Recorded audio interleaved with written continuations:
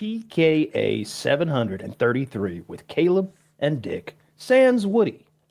Taylor? Yes. This episode is brought to you by Lock and Load, Blue Chew, and our merch. Woody is on death's He's being door. deported. He passed. He's getting rid of him in We're deporting preparation. all the I turned him in. We told him. Trump's America. Get that We Mexican said- out of here. That Mexican with the big calves. Get rid of him. I begged him not to get the 14th booster.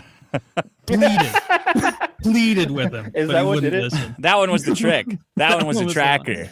Yeah, it was all fine up till then. But yeah, Yeah. hopefully he's all right. He was like, we do those hangouts, and usually everybody's in a fine mood. We're gaming, having a good time, playing code names or whatever. And it was like 10 minutes before we wrapped, and he was like visibly like shaking and like looking down. He was so exhausted and ill. And Kyle was like, you can just bounce. Like, it's okay. He's like, Woodrow. He's too old. He's got the game retired him, He's too old for this stuff. He's getting up there. He's got to go. His nerves are fried.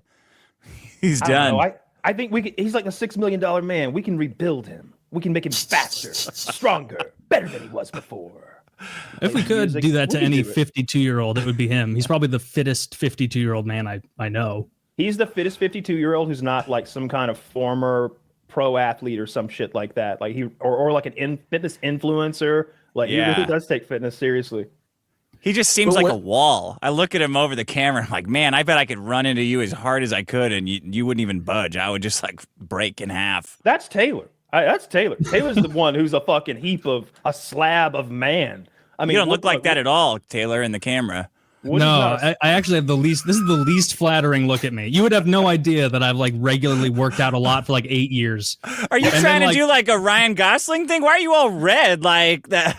Like Blade Runner. What's going on here? I turned up the light that I usually have up there was really bright tonight, so I turned it off, and now so I'm looking a little red. You're in your That's dark room okay. where you do your murders and stuff? Where I do my writing. He develops film. Yeah, when I went to that gun shooting event, Caleb was there. That's where I met Caleb with Brandon Herrera and everyone. I had so many people come up to me and be like, "You're way less fat than I thought you would be." That's what I said. Yeah, that's what Caleb said. People were like, "Damn, he's not like as obese as I thought." So that was a good little confidence boost. Have you been to any of those since, Caleb? Yeah, there was one 3 weeks ago, and I went there. It was fun as fuck. Did you not get the invite? I did, but my grandparents were in town. Okay, Yeah. okay, that's That Gotta valid, prioritize them. We're running out of time. They're like 80.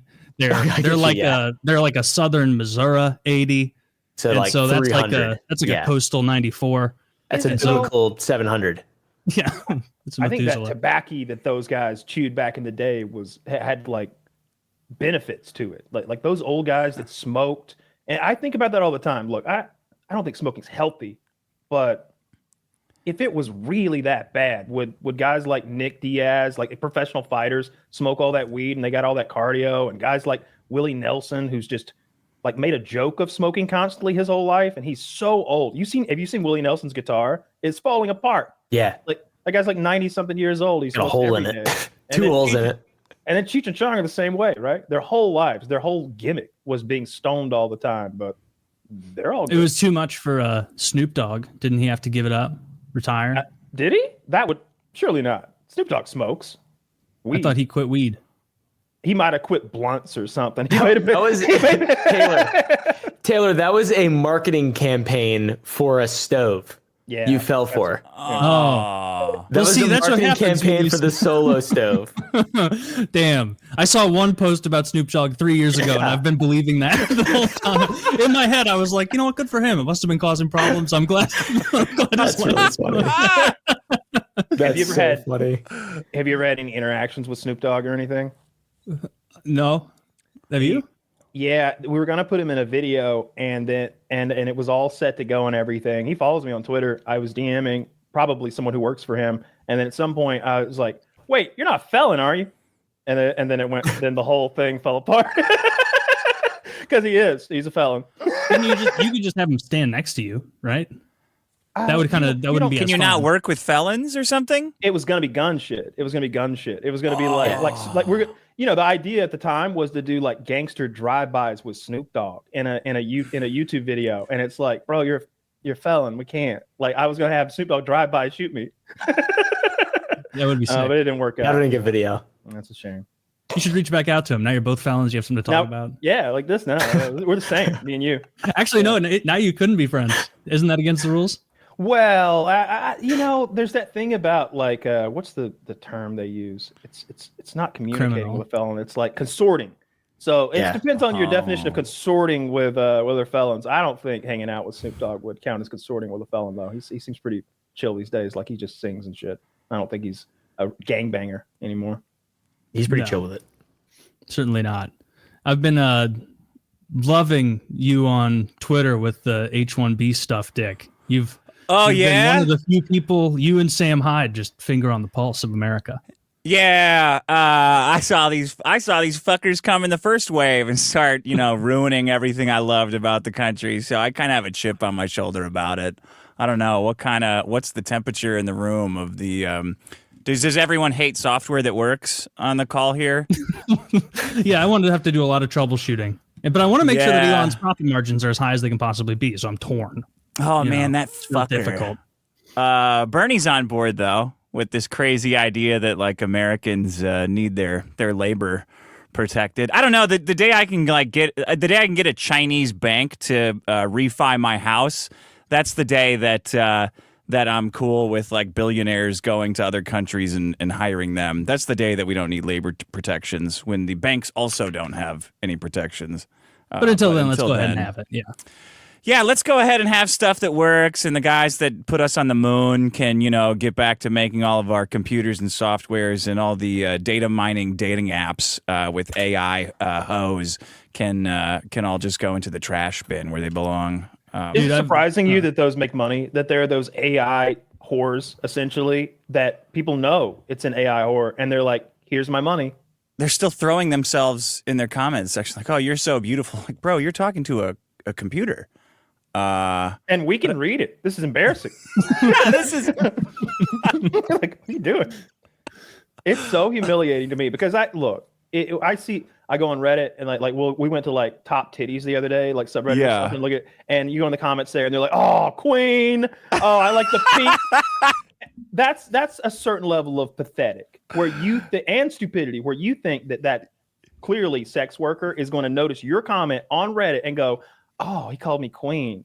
Yeah, he's my king." And then let me look deeper. Never, ever in a million years is that going to happen. But they have that glimmer of hope that it will. But when it's an AI, when it's literally ones and zeros on the other end, and you're so fucking hot. What are you doing? What are you doing? It's like, dirty yourself.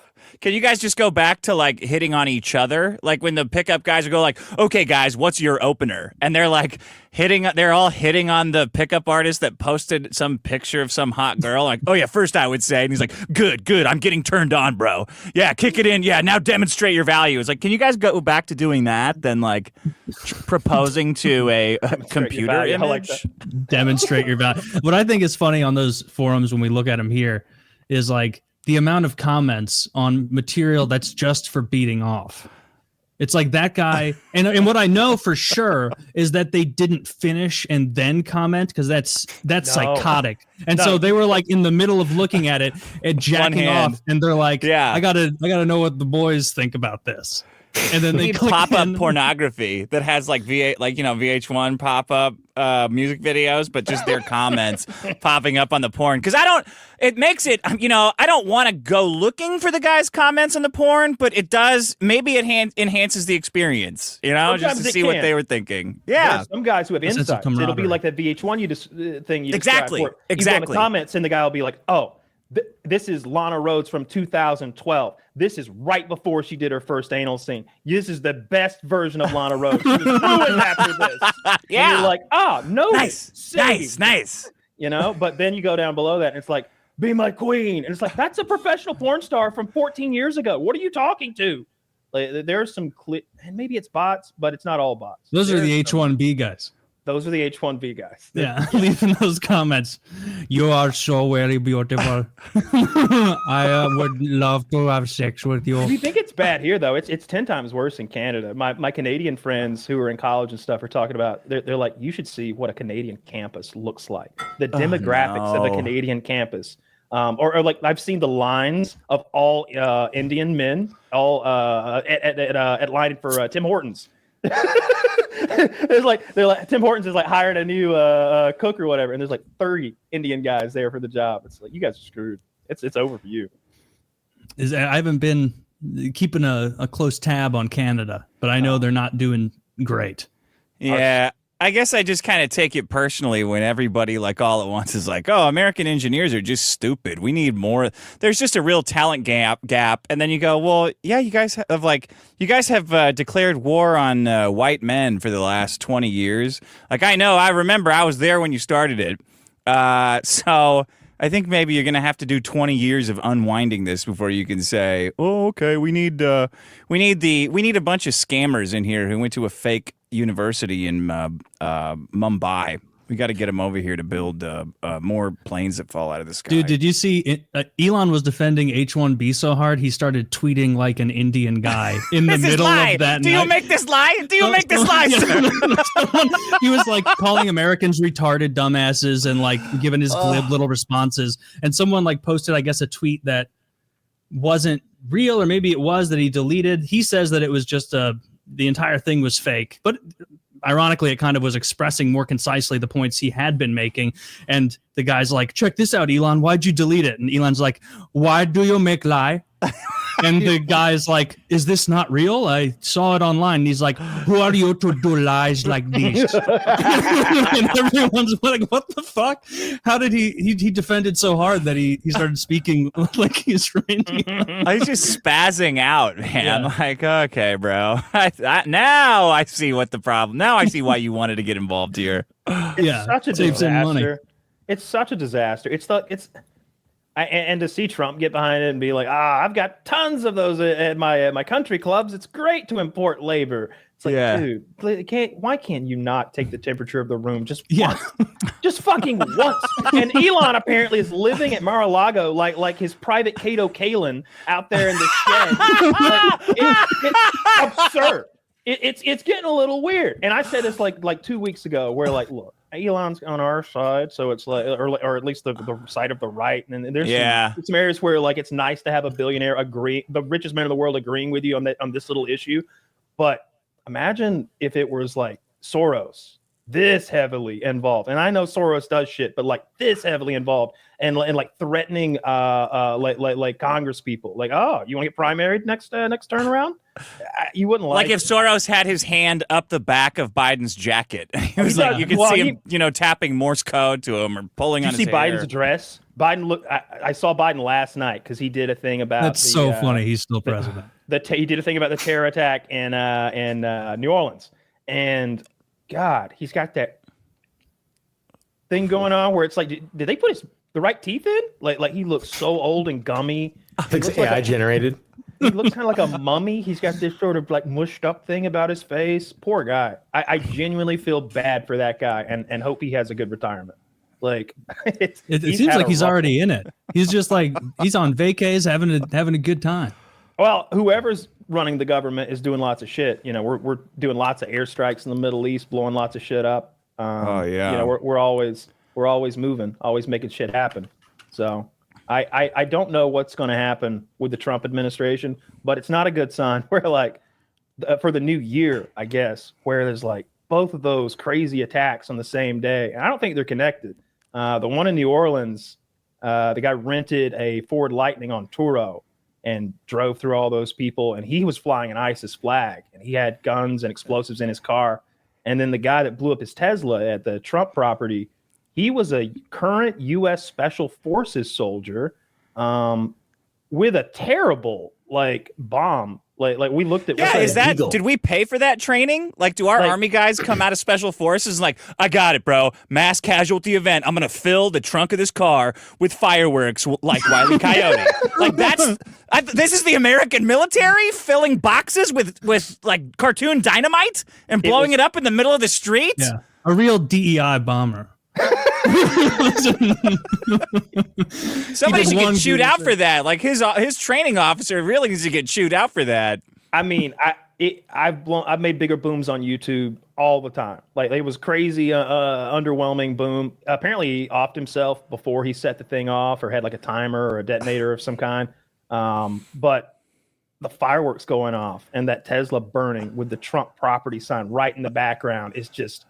It's almost as iconic as that picture of him, fist pumping with blood running down his cheek. It's like, that's great. I love that picture. At the end of this year, if it goes terribly, they're going to pull that picture back up, and they're going to be 2025 and review, and it'll be that picture. Yeah. It didn't even. Was there any damage to the building? Minor. It was mostly a fire, because what he had in the back was like camping fuel, fireworks, and some other stuff. It looked like that was flammable, but he didn't have real deal explosives of any kind. Did he have like a fuse that he for some reason? Hid? Yeah, a big. Yeah. He had Who the fuck has a Desert Eagle? He slept with that under his pillow like Sledgehammer from from the 80s. Dude, but it has been fun. pet. Like, I don't think I've ever seen someone more rapidly lose as much goodwill as Elon did in like a 3-hour period on Christmas, and then the next day being like, actually the problem with all of this is bots and botified accounts. That's who's, and it's like, no, this should be in like school as an example of organic pushback. Like, it's very obviously organic. People are like, whoa, dude, we appreciate you buying Twitter, making it so more people can say things, but what are you doing? What are you? This isn't what we're talking about. Yeah, so we'll see. I don't like it at all. And the if he were just supporting the visas and he left it ambiguous, it would leave a little doubt where you'd be like, maybe he knows something I don't. But then he just keeps typing, and he's like, you guys are all retarded. I don't need you. I need those big brain. I need those big brown Asian brains. And so I declare war on you.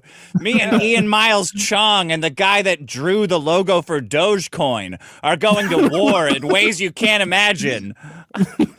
Yeah, did you see the Sam Hyde I'm going to video? trans another one of my kids because you guys have upset me so much. That'll show us. The Sam Hyde video that he put out was very good. And that part where Sam was like, guys, every single Indian that makes its way into China is a domestic threat to us. We need to be blockading the border between India and China, naval and land, to ensure that none of these hyper geniuses get to China. They're going to try and scoop them up, guys. We got to be careful. We got to be wary. And it's like, yeah. It's the way they talk, man. Their accent, their English accent, whatever it is, like, you can't tell if they're like retarded or lying or a genius or what. Like, for some reason, that particular accent that they have really scrambles everyone's brain.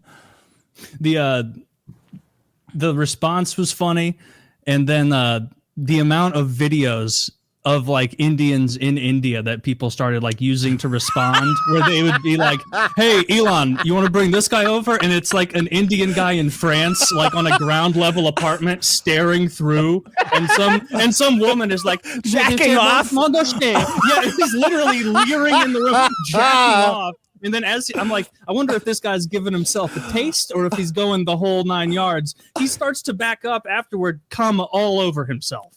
God. Covered in cum, and then just back out into the world to program Tinder. If only he had been on Lock and Load. What's your cum producing thing that you guys are always selling here? You still got that? Oh, of maybe if we open up our market to India, do you think that we'd make more money? We got to talk to Derek. Yeah, this is for all. We don't care where you live. Start coming more. But yeah, it's been an entertaining few days on Twitter watching that. And then the day after that, Elon like does this weird like dog on Let's his go to back, Europe. belly up, where Elon's like, guys, it's about time that we return to more positive posting. And it's like, what the fuck? Just this, you've been on the internet long enough to know this isn't how you get out of this. No. Like, just make even like just lip service a concession. Just say you're sorry. That would get you more. Yeah, say you're sorry. Yeah, say you're sorry, sorry, weirdo. He's not sorry. He thinks he's right and we're wrong. And he wants to import as much cheap labor that can't quit their jobs afterwards as possible. No. Now I see why you got all them ex-wives. I mean, he's got to have a lot of ex-wives because he's got like, what, 60 kids? Yeah, I think so. Yeah, like a dozen, right? One woman he does does have a lot of have around a kids. dozen or 14 or so. He's got a bunch. He does, but then like I will see like histrionic freakouts from the other side about Elon, where like Elon was going to some party with Trump at Mar-a-Lago, the New Year's thing, and he was walking in with like his kid on his shoulders, which is like a normal thing to do with a young kid. And some like huge tweet was like, I hope everyone recognizes this for what it is, a human shield. It's like, are you retarded? Are you a retarded person? You think there's not security at Elon Musk and Trump's? Yeah. It's like, really? He's holding them above his head to avoid a center mass projectile? Get real. No, I don't think so. I think he's just trying to I don't bond think with so like either. one of the few kids that he can still have some influence over because he neglected all the other ones building and pseudo managing companies into becoming the richest man in the world somehow. Yeah. It's if I were him and I were trying to maintain this idea that I'm like 100 hours a week hyper genius, you can bet your ass that I wouldn't be regularly posting that I play enough Diablo to be in the top 3 online on Earth. There's no way that's true. Look, he said that on Rogan. He said that he was the #1 Diablo player in the world. I played a lot of Diablo. You did too. I can't imagine that he's the #1 in anything relevant without cheating or having a fake account that some like Indian is probably playing on. Like that's probably what it is. He got one of those fucking Indians to come over and play Diablo all day for him for $9 an hour. That's what that shit is. Because there's no way. Reason. It's not a very hard game to play, but it requires time. Like if he's #1 in score or something, that's like all day shit. That's bullshit. Someone, maybe Caleb, Dick, you guys would know more, or you've looked into it more. What's with this seeming burner account that Elon has that he maintains is not him, but it's like his exact cadence, his voice, his vocabulary. Adrian I'm not up on Pittman?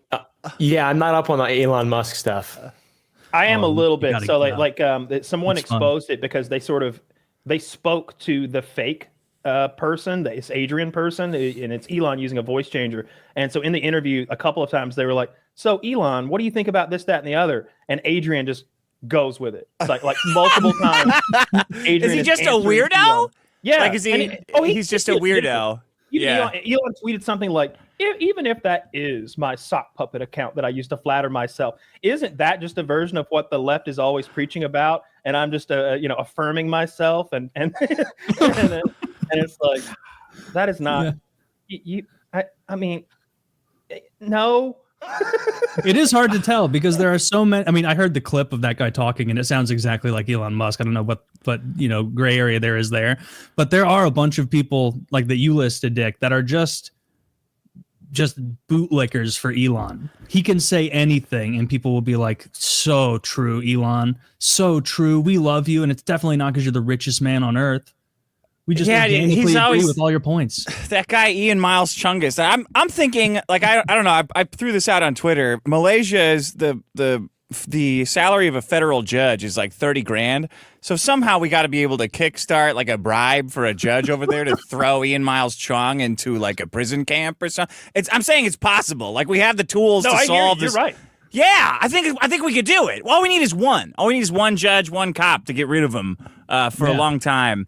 If you're on the same side as a guy like that, do you ever step back and go like, I'm fucking up here? Like, my kids are seeing me promote this weird bastard all over. I gotta stop. I need to take a break from this. I wasn't very like aware of who that Ian Chong guy is. But like the little compilations of him is like, it's a dude who like lives in Malaysia and has never been here, but only talks about our politics. That's very bizarre. It's just weird. Bizarre. I can't imagine like really, like if I had an account where all I did was like, and I like would tactically use words like bloody. And I like talked about UK politics. People would be like, "This guy lives in fucking Missouri, dude. Like, what does he know about any of this?" And I'm like, "Oh, tea and crumpets, bruv." And they'd be like, "This is beyond obvious." Yeah, it's just a weird thing. A lot of people pretending online, but it has been a fun time on Twitter the past few days. It's been fun. It's nice to have an enemy. It's nice to see all the racists like unite, all the anti-Semites and all the anti-Mexican people united against the new, new common enemy. It's just fun. It's fun to mix things up in the new year. We need that. 2025. Yeah. The year we're mixing it up. Yeah. What'd you guys do for New Year's? Anything interesting? I'm having a baby. I don't know if you guys saw that. My girlfriend's pregnant. We just got our ultrasound today. Looks Congratulations. Thank you. That's awesome. It's the first ultrasound where it looks like a little tiny human. Before that, it looked like a kakuna. Like it looked like a little bug. Yeah. And now it's evolved. Yeah. So most of my time is spent regretting everything I've ever done online and worrying that the baby's just going to evaporate. I guess. Like, okay, that was a good ultrasound.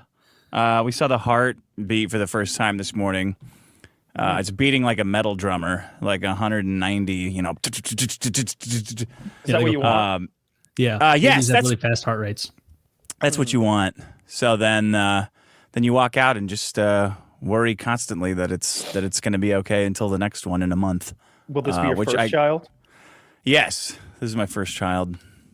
Well, that's awesome. Congratulations. Thanks. Congratulations.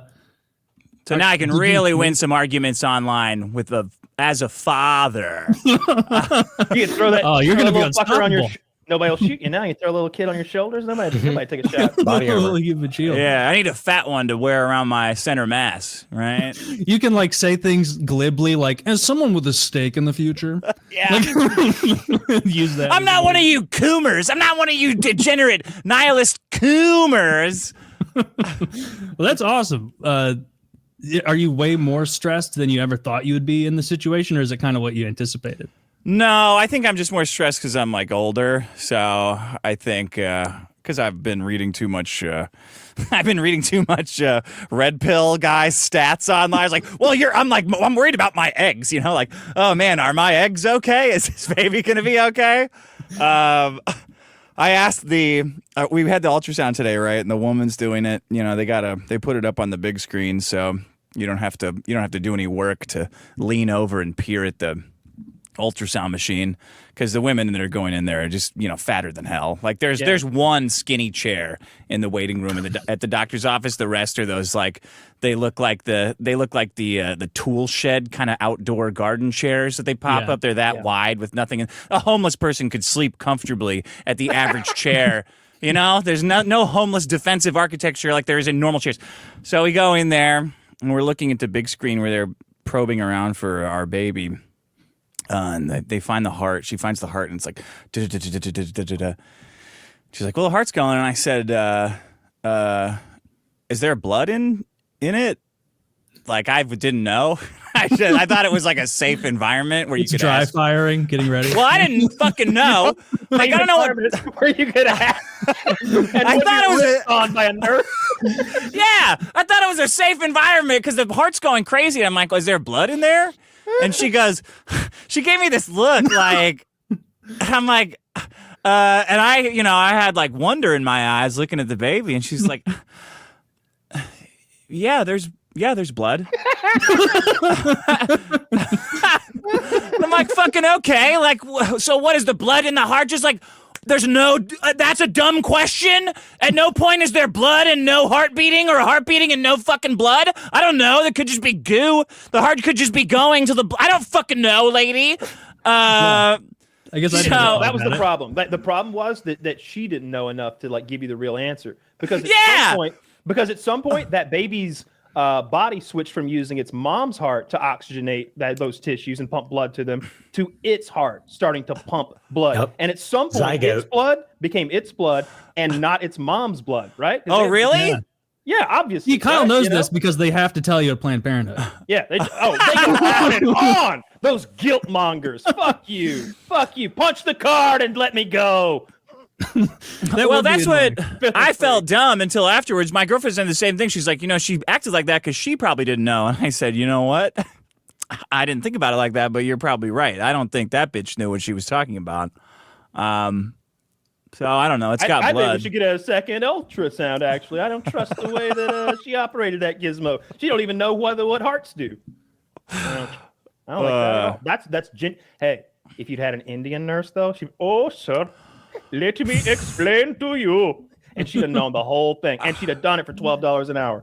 Yeah, no sleepovers for this kid, she would have said. You don't want one of these jocks. You don't want one of these dirty, undesirable jocks that shovel shit all day. Certainly not. You don't want Zach Morris. I want a nerd who makes his money brick by brick by lying to people about Alzheimer's medication.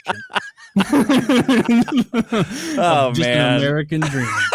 Poor Trump. Like, I was thinking, like, all that he went through, getting shot in the head on like 10 years through the threat of prison, and his two buddies, Elon and Vick, decide to be the most retarded people on the planet on Christmas Day. Like, Trump's like, hey, can you guys go out there and just wish everyone a Merry Christmas? You got it, Mr. Trump. You got it. I'm going to spice it up a little bit. I'm going to go ahead and make it my own Vivicky way to do it. Vick, don't do that. Just make, and he's like, I'm sorry, Mr. Trump, your phone's breaking up. I can't really hear you. You said that you were cool with me doing like a Vick version of Christmas, right? No, I said don't do a version of Christmas, you know? And then he's like, Trump's there, look at his phone. Oh, great. Oh, sick, Thanks, man. Yeah, I specifically told them not That's to call sick, my bro. voters retarded. Yeah. Oh, yeah. Fuck jocks. Yeah. Bingo, man. I mean, why would America have a problem with that on Christmas Day where athletes play football? Because the whole country's addicted to sports. Why would that? Yeah. Anyway. Are you going to force your kid to play some sports? I'm going to send my kid to, I'm starting a new thing called pronunciation bees. They're like spelling bees, except the Indians can't win them. Like, they can win this all-time state champ at the pronunciation bee. Give it a shot. Koresh, your word is wonderful. Wonderful. Wonderful. Wonderful. I'm sorry, you're eliminated. You're eliminated. Ooh, sorry. Back to New Dave. Delhi. White kid Anthony, your steps name, up. your Ding ding. your word is ask. Well, your kid's going to hopefully do very well. Yeah. Give him I'm 2 looking tries. forward to it. Yeah, that'll be fun. You think you're going to get addicted to it? Start firing off kids? like some of these old guys? Yeah. I don't know, man. They start ganging up on you. That's what we would do to my dad. You know, me and my sister would gang up on him, and they get too much hand. I think. I don't think I could do 2. Any of you guys have kids? Caleb, no. you got kids? Not yet. Not yet. Are you trying? I'm not trying, but I might. One of these Practicing at least? days. Heavily Okay. for a long time. No, so it's sort of a if it happens, it happens kind of thing over at Caleb's house. I know Taylor in the past has operated in a similar operating fashion. I myself can't imagine. That's the only way I operate. That would be like driving everywhere, like just drunk without a seatbelt on for the funsies. Dude, pulling out is I'm not is suicidal, but whatever happens, happens. Dude, pulling out is Yeah. the historic birth control. People get fucked up by it because what they think is like you wait until cum is exiting your urethra and then you pull out. You don't start coming and then pull out. They try to stop the cum in midair. Like, I'm going to pull out so fast as I'm shooting. It freezes in time. Yeah. That's the way it Say works. that. You come, Or you get Demolition real Man. close, and then you tell her quickly to get on her knees by the side of the bed, and then you finish. But Taylor, are you sure that you're fertile? Like, I hate to No. question your fertility, but maybe it's not that pulling out is so effective, because there's no way it is, because free cum exists. Or maybe you're shooting blanks over there. Is there a possibility that you're not going to be shooting little Taylor? If I'm shooting blanks, I'm just going to have to do some market research and find the most successful country to adopt a child from. I'll take care of it for you, Taylor. Don't worry. I got yeah, I'm like you, shooting loads here. this guy. Yeah, look at his hair. Like We you can do want it that. together. Perfect. We can hold hands. Oh wait. I was imagining there'd be an Indian nurse involved with this procedure. No. Yeah. All natural. Oh man. I want kids at some point, but I do, like, I've literally thought about that where I'm like, man, when she's pregnant, how am I going to not be panicked constantly that something I can't detect has gone wrong and needs to be fixed? And I have to wait like another 6 weeks or whatever the increment is. And it sounds like, according to you, Dick, that's a real thing that happens to. Yeah, it's I just would remember constant. I mean, it's just constant anxiety. You're like, oh man, oh great. And then you pass one thing, and you're like, oh well, I hope. Well, at the next one, we tell you if your kid's retarded. And you're like, oh, okay, cool. Thanks for putting that in my head. I'll just think about that. And then the next one, we tell you if it's a woman. You're like, oh God, Christ. Oh, I thought that was the same. Anything. It was off-putting. I'd never heard a doctor say retarded before. It really took me aback. I mean, like, we're going back to like 1930s medical jargon. Yeah. Where moron was just a definition. It's like, oh, he's a moron. His IQ falls between 85 and 80. Ma'am, he's a moron. Could be worse. You could be in jackass territory. A legal moron. A legal imbecile, I think is what it is. Like, whatever the lowest one on that rung is, there's like an old-timey 1920s descriptor that's like tells you a little gist of what their life will be like. And the very bottom, which is like imbecilic or whatever, is like cannot be taught anything. Will exist as a plant would. Did they have like a board figure out all those terms, or was it like one guy, the Prince of Retards, that figured it out, or was it a bunch of doctors in suits like, oh no, that's a moron ranks above imbecile. Like, come on now, let's not fool around here. Like where they had to convene, and decide this list in one of those big theaters, yelling passionately. The official IQ classification scale in 1928 included the phrases moron, which is an IQ of 50 to 74, imbeciles, which is 25 to 49, and idiots, which is 0 to 24. So calling someone an idiot is actually pretty insulting. 0? Yeah, that's like a vegetable. Okay. How would you? Even a dog might accidentally paw at the correct pattern. Yeah. Oh, dogs definitely have like a 25 IQ or a 30 IQ. Like definitely. My dog can do all sorts of shit. My dog's an idiot. You've got one of those dogs though where you knew that going in. Oh yeah, I've got a burden, really. Yeah. He's cute. He's got those eyes that just look pushed out from probably way over the top intracranial pressure. As a kid, I never considered that some dogs were retarded. Look at that. Just an innocent adorable. He needs love, that's all. Or she. Yeah. It's a she. She needs love, that's all. Those are cute. Oh, don't let anybody tell you any different either. Look, that dog is looking out for you, checking the left and the right at the same time. Yeah, I always on the prize. Yeah, prey eyes. It's a good guard dog. Kyle, do you share looks with your dog when it's like when you guys notice a dumb dog and you're like, what an idiot? Like I know that you're thinking what an idiot too. Like, dude, I love my dogs so much. I'm gonna get a bigger bed just to accommodate my goddamn dogs because it's cold now and they all want to get in bed with me and my girlfriend.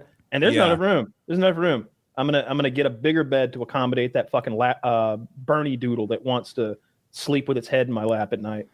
You got to get an ace bed. What's that? It's a square bed. So instead of a king or a cow king, it's like entirely square. It's made for well, I don't know, not necessarily weird things, but so there's a few options. There's like a California king and like a Texas. They name them after states for some fucking reason, but they all vary in dimensions a little bit. But they're expensive. It's like it ends up being like $7,000 bed sometimes. Oh, that's too much. Yeah. I didn't have a bed growing up. Because my current bed I got from our sponsor Casper, and so it was free. And then Casper's good, dude. That was like 10 years ago. I haven't needed to change it. It's perfect. It's like perfect.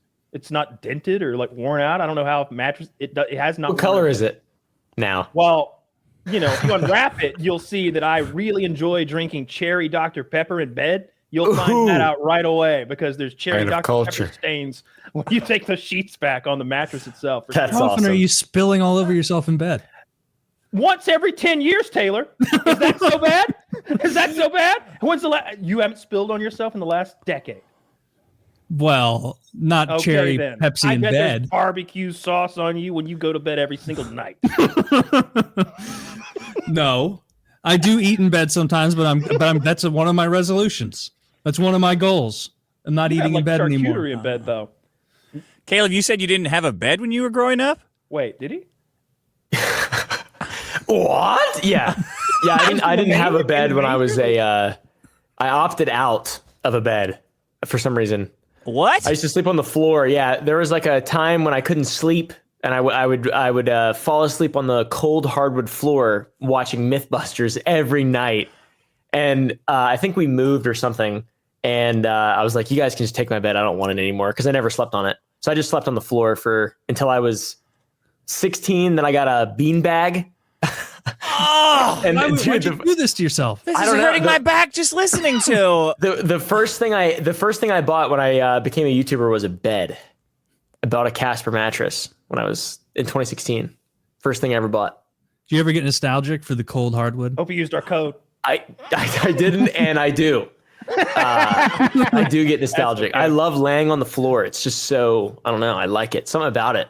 So were you just a back sleeper? How could you sleep comfortably on your side?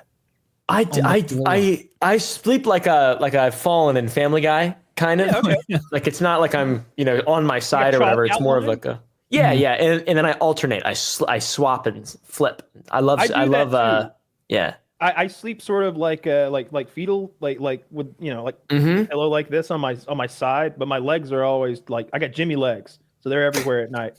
Jimmy. Yeah, Jimmy legs. What's that mean? Who's Jimmy? Where's he at? Jimmy legs are what Frank Costanza's wife has. What's her mom's name? She's got Jimmy Estelle. legs. Estelle. Yeah. Mm-hmm. Yeah. R.I.P. Kicking all night, going to town. They're all dead. You know that all of the I wasn't sure, but I took the parents guess. From Seinfeld are all dead. The original dad died early on, which in regard to the show was better because the new dad for Jerry was funnier. He just had a funnier pear-shaped look to him. Yeah, what he's going on about his pants, his wallet missing, and that whole thing. He's not going to look at the cancer results from a doctor who would lose his wallet. And it's like, well, at least get the results. Yeah, that was great. They're all and Jerry Stiller. He's been dead for a while, right? Been dead for a while. Yeah, man, he was the best one.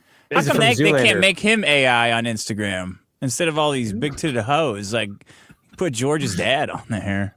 Yeah, that'd be way funnier. Yeah. There's enough like real big-titted hoes that you can look at. We don't need AI doing that. We need it to bring back the funniest celebrity. Bring back actually no, Norm Macdonald would hate that. He would hate Who cares? him. He's dead. You know who'd like it? You know what the thing about being dead is you don't care. Who? Rodney Dangerfield would like it. Yeah. I feel like AI Rodney Dangerfield with just his fucking robe and his cock out would be so funny. He's just like, hey! I have a friend who looks exactly like Rodney Dangerfield. You've got a lot of. Oh, what is that? Your dog or? It's my dog. Yeah. Oh. She gets Does he fired do up a when Rodney Dangerfield impression? Yeah, he'll. I can't do the face, the Rodney Dangerfield face, but he'll just be like talking, and then he'll randomly just do the Rodney Dangerfield face and look at one of us. It's very funny. Has it ever got him laid? That's like the. I doubt it. Last. Yeah. I doubt it. I doubt that it's a very useful tool. Yeah, impressions are not a wellspring. No. For getting no? girls' attention. No, you keep. That's like date number 3. You play test Indian guy to see where that goes.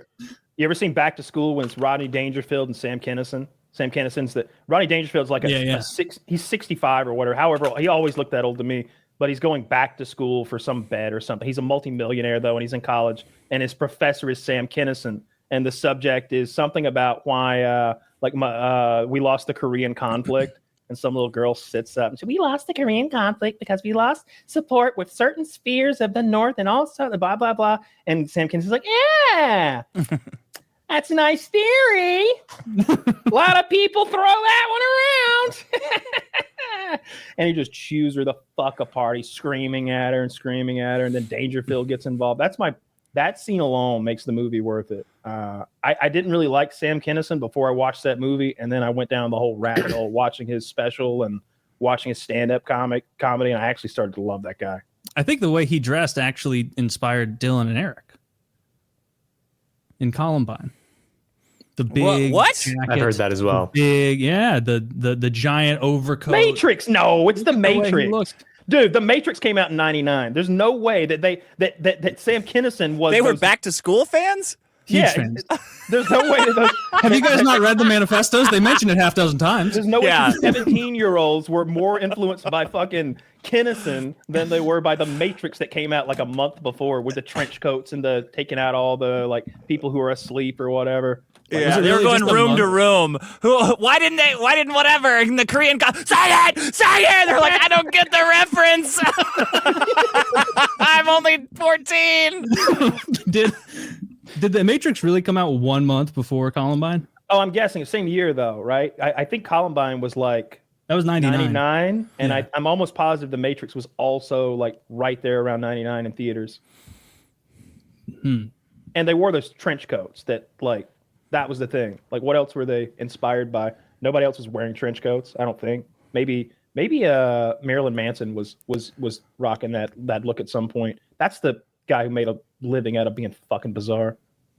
Yeah, I never liked him. I remember going to the store at like Best Buy or a CD store with like my parents in the late 90s and getting CDs and seeing his and just being very off-put. Being like, what is this demon that I'm seeing on this? Messed up your sensibilities as a young conservative Alex P. Keaton type. Yeah, as a young 6-year-old with solidified political ideas in 1997. I don't like it. Oh, I don't like this. I remember looking at that whatever album he had where he's like dressed like a woman and being like, what's going on here? Why would you do that? Like, why is your name Marilyn? Andrew, I need some hockey stat. Yeah, I need some fucking hockey. Need something fun. That's when I found my way back to the PC section, bought Age of Empires. Great time. That's what I was doing in the mid-90s. And what I'm doing now. But not a lot has changed since 1997 for Taylor. I've gotten a lot heavier. You know, we've developed most of that's muscle, though. Most of that's muscle, okay, and bone. That's true. Most of it's muscle and bone. Count the bone. You know what your skeleton weighs? Guess. Too much. What do you think it weighs? Your whole skeleton. Fuck, this is gonna make me look retarded. 80 pounds. You were gonna say 60 pounds. All right, 80 pounds from Taylor. 80 pounds from Taylor. Dick, what do you think your skeleton weighs? This is like average man skeleton, is what I mean. Oh God, 40 pounds. 40 pounds of skeleton. But Caleb, how much of the bones weigh? I was going to say like 40, 45 pounds on the average man. Oh, are you going to Price is Right me? 40 He just pounds? Price is Right you, dude. I'm going to go low, Zach. I'm going to say 10 pounds. I'm going to say a skeleton weighs 10 pounds. There's no way. Like My a head bird? weighs more than that. Like if there's no water in it, maybe. 12 to 16% of a person's body weight. Look at that. About Even if 20 they're pounds. 600 pounds? Interesting. Yeah, definitely not. There's definitely a drop off. Yeah, okay, what site was that? ChatGPT. Let's get. Yeah, because what if it's like you got your femurs full of bone marrow? Are we talking about bone marrow? Because that's just straight up water. Pretty heavy. Yeah, it says well, this is Quora, so this is as bad even as more accurate. GPT. This is even Old worse. ChatGPT. That says 30 pounds. Modeling the skeleton weight of an adult Caucasian man from PubMed.gov. Yeah. Black people have higher bone density. That's why they specify. That's why they can't swim. That's part of it. Okay, you were much closer than my guess. Zach removed my guess. Zach engrave his guess on the dub 35 pounds in where I said 80, please. Put it on his tombstone. Here lies an 80-pound skeleton. Can you imagine an 80-pound skeleton? That'd be so heavy. That's like a Nephilim or something. Have you ever seen maybe we looked at this a while ago. Have you guys ever seen that picture of the skeleton that's in like the Smithsonian or some shit of a guy that had bone cancer and it's like like spines growing out of his head? Yeah. That's got to be the scariest kind of cancer. Because he lived through that. Aesthetically. Because he suffered long enough for that bone to grow out and like do that to him. That must have been horrific. You know what? Like that would have been a rare thing, probably, like the bone cancer thing, doing that horrific thing. But just syphilis back in the day, before there was any type of cure, you would just rot. Like people's faces would rot off from syphilis. And it was a common thing to walk down a medieval like town road and see the syphilis man whose face is rotting off, or the syphilis children whose noses are all rotten off their faces. Yeah. Like, it would just, you would. You seen like apart. the 1870s pictures where it's like, this man is suffering from syphilis and he doesn't have a lower jaw. It's like, huh. Yeah. Yeah, rotting away. Man, you really have no idea how much this is keeping stuff together. The lower jaw. You're very spooky when it's just the top teeth. You sticking need down. it, dude. When it's Syphilis just the tongue, physiognomy. like lolling there, like that's not a good look. I think I saw. Oh, this is taking me back to Rotten.com. Do you remember that shit? Do we remember Rotten.com? That's the website. Yeah. This is a little before your time, Caleb. When I was in high school, and we had our IMAX. Fucking multicolored, rainbow colored IMAX in the schools and everything. We would get on the internet when the teacher wasn't looking, and I'd get around the security shit, and we'd go to rotten.com or we'd go to whitehouse.com. Whitehouse.com, porn site. Rotten.com was like a gore site. Like Rotten.com was just all gore. I remember like the homepage was a cornucopia of cocks that someone had edited together. Like imagine you like edited out like 80 boners and then made a bouquet of them. It was like that was one of the pictures. And we just like ew, ew as we went through one of the others, like 15-year-old dudes. And there was one guy who had killed himself, I think, with a 12 gauge. And the whole bottom of his like face is missing, and his tongue is just like lolling out all crazy. And that is engraved in the back of my skull forever. Because I saw that shit when I was 14 or 15, and I shouldn't have. Do you guys remember like how much of computer class was like tricking your friends into whitehouse.com and Lemon Party and Meat Spin? Meat Spin was the hardest because that's obviously something sinister. But like Lemon Party and whitehouse.com. Man, I didn't like to trick people. I just like to open the home pages to the porn and then hide it behind something and then walk away and leave it like a little porn bomb. So like the teacher wouldn't be there, and the IMAX is like communal. It's in the middle. It's not necessarily the teachers, but it's what she uses to grade papers as well. But I'd go over there and I go to like lovetopee.com, and it's just girls wetting themselves, but they don't wanna. and I like open up a big picture of like a hot blonde chick, and she's like, "Oh no!" And she's peed her panties, and she's peeing her panties like in the moment. There's like it's like trickling and stuff, and then I like slide like I don't know whatever her papers were, her grading shit like right over that, and go sit in my seat and just wait. Just wait, because either she's gonna freak out or she would never say anything. She caught me, or she didn't catch me. She saw it and she just went clickety click, clickety clack. She didn't say a word. But I'd fuck with people all the time. They'd be like, there's girls peeing, and I'm like, yeah, there are. Yeah, there are.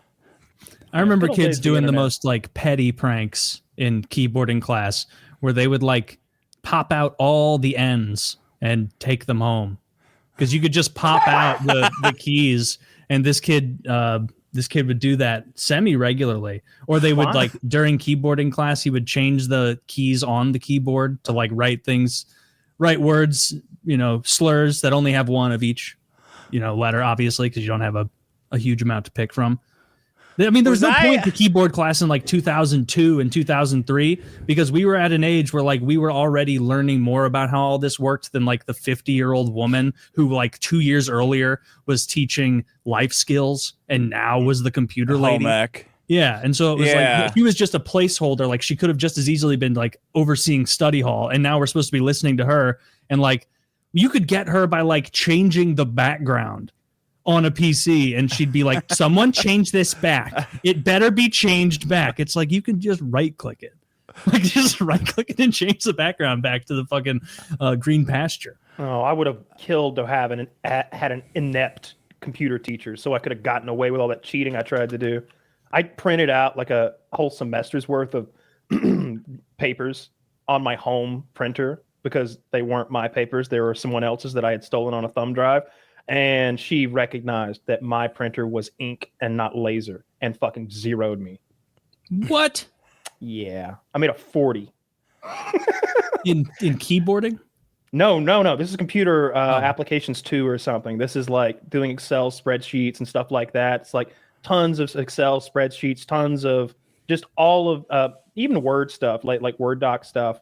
Just I handed in a semester's worth at a time, and I got a 40 in that class. That's the lowest. That's definitely the lowest I've ever made in a class. Did you ever fail a class, Taylor? Ever? No, I've never failed. Oh, it's fun when you get to that point where you know you're going to fail, and so you can't do anything to me here. You have no power over me. Like I'm I'm gonna make a 40. Like, what are you gonna do? You Dude, I was jealous of the kids who obviously had horrible home lives and like didn't care they were failing. Like I remember them being like, "Yeah, I wish I was failing." Yeah, I'd like see them and they'd be like, "Dude, I'm gonna flunk algebra," and I'd be like, "Damn." I wish I could take the city bus home, man. I'd be consumed. I gotta go to with stupid fear. piano practice. That guy's getting real world experience. What would have happened if he'd failed Algebra 1? I mean, nothing that serious. My dad would have like given me a talk where he's like, "Are you stupid? Like, really? You can do this. You're being lazy. We both know it. You're being lazy." And it would have been the extent of it. Like he would have like maybe threatened like, "You can't be on the hockey team this year." But that lost all of its threat when that was like when he took more pride in me playing hockey than anything else, and so he would never do that to himself. You know what? You're playing hockey all year long now, Taylor. Yeah, You're gonna lock you in the hockey ring if you don't like school. So yeah, it would have a been lot more back. goals. He'd be like, "You're gonna have to save a lot more goals if you want to have those kind of grades, Taylor, and get by." All right. We both know you're not going to the NHL. Do your math homework. I failed algebra. I failed it because I slept through it. It was first period, and I just didn't care. And I had to go to summer school, and that blew. That blew so much, having to get dropped off at a high school that wasn't even my high school. I had to go to a neighboring county's high school. It was like a 25-minute drive each way. And I didn't have a car because I'm 15 and just getting dropped off by my mom at summer school every day with the rest of the degenerates who were in summer school.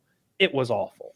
Did you do little mental exercises while you were in there? Like, I'm not like these people. I wasn't like them. Like they were criminals in there. Like it was almost like jail again. There was an Indian. Are they guy. felons now? If we call them up and Dude, it was crazy in there. There was the most ballsy Indian guy I'd ever seen in my life. He was calling the black guys the N-word to their face on the daily. He's on the day, and I don't mean like in a friendly kind of way. He was like, "Shut the fuck up, ninja," and then it was like, and I'm just like, dude, they're so much bigger than you. But for some reason, it was like they kind of put their heads together. It was like, he's so comfortable with it. Maybe he's got a gun. I don't know what they thought. They just like, they didn't want to try him. And it was a eye-opening experience that if I didn't get back to school and pass Algebra 2, then I could go down a rocky road that involved these people. Yeah. Those Luckily, guys didn't want to avoided all tussle that. with one of the best and brightest. Yeah. But I passed Algebra when I got back to real school because I had seen what the alternative was. It was not fun. Dick, was Caleb, your did you Indian guys have, escort like your training day? Was he like your Denzel, like walking you through the ropes? How can you call them that? No, trust me. Trust me. I was blown away. Trust me, sir.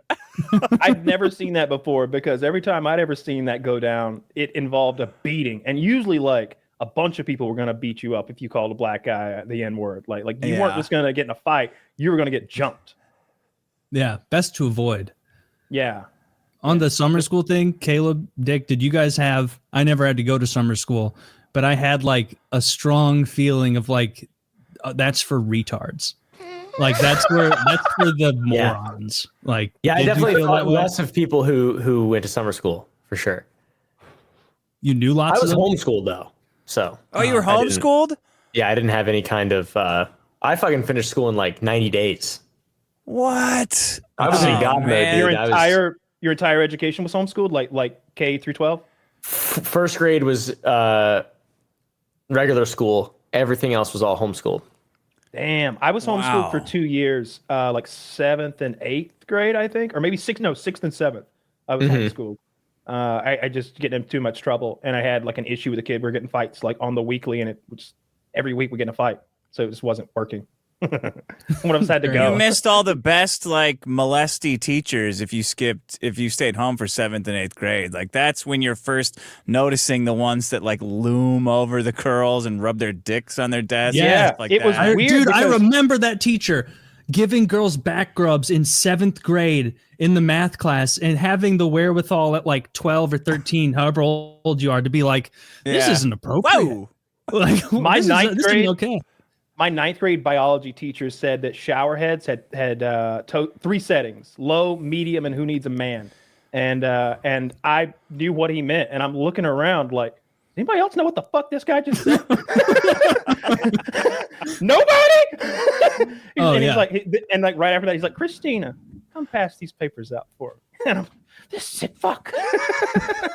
Yeah, there was always some of that. But when I left for homeschool, it was definitely like where most people were prepubescent, like early 6th grade. And then when I got back, everybody had titties. Like it was an eye opener. Like I left and everybody was like little girls, and I got back and everybody turned into grown-ups. So that's puberty. Yeah, everybody gets like 8 inches taller over that one summer. Voices change and you sound awkward. Yeah, I remember my friend group that I have to this day that I went to high school. There's all of us are on the same page of like, dude, that one PE coach we had was a fucking creep. He got fired multiple times for being creepy. He watched you shower, right? He would like spend way too much time around us naked in the shower. Like, naked? Well, yeah, Anytime is too much time. It would. They were naked. We were naked. Sometimes he would join us. So, we were naked. He would join us. So, like, spot. I have one friend in my friend group who's a denier, who's like, he wasn't doing anything untoward. You know, he was just a weird guy. He had to make sure that nothing negative was happening in the shower. And I'm like, I'm protecting you guys from pedophiles. Hold on, get close to me. I was Wait, like, your friend who doesn't think anything was happening, is he a good looking guy? What I'm getting at is, do you think he was like the real victim?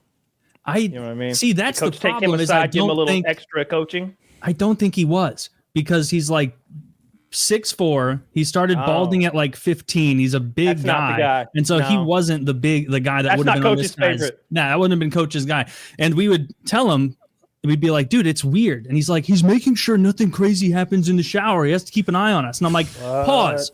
Remember Coach Smith?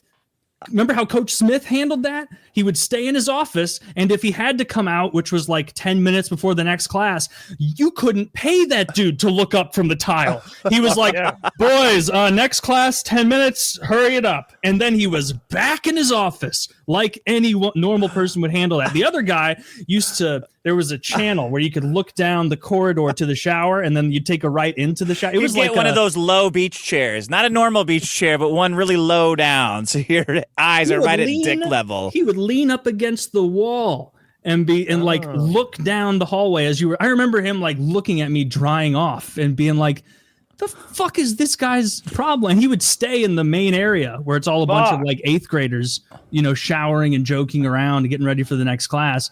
Caleb, I missed all this stuff. Doesn't it sound fun? Yeah. Shit. That sounds like a fucking blast. You missed the American Bachabazi that we all Caleb got would to have do. Caleb would have been Coach's favorite, right? Yes. Oh yeah. Absolutely. Yeah. He would Caleb, your mom, he'd be you. like, he'd come in there, you're like showering. Teacher's pet. He'd be like, with your flowing locks, use this conditioner now. He's like, actually, here, let me help. Like it would be a whole thing. Oh yeah, you would have made it into his diary that would later be evidence. Shit. I thought about you and your pedo coach the other day because I was reading a Reddit thread about the exact topic, and someone said they had a lesbian female gym coach who would go in there and like be around the naked like kids and be like, all right, 5 more minutes, and like everybody thought it was funny. And I was like, I don't think I would have thought that was funny. Like, we didn't shower at all. You're always shocked by this, but it wasn't an option. Like, we would do. I had my schedule so that my weightlifting classes and stuff were at the end of the day, so I wouldn't be stinky. But it wasn't at the very end. I think it was like 6th period I would lift weights, and then I had 7th period economics, all sweaty. I can remember being like, you know, when you've been sweaty and the AC hits you, and you like, I can remember being in economics all shivery from weightlifting. But there was no option to shower. My gym classes were at the beginning of the day, and it was like, it would have been social suicide to go throughout every day smelling of BO. And so it was understood that, you know, you're going to shower. You have to. Can't imagine that. Like, none of us can, I don't think. Although it would have been great for that. People did ag, because we had a goddamn pig barn at my high school. Then you would go in there and like raise piglets. And I don't know if you've ever been a pig barn before, but it smells like pig shit. And pig shit is one of those stinks that attaches itself to you. And then you carry it with you until you bathe and wash. And like, there'd be kids that smell like pig shit all day. It's like, I may have failed that class too. That was horticulture. They tried to make me like go in and clip baby pig's teeth with clippers. Oh, what? You got to clip teeth in high what school? I thought. So they wanted us to go clip the baby piglet's teeth, and you're supposed to do it because the nipples get infected. I guess they chew on them with these sharp little piglet teeth.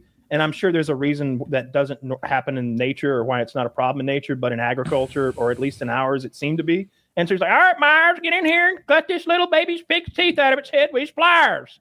And I'm like, nah, I'm good. Do they grow back? I mean, they get adult teeth eventually. But they had these sharp little baby pig teeth. God. And they clip them like fingernails. And I'm thinking, like, man, that's got to hurt. I don't want to know that feeling for the rest of my life. I don't want to know it. No, I'll fight you to death before I find out. Yeah, that's like something we do to teeth, people in Guantanamo.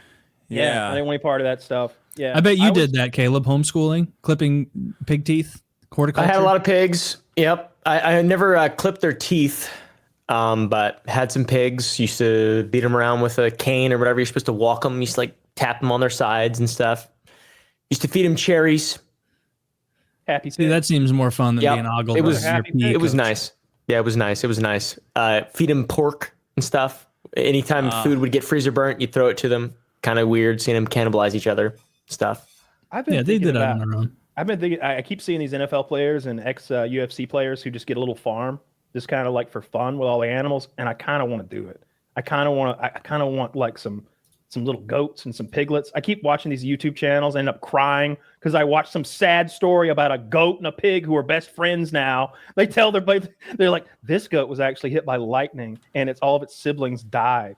And now it looks like this, and it's blind, and it had no friends until Igor the piglet, the three-legged piglet, came to the farm. And now Igor is his seeing eye piglet, and he leads the lightning-struck goat around, and they love each other. And I'm sitting there fucking tears. Lightning-struck goat. It's always the saddest story with those animals. There's always some blind, lonely donkey who needs a little goat pal or something. So I kind of want to do that. I kind of want to get a bunch of. You should get a whole yard full of those dogs who now need wheels. That upsets me. That dogs with wheels upset me. I'm glad that they get the wheels, but I just don't like the idea of crippled dogs. I don't like it. No one likes it. Anytime I see those videos, I saw this one video. The lady, that's all she has is crippled little dogs in wheelchairs, and they go on adventure days together where she's leading this pack of little dogs with wheels for legs through the woods and stuff, and every now and then one falls and she fixes them, and again, it makes me so goddamn sad. I feel so sorry for those little puppies with wheels for legs. It's sad. Michael Vick popularized those. Fuck Michael Vick. He just got a job as a head coach. I can't remember what university, and I saw him on ESPN where everybody kissing his ass, and I'm like, I didn't forget you tortured those dogs and you executed those dogs and you raped those dogs and you ran that whole show, you piece of shit. I didn't forget. I don't know how everybody else Didn't did. he like drown dogs in buckets? Yeah, he drowned dogs in buckets. He's a piece of shit. Fuck Michael Vick. That's so absurd. That's so absurd to be like, you lost the fight, Ajax. Yeah, horrific. Fuck that guy. I think he was probably drowning weak puppies. Is probably what he was doing. You know what those people do that fight pit bulls? They'll go around and adopt dogs, old dogs like Labradors and stuff, from shelters and from people who can't take care of them, and pretend like they're a good owner, and then use them for bait animals and let the pit bulls rip them apart. Like some they'll take sweet old family dogs and have the pit bulls use them for practice. That's Fuck horrible. those people. We got to get rid of pit bulls. No more. They're too scary and they're too mean to the other dogs. Yeah, I don't like that at all. Can you imagine what they would do to Caleb's cute little pups over there? Oh, yeah. They'd see him coming though. They're always looking out. Yeah, pray eyes. Don't worry about that. No, I don't like that at all. I've always hated Michael Vick after that stuff. I remember like he was the man in Madden 2004 though. Did you play but Madden? You weren't 2004? the man if you were playing with him in 2004 Madden. Oh, you made fun of the guy who played Madden? Who played that was Vick like it's literally like playing Odd Job in 007. It's unfair. It's cheating. I felt it was justified. I was a Falcons fan. I'm from Georgia. He's my guy. I can't help that you made my team's quarterback the best player in the entire game. Did you ever flex on anybody in 007 by playing as Jaws and being like, you still can't beat me and I'm Jaws? I never played I never played that game. I never had a Nintendo 64. Oh, that game was. Did you play that game, Caleb? The N64 007? I played it at friends' houses and stuff, but I was probably like an infant, a very child. Yeah, I played it at a friend's house. Wait a minute. What years are you? What years do you have? That was now I feel ancient. That was even like barely younger than me. golden How old do you think I am? Well, now I think you're about 12 after that one. 26? 28. 28. I'm 28. Wow. Yeah. So you say like rizz and stuff like that? No, I don't know. My friends do though. I have some friends who do that. Riz. Yeah. Woody says Riz. Woody says Riz. I I've replaced Woody. I cringed super hard when he said it. He was like, "What? It's short for charisma." And I cringed. And I felt my whole body cringe so hard that I felt like I almost turned into a black hole or something like that. He's like, "Ooh, my stomach hurts suddenly." Yeah. That's skibbity, bro. Woody, that's skibbity, man. Please don't talk that into existence. Anytime I see reference to that, I just lightly flick and pretend like it doesn't exist. Oh God. I'll see like words online like that and be like, it's better that I don't know what these mean. No, you got to know what they mean. My girlfriend's a 5th grade teacher, so I get yearly updates on I've been able to see throughout the years the slang change. And I try to pick it up just to annoy her and my sister who has young boys who speak in the same like retarded. They've got a whole new one too. They grew up on Roblox with all the pedophiles, so they've got a whole new lexicon of slang. All I've heard about Roblox is that it's kind of like a Minecraft where you can create games, but there's apparently a lot of sinister older men on there. Is that? Oh yeah, lots. Yeah, lots. That's like a known quantity. They're like, that's what I've heard jokes, but I don't know how true it is. I think it's true. I mean, it's hard to get these goddamn pedophiles. They're so good at just not saying I'm a pedophile. That's a core competency. It's real tricky. And there's so many of them. There's so many of them. It's like there really are. It's one of those things where like if you're in a boat and you throw a net out and you pull it up, you wouldn't get a fish. But you throw a net out looking for pedophiles, every single time they try to catch one, they win. You know what I mean? You go fishing, you might not get a bite. But if I start looking for a pedo right now, I could log into a couple sites. I'll get you one in an hour, right? Yeah. It's so easy that all of those YouTube channels sprouted up that are just doing it willy-nilly and like hitting guys in the back of the head with pumpkins at Walmart and shit for being pedo. You just get away with it. Yeah. Yeah. Have you seen the NewlyPred game? No, I had this guy on my show. He tricks pedophiles into meeting up with him, and then he gives them quiz questions. And if they answer if they miss any of the quiz questions, he calls the police on them. That's funny. Well, and he tells them that to their face. He's like, "Hey, you're on the NewlyPred game, the game show for pedophiles where if you don't answer my questions, I'm going to call the police." And then he'll kind of they'll be like, "I'm not a pedophile." And he goes, "No, look, I was pretending to be 14. You said you'd meet here. You're going to fuck me. You sent me a picture of your dick, but let's play the game." And he asks them like really simple, like, "Are you smarter than a 5th grader?" style questions. He's he's really funny. You should have him on or that's hilarious. I want to watch some of that honestly, I just want to steal his idea to make it better. I want Taylor to be waiting in a singlet. All right, you got to pin Taylor. I have a notepad, and I'm like, not so young and attractive, am I? If you can wrestle Taylor, if you can pin Taylor in his onesie and his big show, then we won't call the cops. Exactly. Just like the Big Show. You have to wrestle I'm the Big Show from WWE. I'm the actual guy. We do it like one of those 60s shows where there are 3 doors he has to choose between, and behind one of them is Taylor in the Big Show singlet, and like behind door number 3 is the cops, and then maybe the other door. It seems like he gets away. It's like an empty hallway, but we just beat him up at the end of the hallway or something. Or no, it's a little boy from behind, and then you turn around, he's a midget. Like and he stabs, he shits him. Yeah, we have to set it up so there's no real winning. Look at this little boy's duels. butt. If you could, it was a man. It was a man the whole time. You can tell from his big dwarf head. I would watch the shit out of that. And if you could even make him sign a waiver, you could make him do some Ninja Warrior shit. That'd be fun.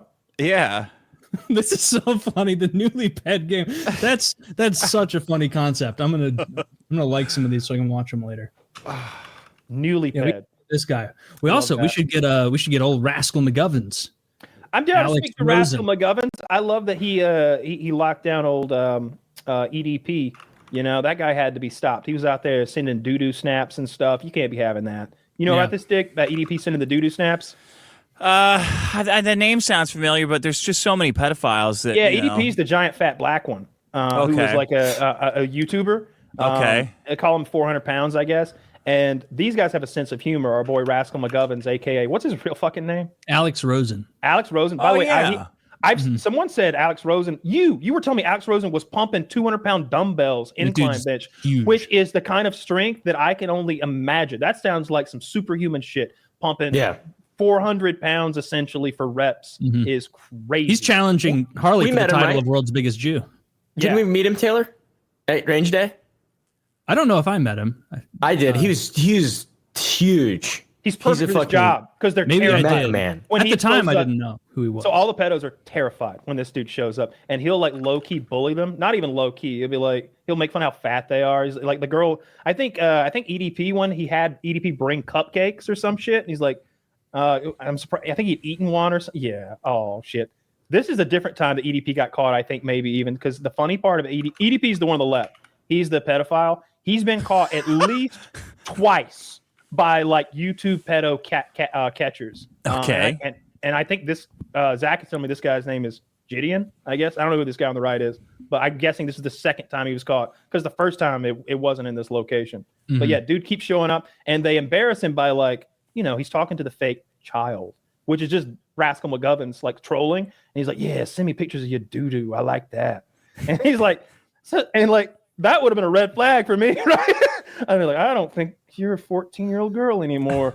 But instead, EDP's like, ka-cheek. Like, yeah, here's my doo-doo. What do you think? And he's like, ooh, nice and loose or whatever, you know?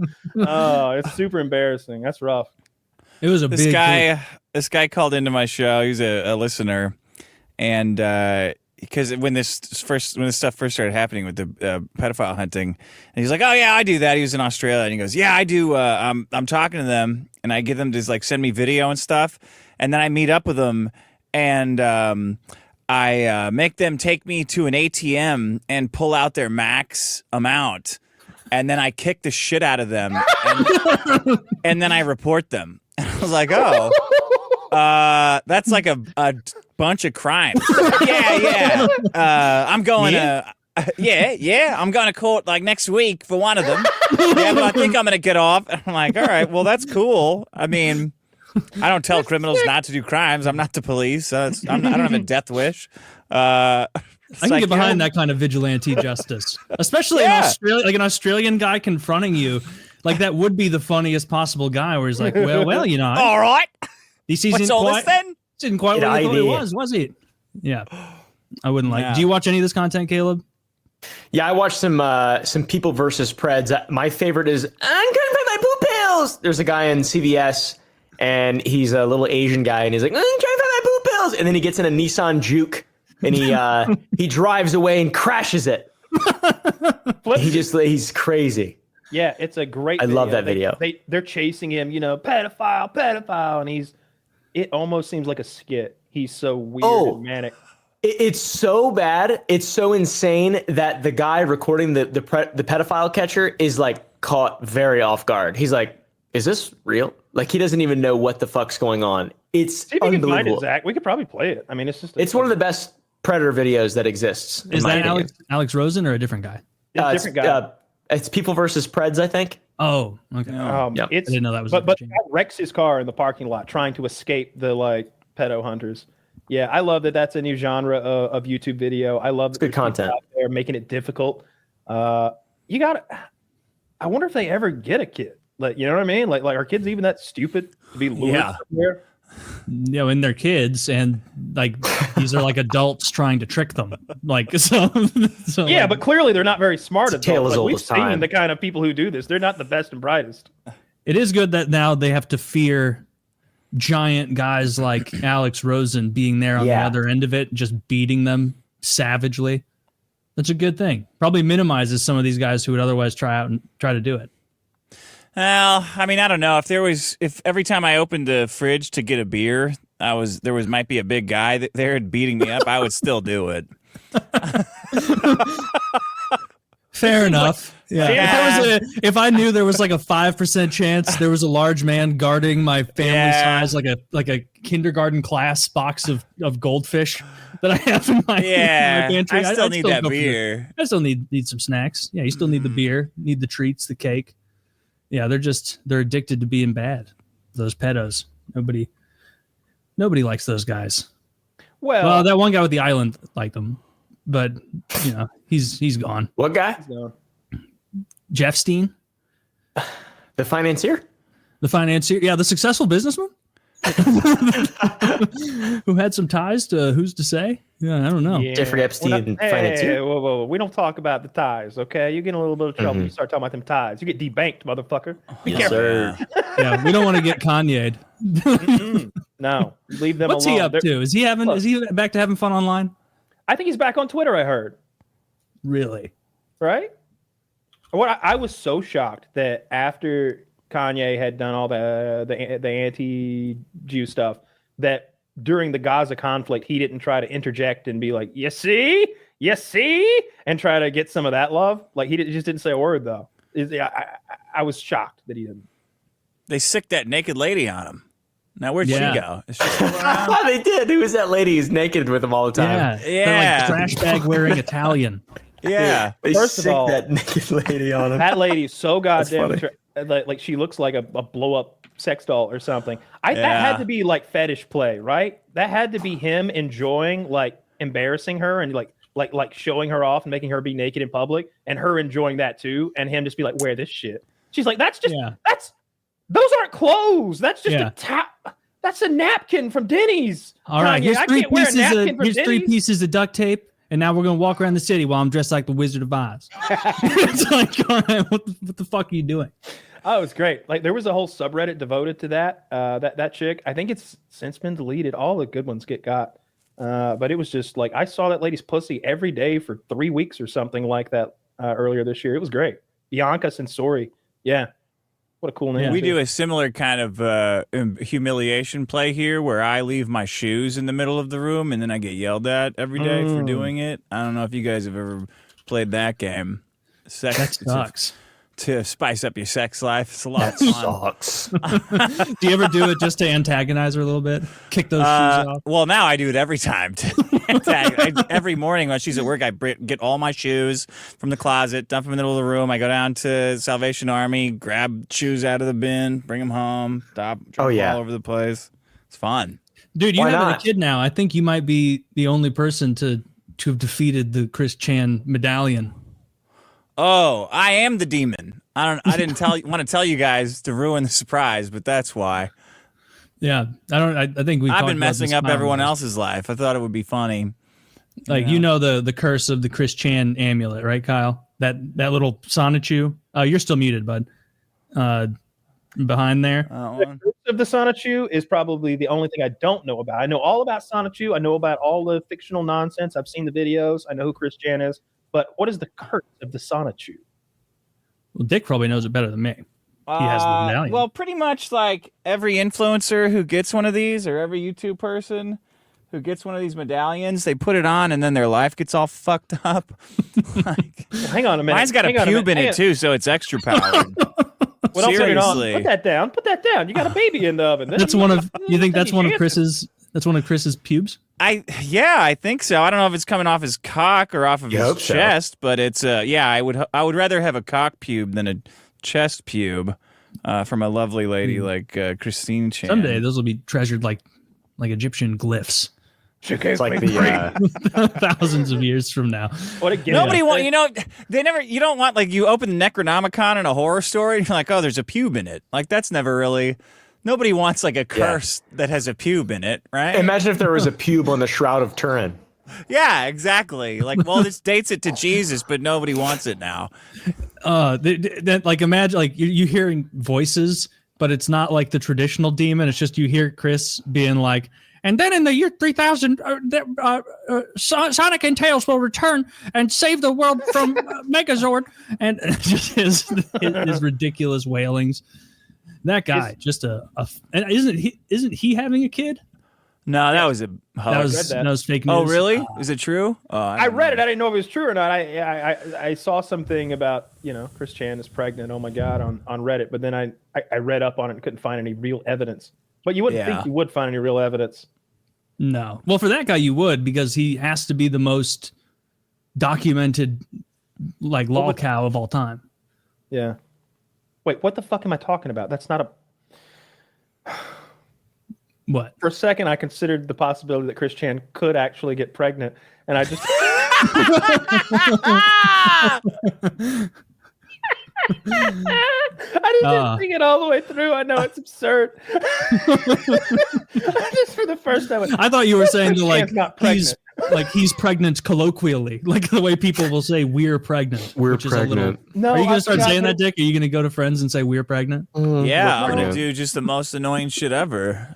You should, dude. Every argument you make from now on leaned so heavy on your child. I'm gonna do maternity photos where I'm kissing the stomach, and doing front to back like we're a buddy cop movie with the pregnant belly, there. Oh, perfect. Yeah. Post those.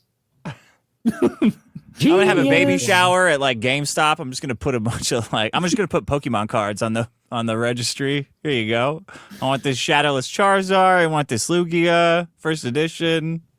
Good stuff for the baby.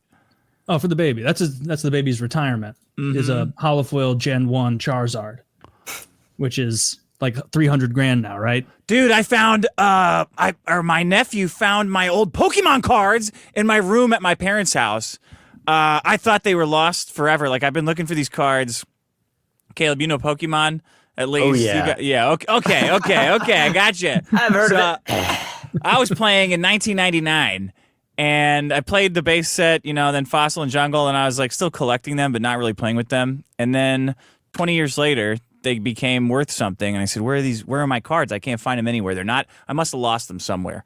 Or maybe an ex took them, or I threw them someone stole them from me, right? Mm-hmm. So I get a call from my mom saying, your nephew found these cards in your room, and he warned me not to touch them, that I should call you before I touch them. And I said, okay, put him on the phone, stand up, leave the room, and put him on the phone. Don't touch anything. Don't step on anything. Just put him on right now. And I tell him, he's like, hey, what's the deal? What's going on? He's like, Uncle, I found your Pokemon cards. I found a huge box of Pokemon cards.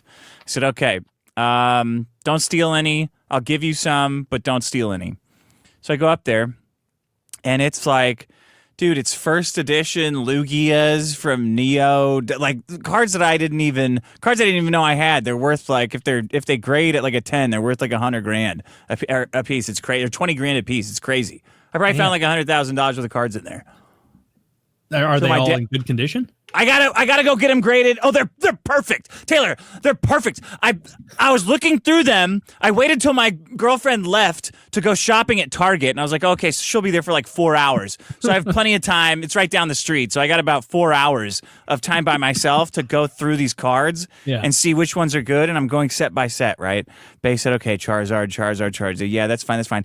And I get to the money ones, and it's I'm pulling them out 3, 4 at a time, the big money cards, and doing I'm my hands are trembling like a brain surgeon trying to put these cards that haven't been moved in 20 years from when I sleeved them in penny sleeves into slightly more reliable sleeves that I can send them in to the grading card company and get whatever the price some weirdo's going to pay me for them. It's probably one of the most stressful things I've ever had to do. These, because I don't know if you guys are collecting cards, but the plastic sleeves are. Oh, I know. They're when you take a saw, when an old timey saw and go right? Every one of the plastic sleeves, you pinch it a little, you have to pinch it to put the card in, but it's it's totally unstable for the amount of money that people are using to store these things in. So I'm finally gearing up. I practiced putting all the kind of crummy but still really expensive cards in, and I'm gearing up for the Lugias at the end. And I'm getting ready to put it in, and I hear the gravel out front of my house go from my girlfriend driving her car from getting home, and I'm like, oh no. Oh fuck! This is I want to Gotta hide call in these like assets. Yeah, I gotta hide these assets, and I can't stop ASAP. now because I'm in the zone now. I sleeved 8 or 10 cards. I'm in the zone. I can't stop with the most expensive cards, or I'm gonna totally reset my brain and then fuck up when I know how this is gonna work. So I'm like, fuck, I just gotta fucking deal with this. And she comes in. She's like, "What are you doing?" And I'm like, "Nothing." Like I'm old enough to know not to tell her what I'm kind of nothing. Yeah. What are you doing? Like she's not no follow-up questions. Don't worry about it. You don't need to explain what you're doing here. Yeah, exactly. That's not happening. She doesn't care what I'm actually doing. She's just saying that. She's saying that, so I'll ask her. She's like, "You want to see? I'm getting ready to put it in again. Here goes the card. Okay. Here it is." And then I wait. I pause. I'm like, I know what's coming next. I know in my bones what's coming next. And she goes, "You want to see what I got at Target?" I'm like, "Oh man, that would have come at the worst possible time. I would have shredded the card, right?" I just tore it in half. Yeah. Because I would Yeah, have but been you right. need to smell these candles. I would have been right in the red, right? What do you got at Target? No, I don't want to. So I'm like, of course, I would love to see what you got at Target. She's like, "Look at this. I got some like fake flowers, and I got a candle and some shit." And I'm like, "Oh, that's amazing." Okay. She's like, "I'm gonna go put this away in the bathroom." And I'm like, "Oh yes, okay. I got exactly 20 seconds, right? So I sit down, and like a machine. I'm like, it's now or never. Like if she comes out of there, she's gonna ask you to clean up the table for dinner, and you're gonna stack it on the counter, and then you're gonna forget that you stacked it there, and then she's gonna put it away in the garage or something, and that's it. It's gonna be $100,000 down the drain." So I sit down and I go, boom, sleeve, boom, look at, boom, swoop, boom, put it down, boom, like the cup stacking people, you know? Damn. And I put it in, and she comes out, and she's like, "What's wrong with you? Why are you breathing so hard?" And I'm like, "Honey, I just found that." I'm like, "Now sit down. Now I can tell you. I just found the baby's college money in the garage in a box that hasn't been moved for." And she's like, "Okay, that's what you were playing with Pokemon cards all day?" When I'm like, "Yeah, that is what I was doing, but A little bit. you know, Yeah. I just Yeah, a little got bit. fucking 2,000 Target trips for you yeah." from a random box of cards. She's like, "Well, what are you gonna do with the rest of these?" I'm like, "Really? That's the." Oh my! I would be livid. You know what I'm gonna do? I'm gonna hang on to them. So those turn into another $100,000 in 15 years. What do you Yeah. think we should do? Maybe throw them away? Because why not?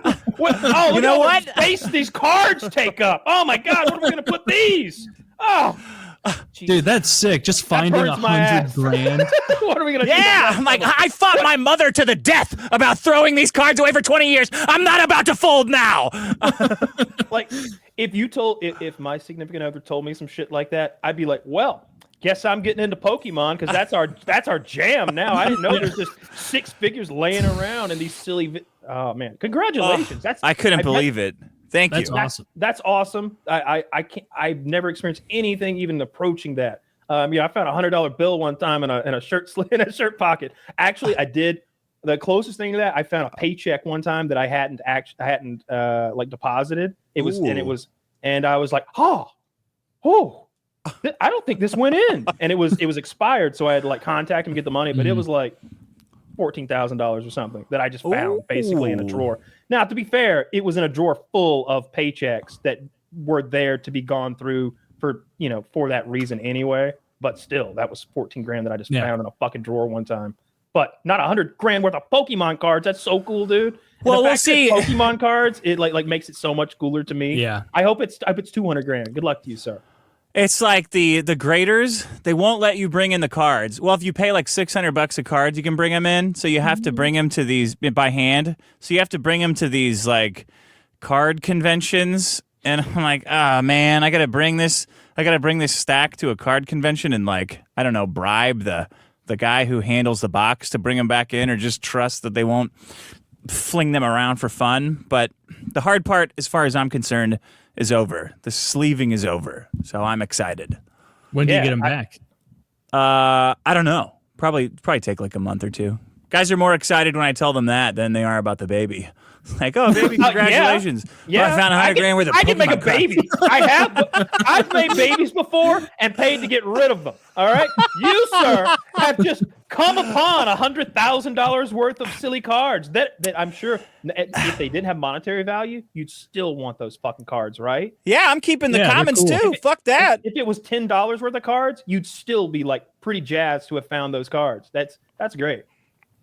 Man, I wish I had all mine got destroyed in a flood at my parents' house in their basement. And I had like I was playing with Pokemon Your dad cards. stole them? Dude, if my dad stole my Charizards and stuff, first of all, there's no way he even has an inkling of an idea that Pokemon cards are worth anything. But like, I remember I'll see pictures online of the Charizard and be like, every kid on the playground had that one. Like every kid had some of these cards, and now they're just lost to time. Well, there was a website in 2010 that would give you 5 Bitcoin for doing a CAPTCHA. So, you know. Oh yeah. Dude, I saw like this old post that was like for a Magic the Gathering tournament, and it was like first place $500, second place $100, third place $50, fourth through eighth place 25 Bitcoins each. And it's like, oh, I guarantee none of those people like held on to it because it's easy to look back, and I was like, when did Bitcoin start? 2010? Is that a little earlier? Yeah. 2000, around then? 2009? Well, I don't know. That's what I thought. I thought it was like 08 or 09, maybe, when it was just some like micro, like fraction of a penny type thing getting started. I was only 19 in 2010. That's the time travel. I wouldn't have had the prescience to keep it. Well, what we should do is we should start looking back between the years that Bitcoin was like super, super low for fucking time travelers. Because like if there is any time travel, that's where they're going, right? They're going to when Bitcoin was a penny or a fraction of a penny, or name a point, because it's $100,000 now plus. Like if you could go back there to 2010 and just be a billionaire, trillionaire, like what do you want to be? That'd be sick. And then you hear about those stories of guys who are like, my girlfriend threw away $120 million of Bitcoin. Yeah, because it was on the bathroom counter or something, and it's like, how do you hard drives. How do you wake up the next day? There's stories about guys with hard drives with hundreds of millions on them, and they don't know their passcode, and they've already done like 2 or 3 tries, and they got one more try at this thing, and then that's it, and they're just sitting there like going through like reversion therapy with a fucking hypnotist, trying to remember what that goddamn password to the $150 million that they got sitting in their attic is. You know, that's wild that thing got that valuable, and there are definitely hard drives just sitting around, and some old person's with enormous amounts of money on them. If they were giving the 5 away to anybody doing a CAPTCHA that year, like there must be tons of Bitcoins that are just sitting around places and people don't know what they've got. Yeah, for sure. Not everyone remember, like when it was worth 0.002 cents, like you weren't thinking in your head, like, I have got to keep this in the most precious of places. Like you were just like, in the drawer. In the drawer it goes, maybe next to like some pen caps. And maybe scissors. you'll find it later. Yeah, or some scissors. Like just a totally inconsequential thing that you could accidentally scoop up and throw away. That's worse than never getting any at all, is having some early and then blowing it. That would be like suicide fuel. Yeah. Like, I could have been like 100 millionaire and now I'm working at Enterprise. I wanted to give you an update. On our most extreme patron. His name's Matt. I hope he doesn't mind me saying that. He's been blowing an $800 and something thousand inheritance over the last year or two on ladies of the night and drugs, and he loves to gamble too. So he's a wild guy. It's a lot of fun. A triple threat is what they call it. He's a triple threat. He loves to gamble. He likes prostitutes, and he loves cocaine. And it's a lot of fun to if you're going to combine coke with anything, that's what you should combine it with. Yeah, not like a family and a YouTube career. That would be a bad thing.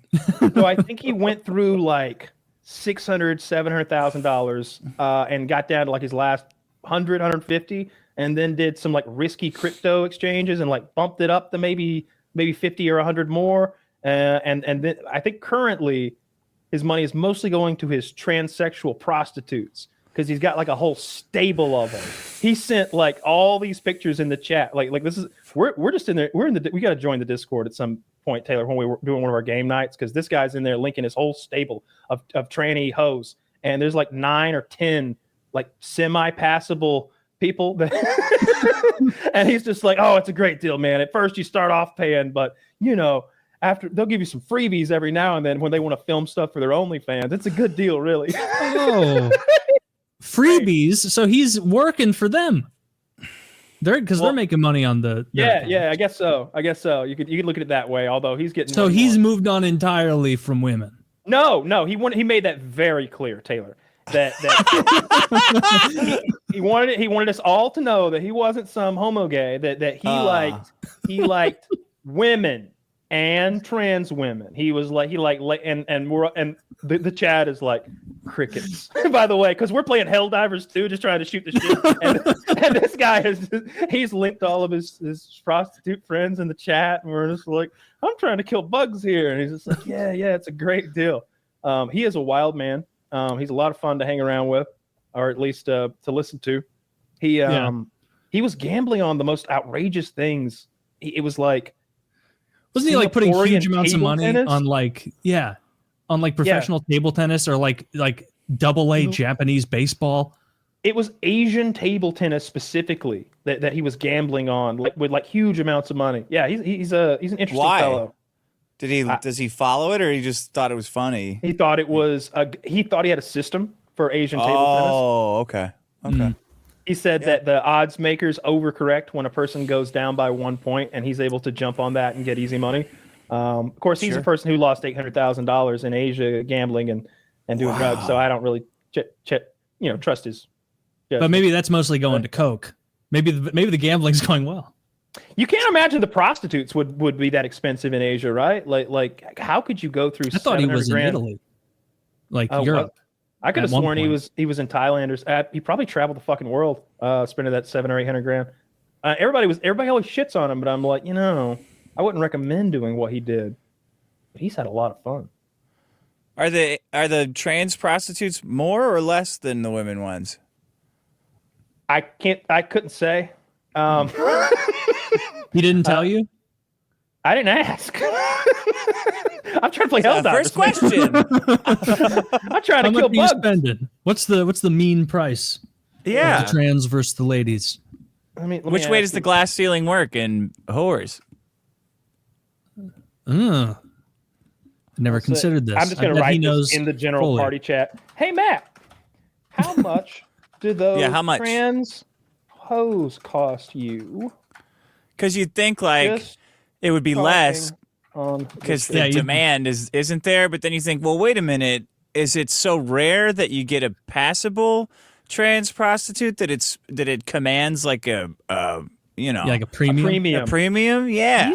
He's hooking up with like porn stars too, like because he's like, oh, this, I don't want to say her name because it feels like I shouldn't, but he kept saying her name like I'm supposed to know who she is. He is like she's a famous one or something. So I don't know, man. Absolute goon. I think he's like because when he wrote into us like probably 2 years ago, he was like, what should I do with this money? I probably shouldn't continue to do what I'm doing. He's still doing that. Still doing what he's doing. You know what he told me last night or maybe the night before? He was like, Kyle, when you said on the show that what I should do with my remaining money is send it all to you, I was so close to sending you $70,000. And I was like, man, you don't know me well enough to send me $70,000. Because I'll buy a Bitcoin right away and pretend like that didn't happen. He would have wanted you to fuck him. Like, I think I think I genuinely told him, like, just give me the money and I'll invest it for you and I'll give it back to you when you're destitute, which seems to be what you're pursuing towards. Woody said on the show, he's like, what's your plan, dude? Blowing your brains out when you run out of money? Because that's kind of what it seems like. Like, straight up. Matt was like, man, that sat with me for a long time. That really hurt me. I started thinking, like, am I? It really went to a dark. And I'm like, dude, don't listen to Woody. Don't listen to that. And you know what happens when you dwell on things like that for a long time? It makes you really want cocaine. Yeah, Woody. I don't think that's a good idea. Yeah, like, shouldn't be doing that. What's your end game? A pistol to your head? Damn it, Woody, leave him alone. This guy pays us $50 a month. We can't. Oh, a Can't pittance. afford to lose him. We're not even fucking him. I mean, we need a premium program maybe that he could sign up for. You know what I mean? Like I bet Hustlers University has like their normal $150, $200 thing, but then they've got like the OG sampler or whatever that you pay $1,000 a month for and really kiss homeboy's ass. Yeah, so he's down to 70 grand. Maybe because that's the number that's what he's like. I almost sent you that the other day. Maybe he's down to 70 grand. He also said he got a job 800? Too. Yeah, I'm guessing he definitely doesn't have more than 150. Like he used his fortune. Yeah, he did. Damn, that sucks. I would too if I was him though. He had a good time. You would use it that way? Not that way, no, but I'd use it for sure. If I got money just for fucking free, there's just no I just had to work for so much stuff, and I just am so careful with everything. I just would love to be really dumb for a while. I think that'd be really cool. What would you do? What would be your dumb things? Honestly, it's probably not even that dumb. I would buy a lot of guns and land. Buy a lot of land. Land? How much money are we talking? Traditional investment. 700 grand. Let's say you get 700 grand from an inheritance like this guy. Yeah. I would build a house on my land. So you'd be incredibly responsible. That's not a splurge. Yeah. I want to splurge. Caleb would go crazy, and he'd invest in some rental properties. You're doing that same. I saw a billionaire get interviewed. And they're like, "What do you splurge on for yourself?" And he's like, "I have really nice socks." And it's like, "Shut the fuck up." What do you? All right, a house is not a splurge. I would go nuts on bonds. On wild and futures, dude. Trading futures. Dude, get a wacky and 3% return guaranteed. Yeah, man. A jumbo Roth. Yeah. Yeah, I don't know. I don't know. I feel like guns, probably guitars. Maybe I love guitars. See, I don't think guns are even that bad of a splurge because if you truly want to, you can often get like at least 80% of your money back. Oh yeah. You know, it's not like a true. Some of them are appreciating assets, as we all know. Yeah. There's a guy in our Discord who's starting sort of a collection of machine guns, and they're expensive. You know, transferable machine guns, but they ain't making anymore. So when I don't remember what he spent. What do you mean? So in 1986, there was a law that banned fully automatic machine guns for civilians and the production of them for civilians and all that stuff, and made it a national or a federal restricted item. But everything made before that is grandfathered in, and so those are transferable machine guns that come with a tax stamp, a piece of paper that we're going to exchange that gives you the right to have this thing. And there are a lot of them, but there are never going to be any more of them. Now, what a lot of people did, especially guys who own medium-sized gun companies, is like, I think it's a Mac pistol or something like that. The registered part, the part that like, this is the gun. Because if you start taking an M16 apart, eventually you're like, which part is the gun part? You know, and it's the lower on an M4 or something like that. But on the Mac, it was just this little thing, this little chunk of metal. So they just printed out 3,000 of those with serial numbers on them. So now they can take that registered item and just make a new Mac anytime they want. So there are guys like cool. That. Okay. But if you get something rare like an AK or an M16 that's transferable, they're worth a lot of money, and they're only going up every year. It's probably better than Bitcoin, honestly, for constantly going up in price. And the only thing that's going to change that is if they legalize machine guns for civilians, which I don't think they're going to do. Yeah. How much is like a pre-86 AK? Like, how much does that cost? Off the top of my head, $50,000 to $100,000, depending on the rarity and the type or something like that. I would shitty ones are like 15 grand. Shitty old pre-80s auto guns are all like 15 grand. Like the shitty ones, a really shitty one. So like the lowest, what was always the entry level machine gun, if you wanted to get into transferables, it was a Mac, like a little fully automatic, like gangster pistol, because those were usually $3,500 to $4,000 for a good one, and you could often get it with the suppressor for $4,500 or $5,000, and you had a suppressed little machine pistol.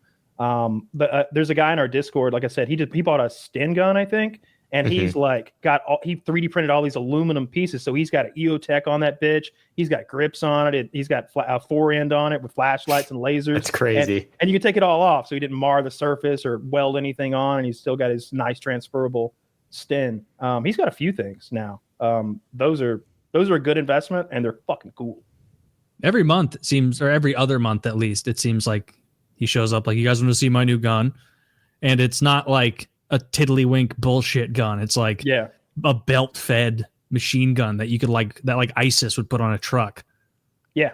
He got I think he got a 1919 machine gun. It's a belt-fed 30 caliber machine gun. It's a World War II machine gun. Home defense. Yeah. Well, it was used some in World War II. I've shot one before. They're fucking cool. He found one 2018. Prices were expected to be 100,000. Yeah, 100 grand for transferable AK sounds about right. Huh. They're very expensive. That's crazy. I shot a transferable 50 caliber one time, and they said it was worth like $250,000 to $300,000. And the owner was there, and he wanted to show off that he knew how better than we did. And so when you put the barrel on, it has this little indent type thing, and basically like a nub has to go down into a channel, and then you twist the barrel, and it locks the barrel into place. And the owner didn't know that, so he tried to ram it in and knocked the nub off and ruined the fucking barrel to the transferable $250,000 machine gun while we all watched. And then he was so embarrassed he tried to blame it on somebody else. That was a fun day. And there's no fixing that. Anything can be fixed. Like especially in that community when you've got something that's very expensive. People remake tanks. They'll buy tanks from Canada, import them. Tanks and artillery pieces, because it's very legal to have a tank or an artillery piece in Canada. That's one of the things they miss. Don't tell Trudeau. And they'll import them from there, and then they'll rearm them here if they have the right licensing. It doesn't take too much licensing, but you can have a working, running, shooting tank perfectly legally. Canada has tanks? I think my understanding is there's a lot of World War II pieces that were imported into Canada and are still civilian, legal to own, because not a lot of people own tanks. You know what I mean? Yeah. It's a niche community. It's not something you really need to legislate about normally. But yeah, you can get a tank. The artillery piece. That Bofors gun I shot's for sale. You can get anything. Anti-aircraft. You can get anything you want if you have the money. What could you ever use the Bofors? Or I guess you could just blow stuff up with it. That would be fun. It's an anti-aircraft gun. If you ever had some guys flying at you wanted to get rid of, you got yourself a 40 millimeter anti-aircraft gun. You have a couple October 7th guys flying towards you. You just shred them up. Whatever. That's what Woody fears in his flying chair. The Bofors. The Bofors. The mounted gun emplacement. Could Woody take down a Hamas on a paraglider in his paraglider? Did they have like evasive maneuvers? I bet he could. Woody's been doing it longer than ISIS, and he would have the wherewithal up there to get close enough, because he's doing like loop-de-loops and tricks up there high in the sky. Wait, what? Yeah, he does like full loops, and we'll ask him about it, and he's like, well, I'm taking it safe. I only do that at like 4,000, 5,000 feet, so that I have plenty of time to correct if I start losing altitude. And it's that's such a wild hobby. It's not like, he did that. Like he did training where your chute fails, and he did something where like you start with a bad chute and have to cut your chute away and open a new chute, or you hit the water. Like he's practiced. He's crashed a couple of times. His legs put together with screws and shit, dude. Wow. Yeah. I don't think he's crashed in a while, but like once every 18 months or so, he'll be on the show and be like, you guys probably haven't heard, another member of the paramotor community has passed away. He was fucking around over Lake Erie, and now he's at the bottom of it. Someone shot him. Someone shot him down. They thought it was a UFO. There's this one doofus in the paramotor community, and you gotta keep in mind you got a giant fan in a backpack behind you, and it's like a propeller from a World War II plane. It's serious business back there on your. It looks like a Da Vinci drawing of a flying machine. It's like, wait, is he sitting down or is he standing up? He has to run to get it going. The fan is strapped to his back. You have to be fit to do it. The whole thing weighs like 60 or 75 pounds, and then he's dragging that makes it funnier. Totally. There's a guy in their community who like Woody doesn't like, and the guy was working on his paramotor, and he had it running but not strapped to him, and he bent over and stuck the top of his head into the prop of his own paramotor, and it chopped the top of his skull off and gave him a flat top. Gave him a permanent fucking flat top. Oh my god! Yeah, he's a hat man now. That's crazy. Dude, he's a hat man for life. That's what happened to that guy Tim Pool. That's why he wears that thing. Yeah, he's got a big dent in his head. He leans too far forward and gets chopped up. No, I bet Woody could run circles around anybody in that goddamn paramotor. He can do all sorts of acrobatic loop-de-loop shit. He does these barrel rolls like end over end, upside down, spinning like thousands of feet up. Like it doesn't look fun to me at all. It looks hellish and scary, dude. Every time he does that, Jackie has like a wife of a World War I soldier moment where he's like, "I'm going out adventuring," and then like she's just like, I hope he comes back. He's our support system here. She's like looking at the clock on the wall. It's getting late. He's still up there. Is he in Israel right now training Mossad or the IDF? Oh, come on now. Don't blow his cover. Sorry. He's deep cover. He's in a black cell right now. You can't be talking about. What did I say his code name was? The Nightwing. Yeah. Code name Nightwing. Yeah. Because I'm always saying he'd make like a good half-ass superhero if he just had a gun and he flew around and fought crime up there. Just... If there was a type of aerial assault that I, at my level of shooting skill, could be an effective threat against, it would be a paramotorist. Oh, like you have so much time to be like, what's that? Oh, we're gonna have to give it another 15 minutes. Oh, it's a guy with a fan. How queer. Huh. Okay, well, yeah, it'd be fun too. Like you wouldn't be all like panicked, like, oh no, there's the enemy. It'd be like, oh, fun. Yeah, get to shoot at this guy like a fair. You ever see? It's gonna explode when it hits the ground. It's gonna be like a thump and a guy going like. Like then. Did you ever see the Holyfield fight where the asshole landed in the stadium on a paramotor and like hit the ring? Yeah. My dad was at that fight. Really? Dude, the best part is they start beating his ass. like it's not like they don't just escort him out of the building. They start whooping his ass because he delayed the fight and like they got all cold again and like the fight wasn't as good. Oh my God, I'm just now putting the pieces together that this is what Mo and Homer were doing. And you didn't know that? Taylor. I watched The Simpsons far too much to miss such a culture. Yeah. Damn. What's Mo's last name? Sislak. Yeah. Yeah, because he's Polish, right? It's hard to get one over on you, Taylor. You got to ask you something like, how much does a skeleton weigh, or something like that. You got to come at you sideways. Dude, roll the tape back. I said 35 pounds, Zach, and that's pretty close. You're like way over on the way to that skeleton. I'm not giving you that point. That's true. Sometimes you stump me. But I didn't get my steam engine, and I'll tell you, I'm a little steamed. You should be. I got a note that said it was delivering the steam engine to you. I sent you the screenshot so it couldn't be disputed. And they did not do what they usually do, which is include a picture of the package. And so I guarantee someone just lost it, didn't deliver it, and then they were like, let's see if we can slip this past the goalie. Delivered. Basically, Dick, I lost a bet on something to Kyle, and in lieu of money, I had to buy him some tchotchke, and he wanted one of those desktop, tiny, working steam engines. Sure. Yeah, those are cool. Yeah, they are pretty cool. And so I found a good one, got it sent. It was supposed to arrive in time for Christmas, then it got delayed by 10 days because fucking China's not on their shit. And now you're engineless. I'll figure it out. It was very interesting. What I want is to take like one of those small candle powered steam engines and power a phone bank charger so that I can charge my phone with steam. I think that's silly but funny at the same time, and I want to make that happen. So I was saddened. You're like, and I'm just going to refund this. Damn it. I'll never get my steam engine now. Nope, not unless you have $48. Cheap one. Oh, now that I know that, I don't even feel as bad. It's not even a good steam engine. That's not even the cheapest one. I went for like the third cheapest one. Certainly not the most expensive one, is it? No, the most expensive one was like, when you click on an Amazon link and it's just some guy in India being like, shoot for the stars, at the very least you can land on the moon.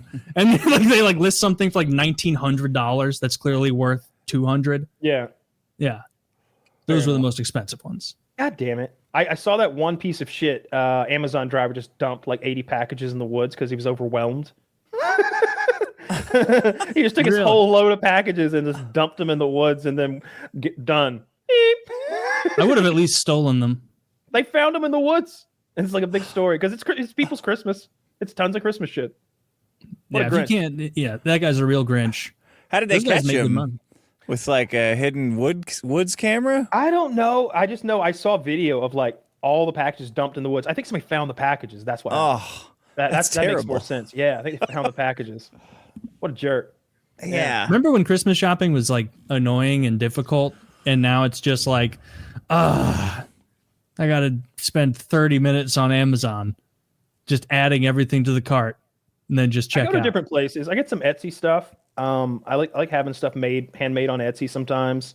I've had some like paintings done and some little knick-knack things done. And then just, I don't know. I like that it's an artisan sort of, or at least an individual, and I'm not getting Bezos involved. But for the most part, it's what you said.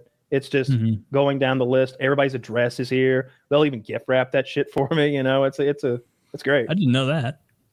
Of course. I've never selected that option. Send his gift. I thought that just meant that it included a receipt that you're not wrapping my shit up. That didn't put the price on it. I really expected them to wrap that. I thought they were like putting like no, you get those paper classy on that? bags, those Amazon gift wrapping bags. You're sending very thoughtful Amazon Basics bags to your loved ones. That's fair.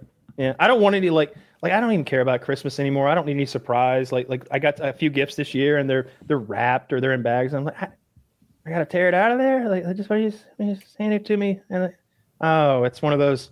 Let me find my knife. Try to get into this thing. I haven't gotten a good Christmas gift. Oh my God! When's the last time I got a good Christmas gift? What was it? I don't know. When I was a kid, my dad got me a 4-wheeler. Well, my dad got me plenty of Christmas gifts, but as an adult, I think I've gotten very few good Christmas gifts. My girlfriend got me that signed shit.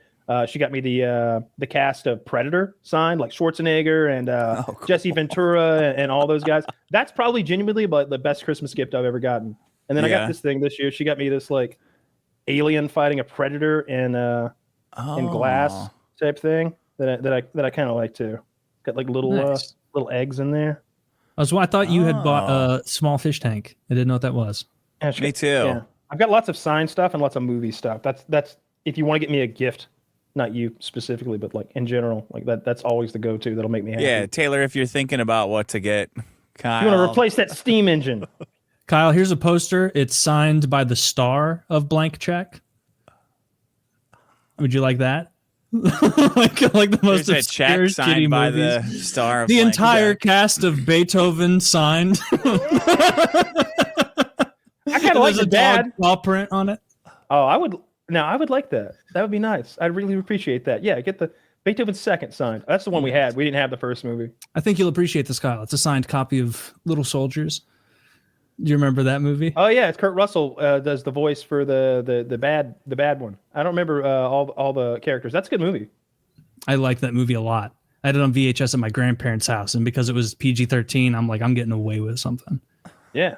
It was pretty adult for cool. a movie about like action figures coming to life. Was that pre-Toy Story? I don't know. Around the same time, probably. Yeah. Toy Story. I got great stuff for Christmas. I got a griddle, like a 32-inch outdoor propane griddle. I don't know how to use it. I'm not very good at cooking and grilling stuff, but I just want to make those little Teflon like onion volcanoes that they have at Benihana's out of it. Nice. Put a little hat on, Those are great. Yeah. Maybe chop some eggs. It's a good deal. Make your own hibachi. Did you get anything good, Caleb, for Christmas?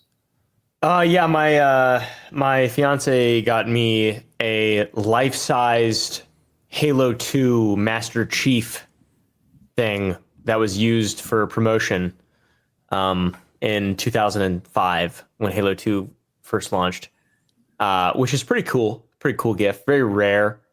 Life-size Master Chief? Yeah, we're building a nice big studio here, and it's going to go right in my office. Nice. That's ridiculous. Yeah. It is ridiculous. It's 6'8". It's 6'8". I didn't know he was such a big dude. He's a big son of a bitch, that guy. Are you going to balance it out, Halo. get another full-sized statue? Full-sized little guy. Full-sized, now, what are those things? Have you guys ever seen the movie Willow? I don't think so. You guys have never seen the movie Willow? If How have you? Time, I guess. That's like, it's like 1985 shit. Yeah, I love Willow, dude. There's these little small people in it. Getting some of those, though, that would be kind of cool. I guess those would just be action figures. Yeah. Unfortunately. There's a couple of websites to get like used movie props and they make tons of extras for things. And you can get little things like the newspaper that was like held in X actor's hand, and like Resident Evil that has nothing to do with anything. They're like, hey, we got it here. You got $20, and you can go through there and really get anything you want. I like going through there and looking for fun props. I've always wanted some of the like fake guns, but they're always crazy expensive. Like the guns from Alien and stuff like that are like really, really expensive. Like 10 grand level? No, like 75,000, 150,000. Whoa. Like if you want like some of the better props, like the stuff that was on screen, like a on-screen wardrobe and some movies can be crazy expensive. It'd be like getting Gandalf's hat, for example. Like someone will pay a lot of money for Gandalf's hat. For like this is the one that Sir Ian McKellen wore in The Fellowship, but they also brought it back for blah blah blah for the reshooting, and it's like, holy shit, here's the certificate of authenticity. Here's a little cum stain that he left on there. He's a dirty guy. You didn't know that about him, but now you do. And like, I don't know what Gandalf's hat would cost, but I'd pay a pretty penny. What about the guns from like Nicolas Cage from like Face Off? Did you guys see that movie with Nicolas Cage and the Superfan? Oh yeah, I feel like I've seen Face Off because of the times Kyle has described it to me. Yeah. The unbearable weight of I saw Face Off at this little hipster theater nearby that plays old movies as though it's opening night of the original movie. Like they'll play trailers from when that movie was out. That's cool. It's really fun. It was very hipstery. So they're playing Face Off, and Danny Masterson has a bit part at the beginning where he's Nicolas Cage's or John Travolta's daughter's boyfriend. He's trying to put the moves on her in the car, and they've almost had to pause the movie because the hipsters were having like a 2-minute hate festival when he came out. Like every time Danny Masterson was, they're all like, "Oh, my," turning to each other, kind of like, he's just terrible. He's the I can't like they had to just harump their disgust every time he was on screen. And then Nicolas Cage kicks his ass in the movie, or John Travolta. I forget which one. John Travolta does. And then they're like erupting like it's the Super Bowl. Like, yes, yes, yes. You kicked the shit out of him. That like they're holding their women all close. Yeah, it was so stupid. Man, LA sounds ridiculous. Yeah. It sounds like a ridiculous place. I mean, what did Danny Masterson do exactly? Like, I know he was tied up with Scientology and they protected him from allegations. Was he one of the violent ones, one of the creepy ones, or one of the ones who used their power? It sucks because I know some lawyers who are close to his or have talked to his lawyers. I don't know. He got tried for this once before. It was some kind of like, she says he raped her, but they were already dating and they had stopped dating or something like that. It was some kind of like gray area, relationship shit. And although this is not how they're going to say it happened in public. And he got off of it the first time. Then they bring it back like 10 or 15 years later. And the judge said that Danny Masterson could not have all of his lawyers in the courtroom. So he had to go down to so he had to go down. I mean, how many do you have? Do you have like a dozen or something? He had a lot. He's like Mr. Burns. He had a lot of lawyers. Okay, that's a little silly. But according to, somebody close, the good lawyers were not in there. And it was right at the height or right after the Me Too stuff happened. All of a sudden, this time he's guilty. His lawyers who don't have to still contest and swear by his innocence and visit him in prison. I think he got railroaded. I don't know anything about that thing, but what I didn't like was when Ashton Kutcher and Mila Kunis wrote some sort of letter. I don't know what they call it. Some letter of for consideration to the character, judge. I think. Yeah. And everybody shit on him, and it's like, hey, like to you, he's the bad guy who you think did the thing that's awful. That's on TV. That was in that show you used to watch. That's their friend. That's their colleague. That's the guy that they worked with and carved their like way in the world with during formative parts of their life, especially Mila Kunis, because she was only 15 on that show for some reason.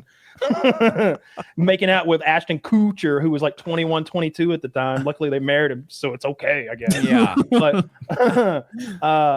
let's look.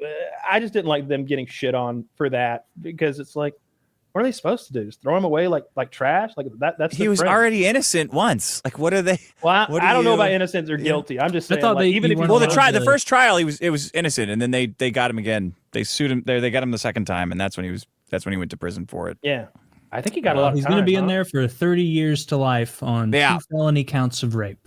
Yeah. Oh, well, but he'll be out just in time for that 2070 show, huh? That 2070 show.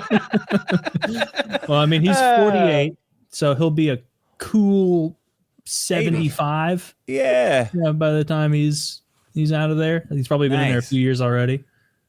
I feel like he's been. We won't even have rape anymore because of all the sex bots. So I figured it would have been Wilder Valderrama or whatever that would have gotten taken out of that crew and cast. He seemed like a creep. You thought harmless little Fez was going to be the creep? You remember Fez was like running around with Lindsay Lohan and all those people back like in the early 2000s, getting weird.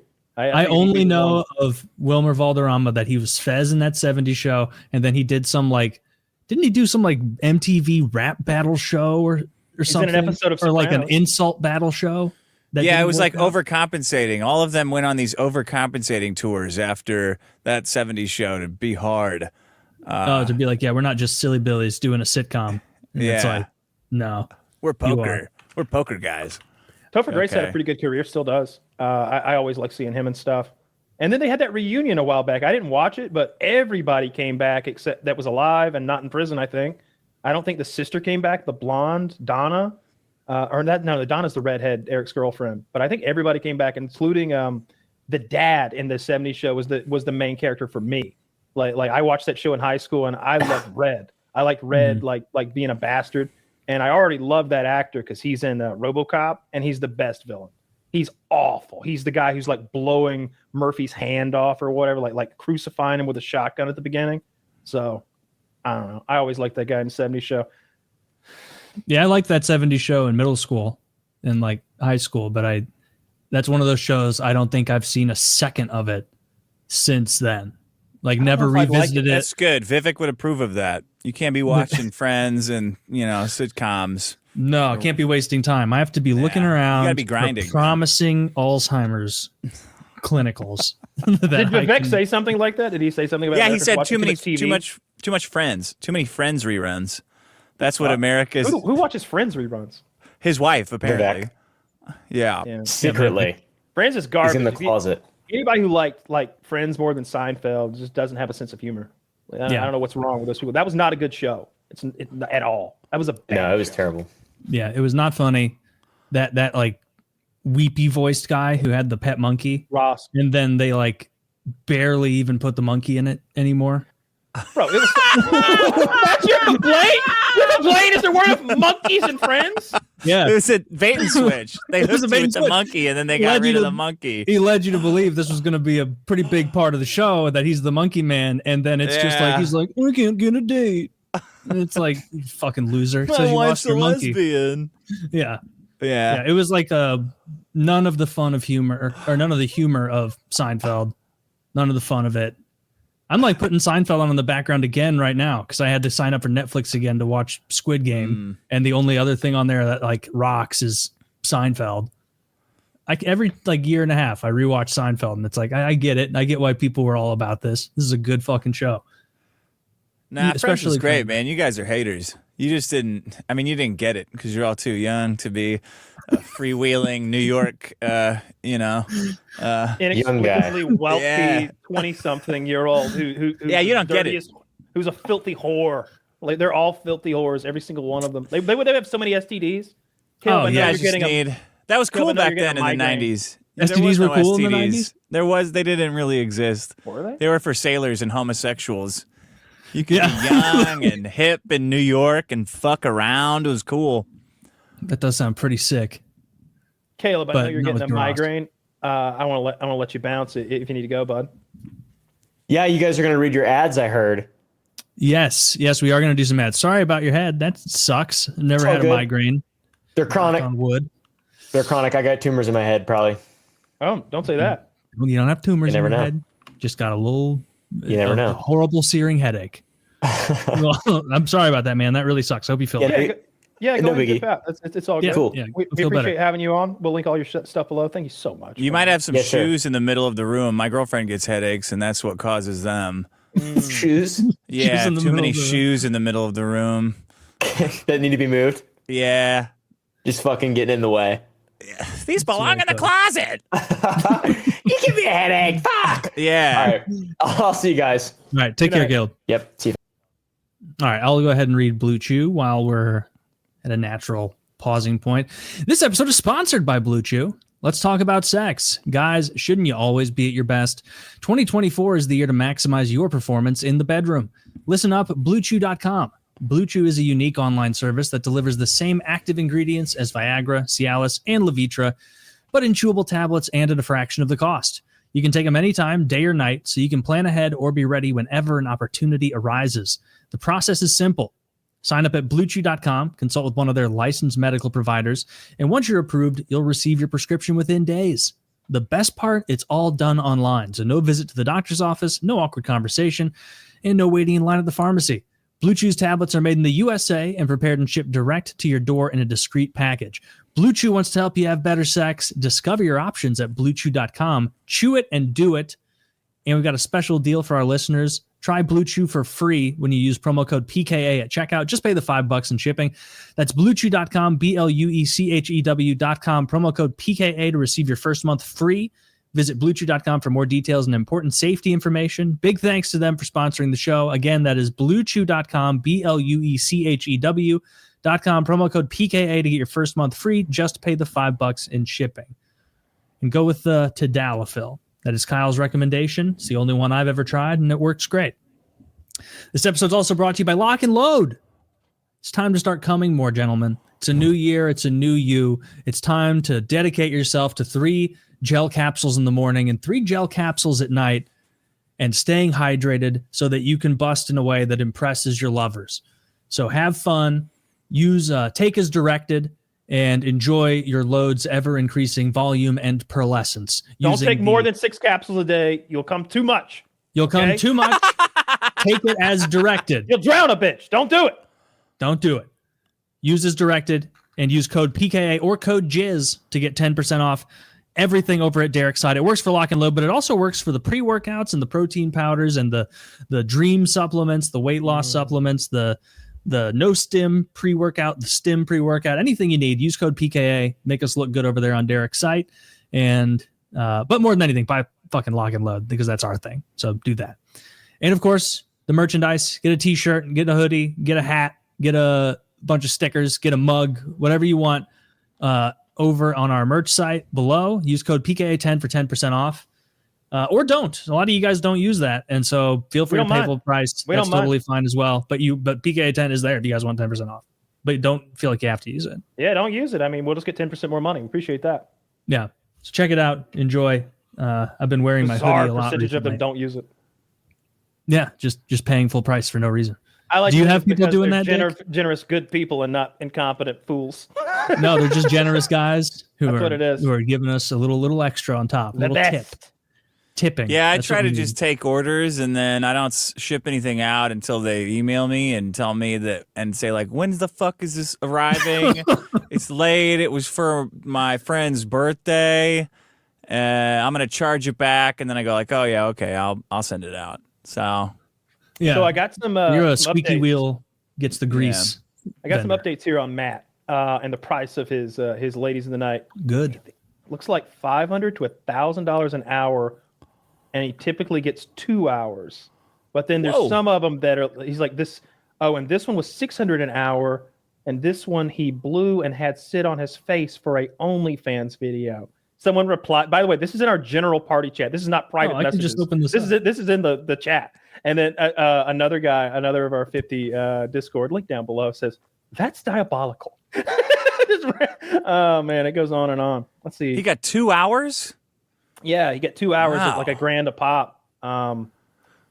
That's I mean, What do they like? So much. Watch a baseball game? What do they do after they blow each other? I mean, I 2 think hours. Each other. Do you think he's generous with them? He literally, I literally just said it. Like he blew this one. Yeah. The tranny that he blew and had sit on his face for an OnlyFans video was $600 an hour. Yeah. There's several of them. It seems like I'm getting varied prices, but it seems like he's dumping, a grand or two a night on these. Okay. He's not even. So he's making content with them, and he's not even getting a taste. Well, he's getting a taste, but not of the money. He alluded to me that you either get a discount or you don't have to pay if he's like. Because sometimes they'll be like, hey, I need to shoot a video and you can be my stunt dick. So like I know you took that as like, hey, I'm working now. I want to get paid. But I think you got to realize you're a man in a different industry. Of course, you both are. So I don't know. Is that a workaround for prostitution, or are they actually making content? Both. Oh, that would have to be a workaround. Both for and yes, right? Yeah. I think that's what a lot of sex workers do now is you sort of make it ambiguous about what's actually being paid for. Mm-hmm. There's that famous picture of that OnlyFans girl who she's like, met my biggest fan. He gave me $10,000. And it's like, they're in a hotel room. You see the bed's all messed up. And it's this big fat oaf standing next to this like 10 out of 10, like little princess. And it's like, oh, the internet's like, I think he paid $10,000 to fuck her. And they're like, yeah. And then like 6 months later or whatever, I guess he saved up another 10 grand. Same thing. But he lost some weight this time. You can tell this guy's made it his life's goal to like get with her. It was great. I wonder what the update on that little story is. Well, whatever's getting him healthier, Man, you got to stay away from those OnlyFans gals. That's just can you imagine being addicted to that? That would be. Yeah, it's not even gambling. Like there's not even the chance you're going to make money. Yeah.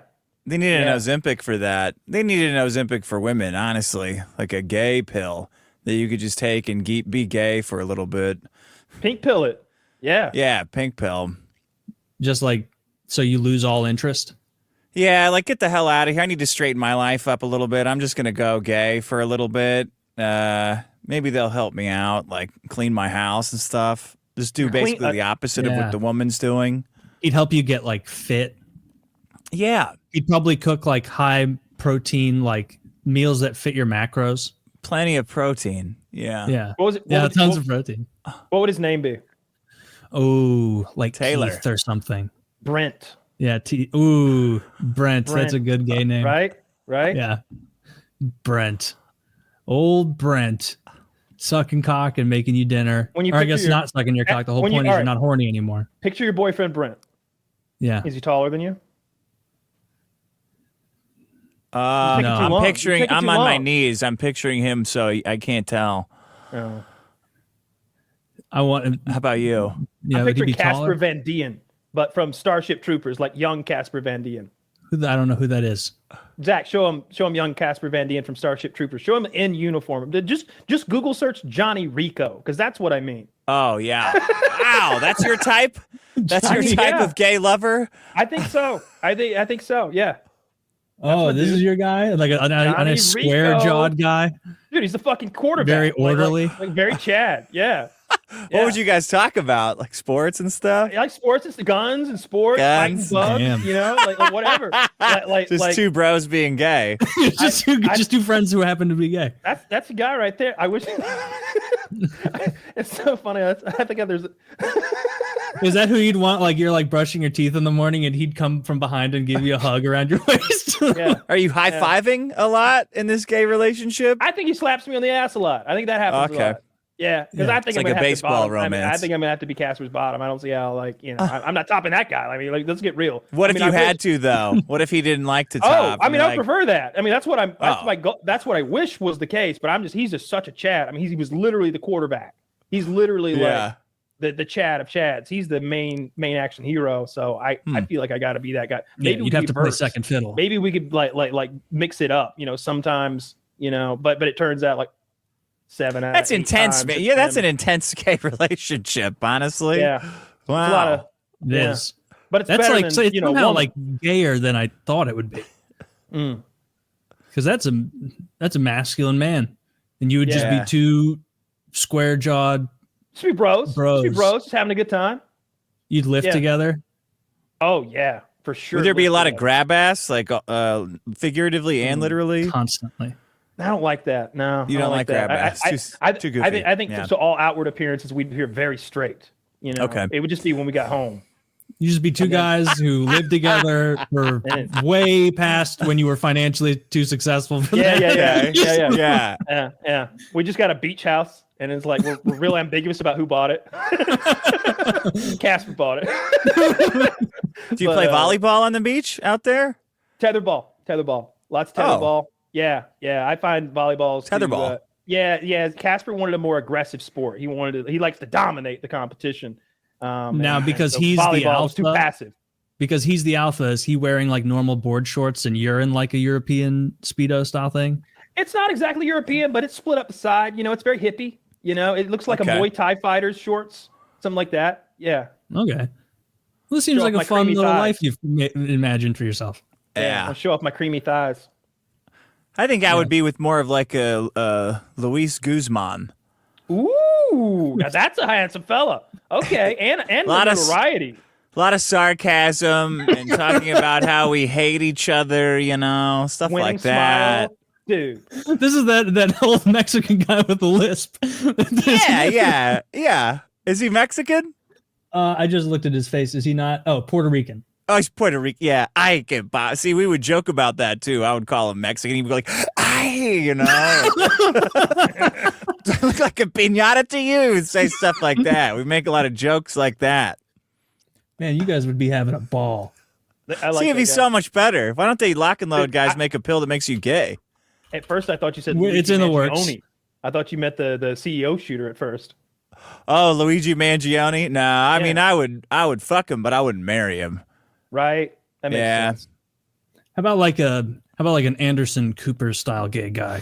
No. Ooh, I don't want somebody smarter than me. That's gonna be fucking pretentious as shit. Can you imagine him? Can you imagine? No, he would take me on. He would take me on lavish vacations. You'd be reading or you'd be watching TV.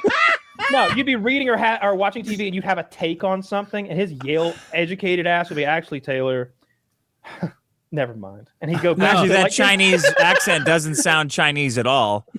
Oh, Anderson, you don't do this to me. Not while we're here in Rome. Dude, we'd be sitting in Venice, and he'd be feeding me meatballs from my pasta, and we'd be laughing when it fell and stained my pants, because it was no big deal, even though they were designer pants, because he's so inordinately wealthy. As a Vanderbilt. That sounds cool. Yeah, that would be cool. He says, "Let me get those off you. I'll clean them." Yes. And he slides to his knees. And then you just have to like grit your teeth and bear it, because you know next week. In this scenario we're gay. So this is your glass slipper on the foot moment when Anderson Cooper pulls down your marinara stained. Yeah, like that's the moment that you tell your grandchildren about. Your very ethnically motley crude grandchildren. It's beautiful, dude. I get to make like little passive comments where I'm like, you've never taken me to Kyoto, and then he would have to take me there. That would be starting fun. fights. You have like a passive aggressive gay relationship. I'm catty. Yeah, I would be really catty. No wonder Anderson Cooper is your guy. I have your Twitter login, Anderson, and I'm gonna slur it up if you don't. I see what Don Lemon sent you. Yeah, I know what that eggplant means. Yeah, that'd be good, dude. Me and my boy Anderson Cooper traveling the world. That's a black power fist. No, it's not, Anderson. I know. No, it's not. It's made of rubber. Jacking off that eggplant. Yeah, I think we all did a pretty good job picking a good. Damn, I just looked up list of gay male celebrities. The Big Bang Theory guy. The Big Bang Theory guy. Completed? Well, all the links are purple. You know. Jim Parsons, the guy from Big Bang Theory. That guy's gay. Which one is that? He's the one who's like a big nerd. They're all the main one. Sheldon, yes. Oh yeah, Sheldon. Makes sense.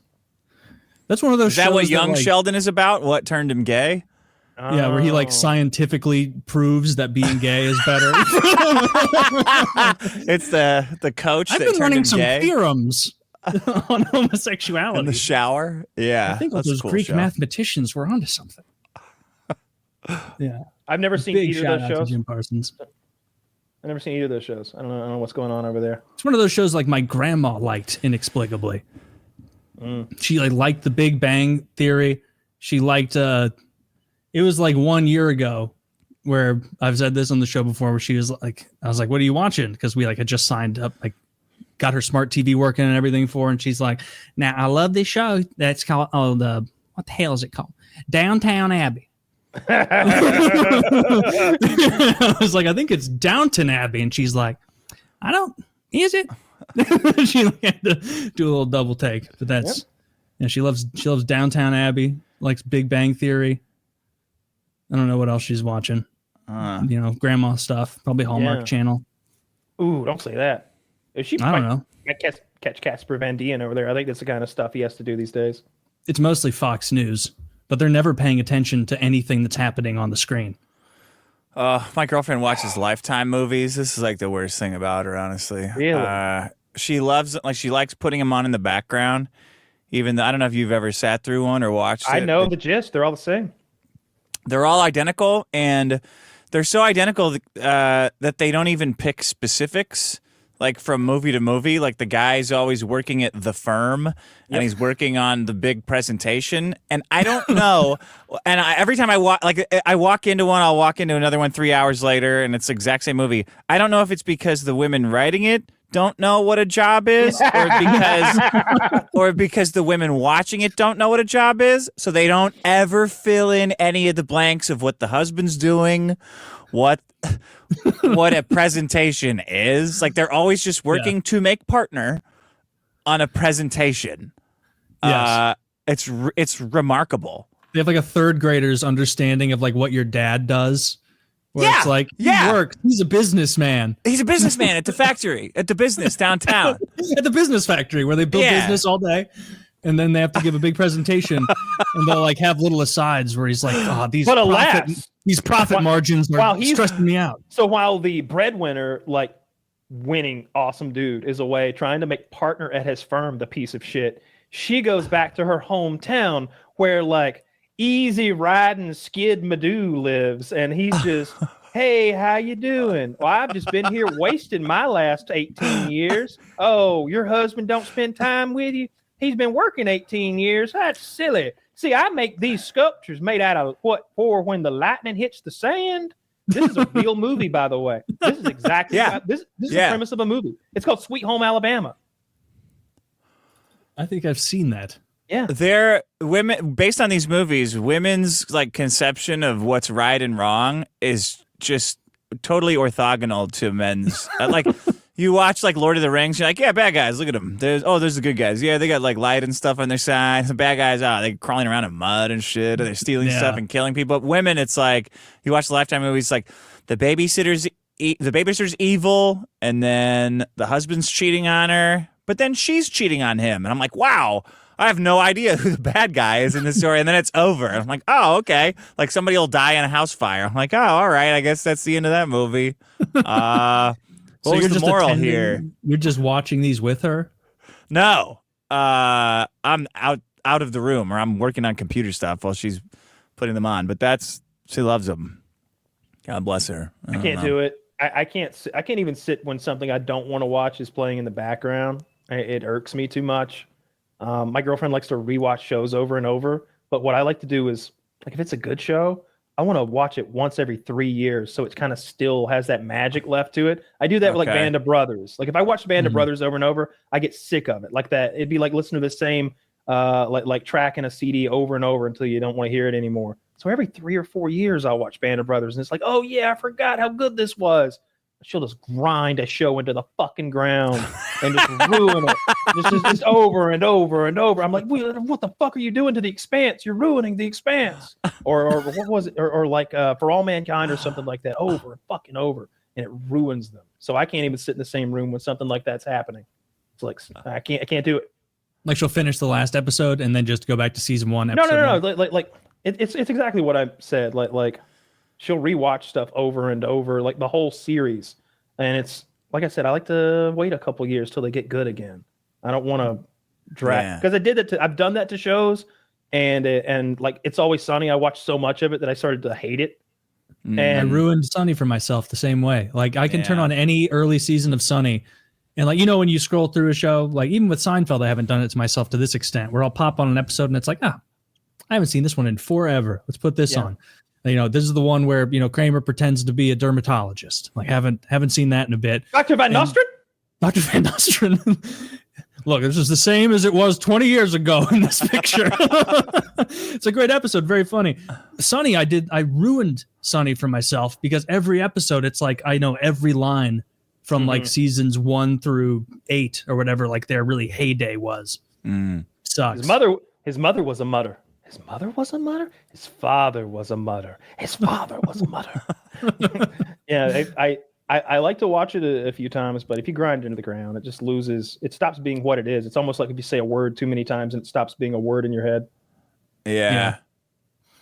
I need a good. I just like watching whatever the newest black entertainment is on Netflix that's on the front page all month. I just watch that pretty much all day, every day. Like there's no limit to how much joy I can get out of like that what is that the movie with the women, black women in the army?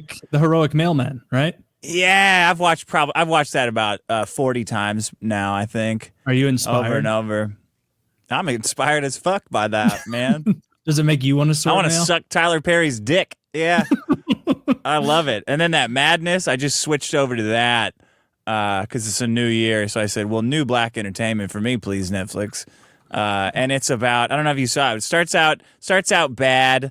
Great, like the acting is great. The lead guy who's black is great. Totally intriguing. And then it's terrible. And then the plot starts where it's about like the most racist society on earth, and the Proud Boys are like a terrorist organization, and all the cops, even the black cop, are like racist from like a time that never existed towards the main character, who's a famous black celebrity. That's when it really gets cooking, and that happens in the middle of like episode 1. So I really can't wait for the next 8 episodes. Damn, it's called Madness. It's called The Madness. Yeah. Some people really enjoy being a victim. And it's just like, it's just making up ways to be, and it's what you just said, like racist in a way. Pretty bad rating. It's like they invent a racist time period that never even existed. Yeah, I'm not denying racism. I'm just denying that this.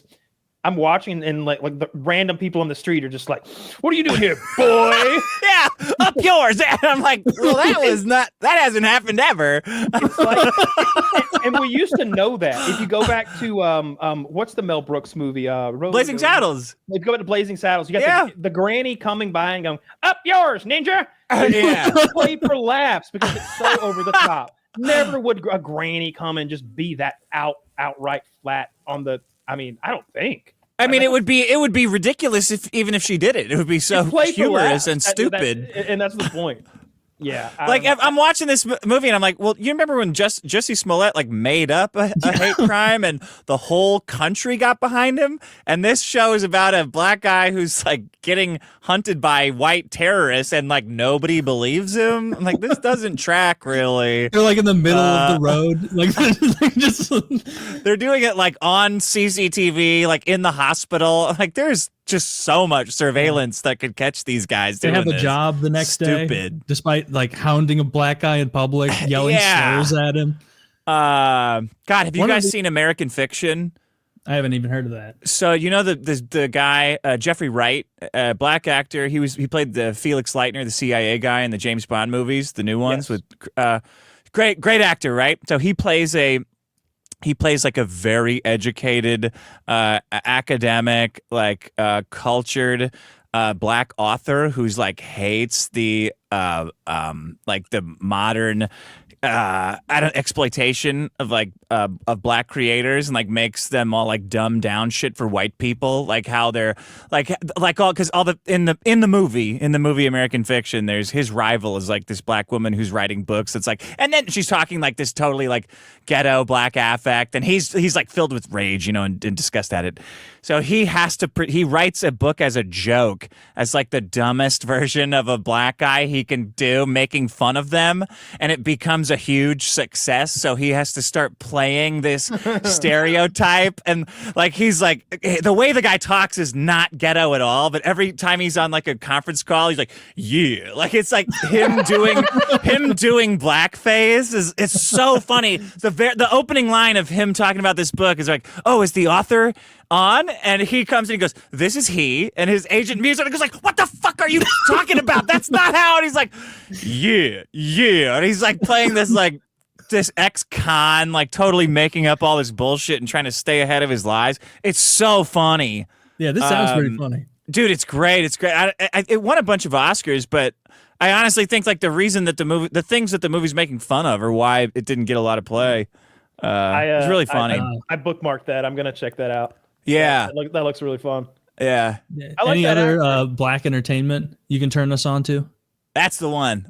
That's the main one. Take that one to the bank. You recommend American Fiction. I hated it because it would. No, don't watch American Fiction. You got to watch the Mail Lady movie a couple more times, I think. I haven't seen the Mail Lady movie. It's just in the context of World War II, I can't think of a lower stakes like thing, you know. It's like all the World War II movies we had are like, we have to storm this bunker or we're gonna get shredded by the fucking Nazis. Hey, if we don't get in these tunnels, the Japanese are gonna crawl out of them and like stick, torture us to death.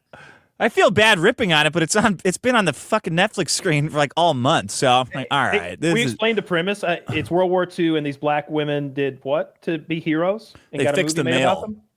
Yeah, they like the mail mail wasn't getting delivered, the U.S. troop mail.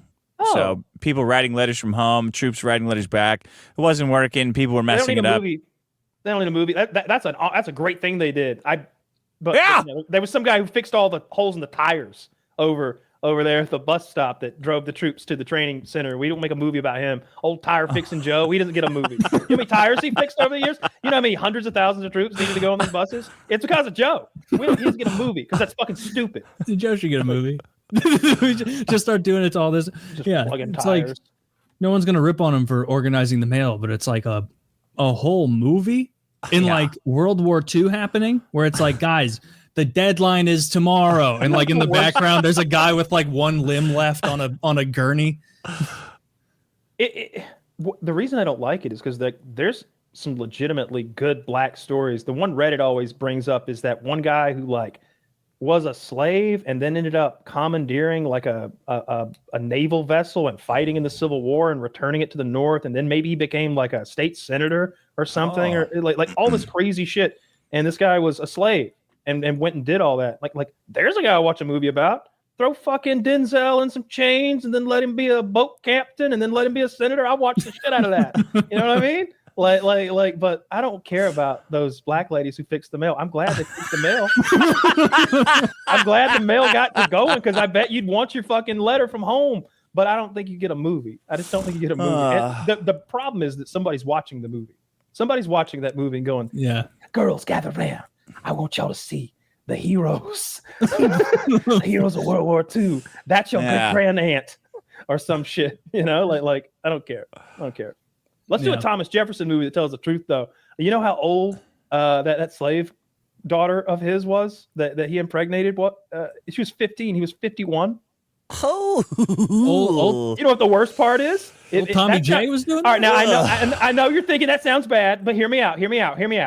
The 15-year-old's half-sister was his wife. How old was she?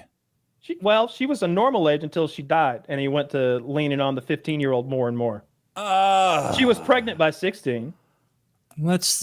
And she had several children, which he promised her that he would free as long as she agreed to accompany him back and forth to France. See, the thing about accompanying Thomas Jefferson is who I'm talking about. I hope I said that from the beginning. Yeah, the thing about accompanying Jefferson back and forth from France to the U.S. is he has to legally free her every time and then re-enslave her when they come back. And she has to agree to be enslaved. All right, flip your necklace around. Yeah. And so she did, because he promised her he would free her children, who I'm pretty sure were 7/8 white, because she was only like a quarter black and a slave. And then he had these children where I think they're an 1/8 black. So they're 7/8 white. Huh. He does not free them. he enslaves them and sells them. Oh, well, also, they shouldn't make a movie about this either. No, that'd be a good movie. Father of our country, Taylor. Yeah, that would be a good movie. Yeah, what if you made an erotic thriller? Kyle, I don't know if you know this. You're making him sound like a bad guy. You make like that the 15-year-old. It's Zendaya. You make Zendaya the 15-year-old. Thomas Jefferson, and make The Rock Thomas Jefferson. I don't know. That'd be good. How about you need to, dude? If he's gonna be pulling shit like that, you need someone supremely likable. How about Chris Pratt? No, I need an old dude. He needs to be older than 51 because Thomas Jefferson might have been 51, but he looks 65. You know what I mean? It was a rough time. So give me a 65-year-old guy. Give me maybe Tom Arnold. That'll work. But Tom Arnold in one of his weird wigs. Yeah, he's out of shape he's got a legacy way to maintain. I loved him in The Stupids. He's such a grand statesman too. He's got that affect. I like Tom Arnold. I like that he always shit on Roseanne. That was fun when they broke up back in the day. And Are there any movies swing barbs about Ben Franklin and all his like whoring escapades in France? Yeah. There's a really good. It's HBO or Showtime or something, and with John Leguizamo, not John Leguizamo. I can't think of the actor's name, but there's a mini series, is what I mean to say, and it's him going to France to negotiate for the United States. I don't think they focus on the whoring that much. Oh, yeah, probably not. Yeah, like to ignore. That's all that people stuff. care about. Yeah, that's all. Maybe see him like stoked about like trifocals or something. One of those things, which is like, was he really the guy who figured that out? Looking at different types of glass. That just seems so like glasses had been around for so long.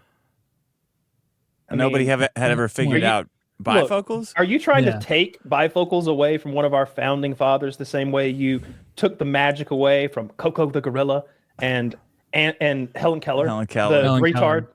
Helen Keller was a retard, and I'm glad that everyone's drifted towards me on that one. Have we got the shirt yet? Because I really want the Helen Keller denier T-shirt to get out there, and I wanted to I want to do some kind of a play on those monkeys. They're like one's holding their ears, one's holding their eyes, one's holding their mouth. like have her like that. Yeah, that'd be good. Have her like that and just fraud. Let's get that shirt. Do you have like the Grim Reaper going door to door, and it's like Coco the gorilla and Helen Keller, and then whoever you have next? Who's next? I'm not standing by Coco the gorilla. I say Coco knew 20 or 30 words and could have a conversation at least. I see those dogs. That's I don't even want to convince you out of that because it's a great place to be. I was there too, and then I watched some monkey trainers being like, "Are you serious? You think she was chatting?" She was like stealing apples from people. Monkey train? You watch monkey trainers? How about a primatologist? Maybe we'll talk to one of them. Well, most of them are primatologists. A monkey trainer. You probably watch some monkey abuser. One of those people that hooks them in the foot with those hooks and tortures them. I don't want to watch that. I don't want to watch them torture monkeys. Absolutely not. Reprehensible. Yeah, people torture monkeys. It's fucked up. That guy got in big trouble because he had this site that was like devoted to just torturing monkeys, and people would watch. Yeah. Do you remember? There was like I think you told me about this. There was like a YouTube channel that was like in a deep, dark section of the site where people were like abusing monkeys, and it's been since long taken down. But they were just like beating up monkeys, and not like a chimp that could be like, "You're gonna punch me, bitch." Guess what? Guess who's fingerless? No, now? They like tie them down medieval style monkeys. And torture them. It's really awful. It's really horrific stuff. People like that are just that's that scum. That's that kind of person like pedophiles who just need to be eradicated. You just can't have them living with us. If you can't, you either send them to Mars or just get rid of them because they can't stay here with us. They don't get to coexist. People who are like torturing, like Michael Vick, or animals. People like Michael Vick. Maybe his penance should have been they test drugs on him for a while. All right, I want to know why he's so fast. Let's start doing some exploratory surgeries. You're taking the place of the next 10 dogs. We were gonna be pouring fucking molten hot mascara into their eyes. Yeah, I would have crippled him. I feel like a good penance for Michael Vick would have been to like kneecap him so we'd never be able to run again. The obvious penance is like, put him switch in his head with a dog, so he has a dog body. Dude, did you see that Russian experiment where they had the head detached and they just connected it to the oxygenator thing, and it's is that real? Like, that's real. That's real. Horrible. Yeah. Yeah. What were they hoping to learn? Well, Like, what was the goal? maybe what if you could reattach the head to like another? I think they had a two-headed dog they created too, that lived for a while. They created two? I think they sewed a dog's head to another dog and connected the circulatory system. Oh, basically. no. Yeah, they did lots of stuff like that. I think it lived for a few days. Don't imagine a happy dog running around like a Cerberus with 3 heads barking. Just imagine a sick thing dying on an operating That's table. what I was picturing. Yeah. It's like a dead twin's head. Yeah. Like those girls with the 2 heads. Oh, they're all good though. They're good. They're good. Hopefully they're good for a long Yeah, time. I bet that guy gets the best It's gonna be BJs scary. for life. He just has to put up with being terrified every time he wakes up in the middle of the night and forgets where he is. Yeah. It's just like, Oh, sorry, girls. Sorry, I forgot. oh, Jesus, every time. Oh, sorry. yeah. Well, Halloween must living. be fun for them, right? Yeah, they get to like feel normal. I would make like there was a 3rd head, but it's a stump now. That would be the. Yeah, dude, do you think it's going to be scary? Like, truly existentially horrifying when like one of the heads dies before That's the going other to one? happen. That's Yeah, going to happen. that's got to be the scariest thing in the world. That's a true story. The original Siamese twin, the guy, the men who were from China or Siam or wherever, who earned the moniker Siamese twins, and then it became part of like a saying or whatever. One of them died, and the other was like, like you're attached to a dead body. You know what I mean? So you're gonna die soon as well, I'm sure. Yeah, that's gonna be horrific because one of them's gonna die first. You know what I mean? Well, what if they have a heart attack? Like their head has to die? I don't remember how their organs work. I know they got one vagina because that's all we cared about. Yeah. I think they had 1 heart, but like 2 stomachs and one, and like everything from like the navel down, I think was like boilerplate. You mentioned the gas that girl must have with 2 stomachs. Like, can you imagine? Like you're over there being dainty because you just got married and you're a newlywed, so you're eating like a grilled chicken salad, and she's over there eating like boiled eggs one after the other. That would suck. You're like, we're trying to lose weight, and I can't do all of it. The sulfury yolk. I don't know what you're talking about. Deviled eggs agree with my stomach. I just want. We're genetically identical for dinner, honey. Yeah, that'd be horrific. I wouldn't want to live like that. There's a lot of like different ways to go through existence as a human being, but being attached to another human being would be horrific. Like having another head right there, I just wouldn't want to. Come on. Yeah, like it's been like the arguments you'd have to have over the most benign daily things, where it's like, I'm ready for lunch, and they're like, I'm not hungry yet, and it's like, well, I can only move the left leg, so I guess we're not eating. That's how it works. Pop-Tarts in my pocket, so fuck you. Dude, I've mentioned it before. The Opie and Anthony show has like a hilarious 50-minute bit where they watch the 2-headed girl video, and it's like showing them playing baseball. And I laugh about this randomly all the time, where Jim Norton was like, oh, great, 2 outs at once is up. they strike them out and you get 2 outs because they're both people. That would be very fun. What do they call her? Like Patrice called her like a 2-handbag having hoe or something. Yeah, something like that. It was very funny. It's one of the meanest videos they ever did. Yeah, they're married now, like happily married. And I know Jim Norton said he tried to find him on Facebook. Yeah, that's Norton's so fucking quick. Dude, he's so quick. He was the classic O&A with like Prime Jimmy and Prime Ant when Patrice still had his diabetes under control. The funniest radio show / podcast ever exists. Not even close. Yeah, I always appreciated that Jim Norton is just so quick to like jump in there with a crafted little pun or witty retort for something, seemingly like it's written. It's so quick, but it couldn't have been because it was on the fly. So either he's like Joan Rivers and he has like 10,000 cards with like retorts and replies for every imaginable scenario, or he's just quick. And I think he's just a clever, funny dude. Very, very strange man. Very strange man. I was about to go to that. Like he's very much like Matt with his choice in the ladies, I think. Well, they were showing Jim Norton's wife in the chat last night. What is? I haven't seen her. Yeah, I think his wife is trans, And he was like, if you listen to very old Opie and Anthony, like episodes from like 2004, and he's like bold as like, yep, went and saw one of those the other night. And like, because it's 2004, everyone else in the show is like, God, what's going on? I was like, what are you? I don't. They like don't even have a concept of the world he inhabits, because he was addicted to prostitutes for a long time and would get tons of them. Well, just to be constantly. clear, the trans prostitutes, and not just like he would be like, yeah, I paid this girl to spit in my mouth and tell me I was a rotten little boy, to tell me I was a worm. Apple. Yeah, she spit in my mouth and kicked me in the balls. How'd you come? Oh, so hard. And it's like, Jesus, Jimmy. He'd like pull yourself together. He'd go get prostitutes every night for like months on end, and he'd be on the show being like, I don't know why, I'm just depressed. And Anthony would be like, really? You don't know why? Like, just yelling at him. Dude, he had funny stories. I guess him and Patrice O'Neill back in like the 90s used to take trips together to go to Brazil, and they would have like group prostitute trips. And so he would tell stories about like him and Patrice both like on Viagra hard, standing in the waiting room in like matching robes, waiting to be called back.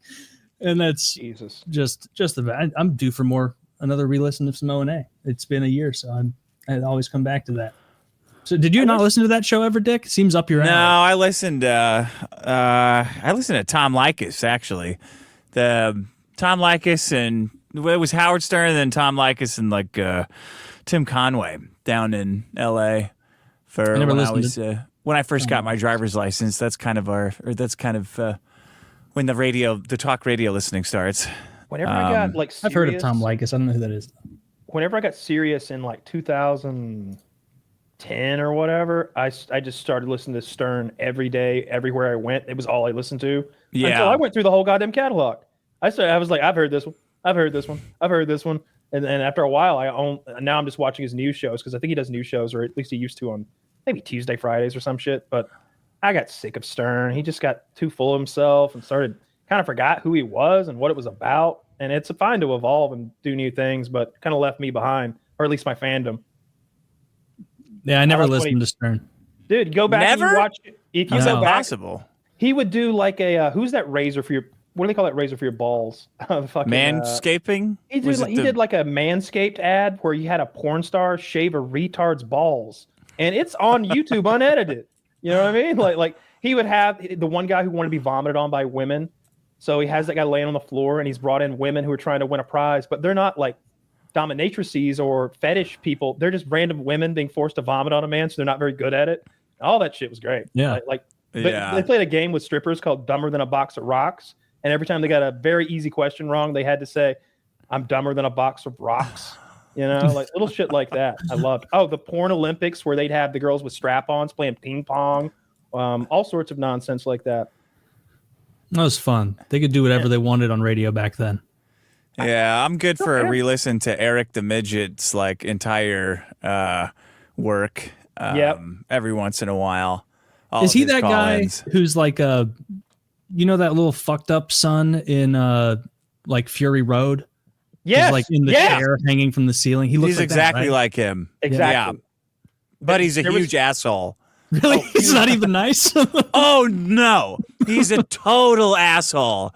There was a caller who called in and exposed him. He went to high school with Eric, and he's like, hey, I went to high school with Eric, and I just want you to say, he forced the school to put in this giant fucking ramp, and it cost like $80,000, and there was no money for anything extracurricular, and then he ruined school for us for 3 years with his retard ramp. He's a piece of shit little scumbag. He's a queer bait. And Eric got so mad that there was some mafioso or ex-mafioso was part of the Stern crew, or like they go to him occasionally. And so Eric had his phone number, and he calls the mob guy and leaves a voice message that's like this: hey, that guy, find him and take care of it. You know what to do. Yeah. You know what to do. And so, of course, the guy takes the voice message and takes it right to Howard Stern to play on the air. And they ridicule Eric into the fucking ground. And it's just like, he was trying to put a hit on somebody. this little midget fuck was trying to put a hit out on somebody. His celebrity crush was that chick who won American Idol. That chubby brunette chick who won like early on. And so, dude, they let him meet her, but he's just like so shy and just like he's just like looking at his like he's so pleased that he's finally got to meet his biggest like crush ever. But then they had to make a real doll out of him. Was the payment? I don't know if they did that out of him. Well, so they could fuck him. Real doll. Yeah, who would want, that was the pendant. so they could fuck him. Well, it was a bit for the show, you know. And Real Doll was on board as a sponsor, so they're happy to create an Eric. You know what I mean? Yeah, it was a great show. Great show. Oh, they got him a part on some TV show too when he was Eric the actor. He didn't want to be called Eric the Midget anymore. Yeah. He was in like CSI and like Law and shit. Orders and stuff. They get these little bit roles, and it was because of his attachment to the show. Because then they knew Stern on next morning was gonna be like, "Did you see Eric on CSI Miami last night?" And then people would actually go and watch CSI Miami. Somehow Eric would boost their ratings via Trump. Yeah, looks like he passed away about 10, 11 years ago. I remember very well. It was a big deal. It was a big deal when he died. Like there was a whole like in memoriam, like multiple like they played all of his best of shows, and I think he died in surgery for some sort of. There's all sorts of shit wrong with. He's got his club feet. He's got a club foot all folded up underneath him, and he was on the. He came into the studio, and I think somebody in the back was like, "Dude, do you have a club foot?" He's like, "It's not a club foot," and it's like clearly a club foot. It's all fucked up and turned up underneath him. Yeah, that guy was great. I only know about the Whack Packers from you telling me the ones, and what a great job for Beetlejuice being alive at 56. Usually characters like that don't get that long. What do you call those pinheads? What's that thing they got? Is it microcephaly? That's it. I think Zika virus can cause it, but that's not what happened to that little fucker. He's just a tard. Is he mean just like Eric? No, he's not with it enough to be mean. Like he's like, "Hey, Beetlejuice, what's 1 + 2? Ha! I know. Yeah, what is it? Ha! B." Just doesn't know anything. Beetlejuice, you doing anything today? Yep. Going to work? Hey, Beetlejuice, you do anything today? Nope. Like he's barely there. He's like 0 to 35 or something. Like he cannot have a conversation. He can't answer questions. He can't do 1 + 1. Like you can do 1 + 1 is 2. What's 1 + 1? 4. What was his use to the show? Like if he couldn't even do conversation, hilarious. Infinite use. He'll do anything. Yeah. He'd just do any physical thing. Yeah. Yeah.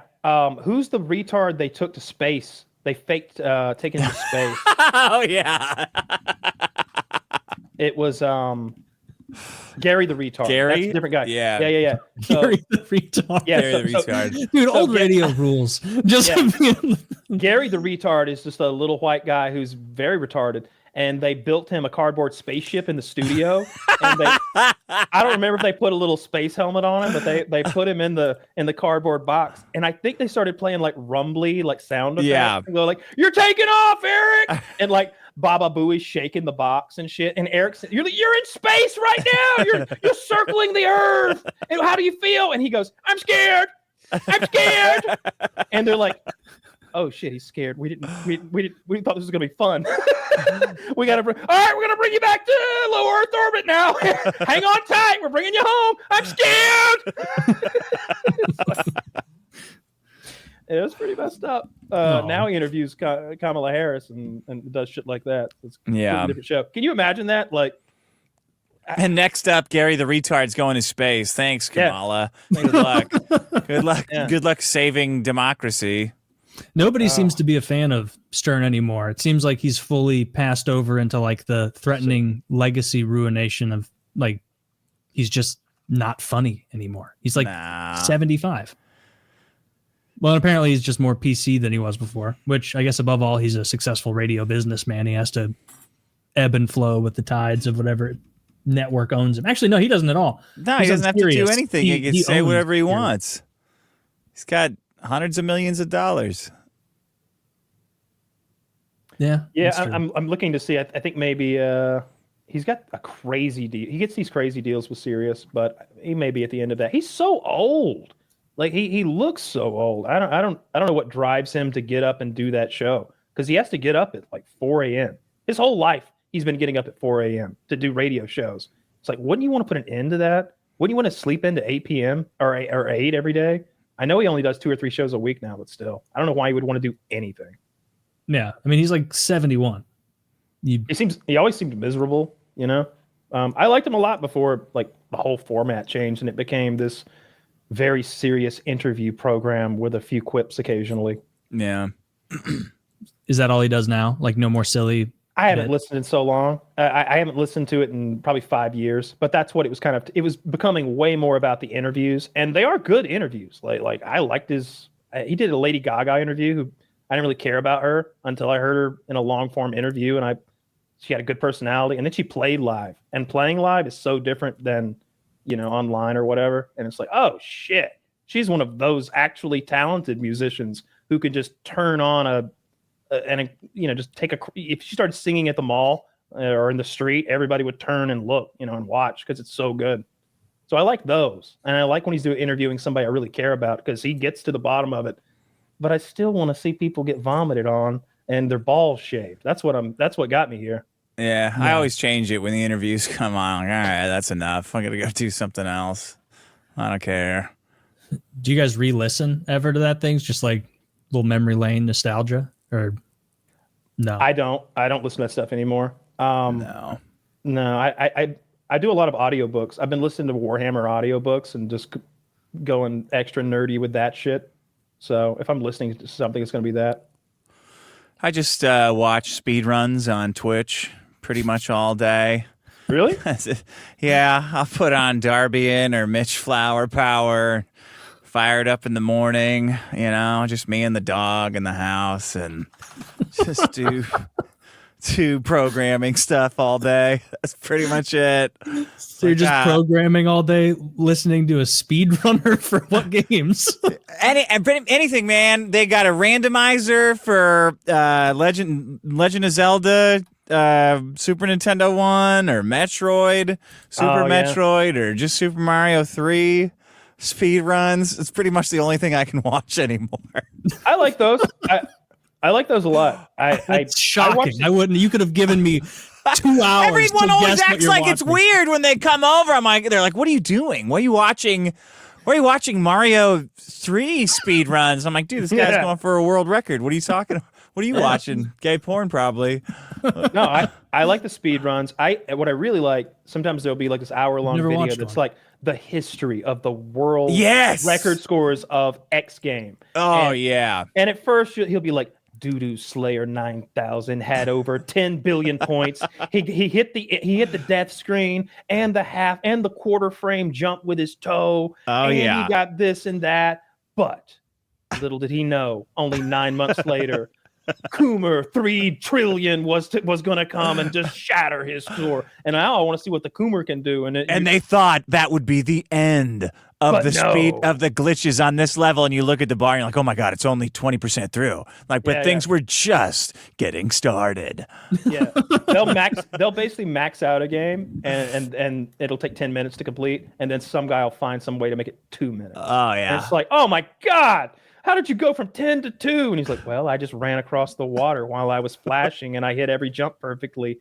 And I practiced. He figured out that you could cut across the course right at the beginning of the game if you jumped backwards. In Mario Kart, they'll do that. In Mario Kart, they'll like jump off the track and like flick through the air and land on the track like way over there without. It's I like those a lot. And somehow it's like True Crime for Men. Yeah. It reminds me of the Fistful of Quarters movie, King of Kong, with that Chris Weber guy or whatever. And I liked all that shit too. I can't imagine going for a world record on those. I get frustrated really easy with those games that make you play over and over. I can't get into Dark Souls because of that.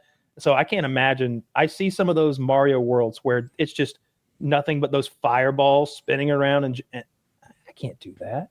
I could never get into that. That would drive me crazy. And my hands would be so sweaty trying to do it if I got close. Yeah, it looks aggravating. It looks fun like to the watch, juice though, isn't 'cause worth the squeeze. I watched one streamer. I don't know what he was doing, but he was going for a world record of some kind. And when he got it, he was sobbing with relief, just sobbing, weeping openly. Like he's so happy that he finally did it.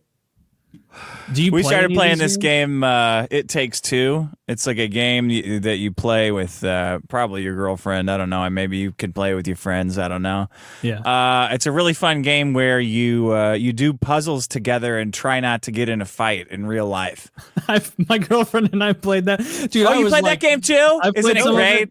Oh yeah. Dude, feeling like even the first boss is like that vacuum cleaner that you have to try and kill, and it's I'm sitting there and I'm like, we got to get to the platform, sweetheart, because if we don't get to the platform and jump, he's gonna suck us in, and I can't. The game is built so that I can't solo it. Yeah, so I need a little mustard. We almost made it past the menu. We loaded up the game and. My girlfriend goes, my controllers are upside down. Can you pause it and change it? I'm like, what do you mean upside down? She goes, well, when I press up, it looks down. I said, okay, we're having a fight already. I guess that's the correct way a controller's supposed to work. What the fuck are you talking about? Well, it's weird. And I'm like, that's the way that joysticks have worked forever. That's how they work in a real plane. Just what are you, a pilot? All of a sudden what do you think, you're Top Gun flying around? You can't fucking fly. I'm like, okay, here we go. Just imagine your thumbs on the back of the character's head and you're controlling where he looks. That's what Dude, literally we were playing against that first vacuum boss. Vacuum. And after like 15 minutes of that, I was like, let's just have dinner and we'll revisit this. We'll revisit this later, knowing fully we were never going to revisit that, and we never have. It's a really stressful game because that's what you're fighting against. Like, all right, we've gone one level. We didn't get a fight. I came close a couple times, but let's. Dude, as the guy, you're facing multiple foes the whole time, like where you have. Oh, to fight I'm the girl. game, I don't know why, but the way we sit on the couches, like she didn't want to play the cross screen thing. So I'm like, okay, fine, I'll be the girl, whatever. I don't care. I just meant as the boyfriend playing. I have to handle all of the puzzle comes up and it's like it's simple puzzles. And so immediately like you come across one and I'm like, all right, I'm going to go here. Actually, you know what? You're going to be the person who just pushes the switch. And so I'm going to jump here, jump there, hold on to this rope, swing to the other side of this. Like you're like in an attic or something. You're like all shrunk down tiny. And then at the end, it's like, all right, hit the switch. If you can go ahead and hit the switch. Just need to pop that switch. Yep. No, A is jump. Just jump onto the switch. Okay, no, onto do the ground pound. Do the ground pound. You're not doing the ground. Dude, she's. Don't look at your hands. Girlfriend is like stop looking at your hands. Dude, my girlfriend's addicted to Skyrim and she's never played it very much before. She loves it. And the whole first, like, she's so addicted. She's on her second character. So now I can like look up and like she knows the battle. Like she's fine and competent. Early on, I'd be like just it was so frustrating to watch her like do that thing that people do, like mostly like girls who haven't gamed or like old people, where they like slowly list downward as they're walking. And it's like you're in the middle of a dungeon, you're gonna get caught and someone's gonna surprise you doing that thing where they're like like physically moving the controller to try and amble their character out of the way. Like, thank God she's better now. She's hitting all the archery shots or whatnot. But I literally, the first time she played through, I'm like, your character, you know, you have a lot of freedom here, but I'm going to tell you, you have to have this character in your first playthrough. You're going to be a wizard and you're going to be a summoner and you're going to summon people to fight for you and you're going to contribute as best you can to the fight. She was like, okay. And it got to the point where I was like, you know, you should get in the fight somewhat, because she was just casting these powerful Daedra demons and then just looting as they slayed everything around. And I was like, you need to get a little better. So yeah, no summoning this time. And she's stealth archering her way to victory. Yeah, that's such a great game. I love Skyrim. And then I go up, I play with my nephews at like Fortnite, and I'm just like totally embarrassed. Like, I didn't even last 2 seconds with you guys. I don't know. I've never played. I don't know what happened. You've never played Fortnite? It's very hard. It's hard. It's hard, and they're both good. I was watching them play, immediate first place, And I'm like, Wow. I don't know if that's normal for you guys. I'm like, yeah, we get first place every once in a while. I'm like, man, I really hate you right now. I could never do. I tried to play Fortnite for like a good week, and I didn't get even close to that. It's have you played Helldivers? No. That's the game. Like Is it? It's full of like tongue-in-cheek humor, and like you're from Super Earth and you're spreading democracy, and but it turns out the aliens' blood is oil, so we're gonna kill them all, and we keep pretending like they're invading us. We're like, they invaded another one of our planets, but really we just dropped them off to like start a fight with them. So you're basically from an evil fascist democratic Earth, spreading democracy and liberty, and your characters are always talking shit about it, and you get dropped down on these planets, you and 3 of your buddies, and you fight and do missions on these planets full of bugs and Terminators and monsters and shit, and it's so much fun.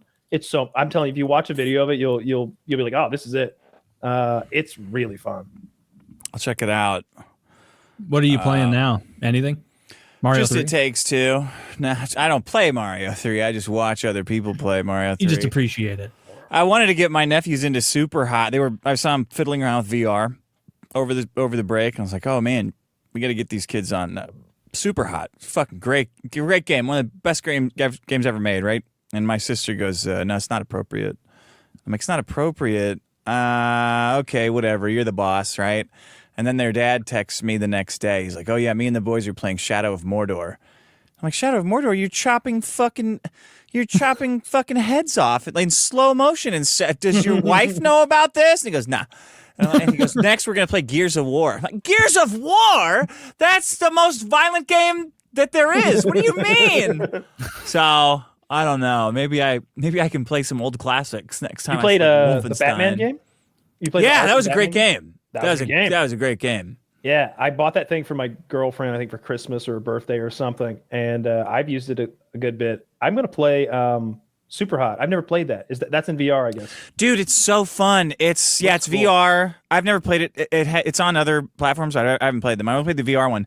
And the time moves only when you move. So if you stand perfectly still, they're like going in slow motion, and then you have to grab at weapons, like bottles and knives and guns, and they all work like a gun has 6 shots, and you got to shoot them, and then you can throw the weapon at them. You can grab the weapon, but you can dodge because it's slow time. You can dodge bullets like in real life. Like I'll be on the ground, like you'll be contorting like in the kitchen, and then you'll reach out really slowly so time goes slowly and grab like a gun and shoot it backhanded. It's so immersive. I play in the yard. Oh, that's cool. I go outside, so I my backyard's pretty big, and I'll put on. I've got a like overalls or coveralls rather. It's actually an old Ghostbusters costume. I put my Ghostbusters costume on, strap my VR shit on. You never mentioned you were playing in fucking coveralls. I'm rolling around on the ground and it's dirty out there.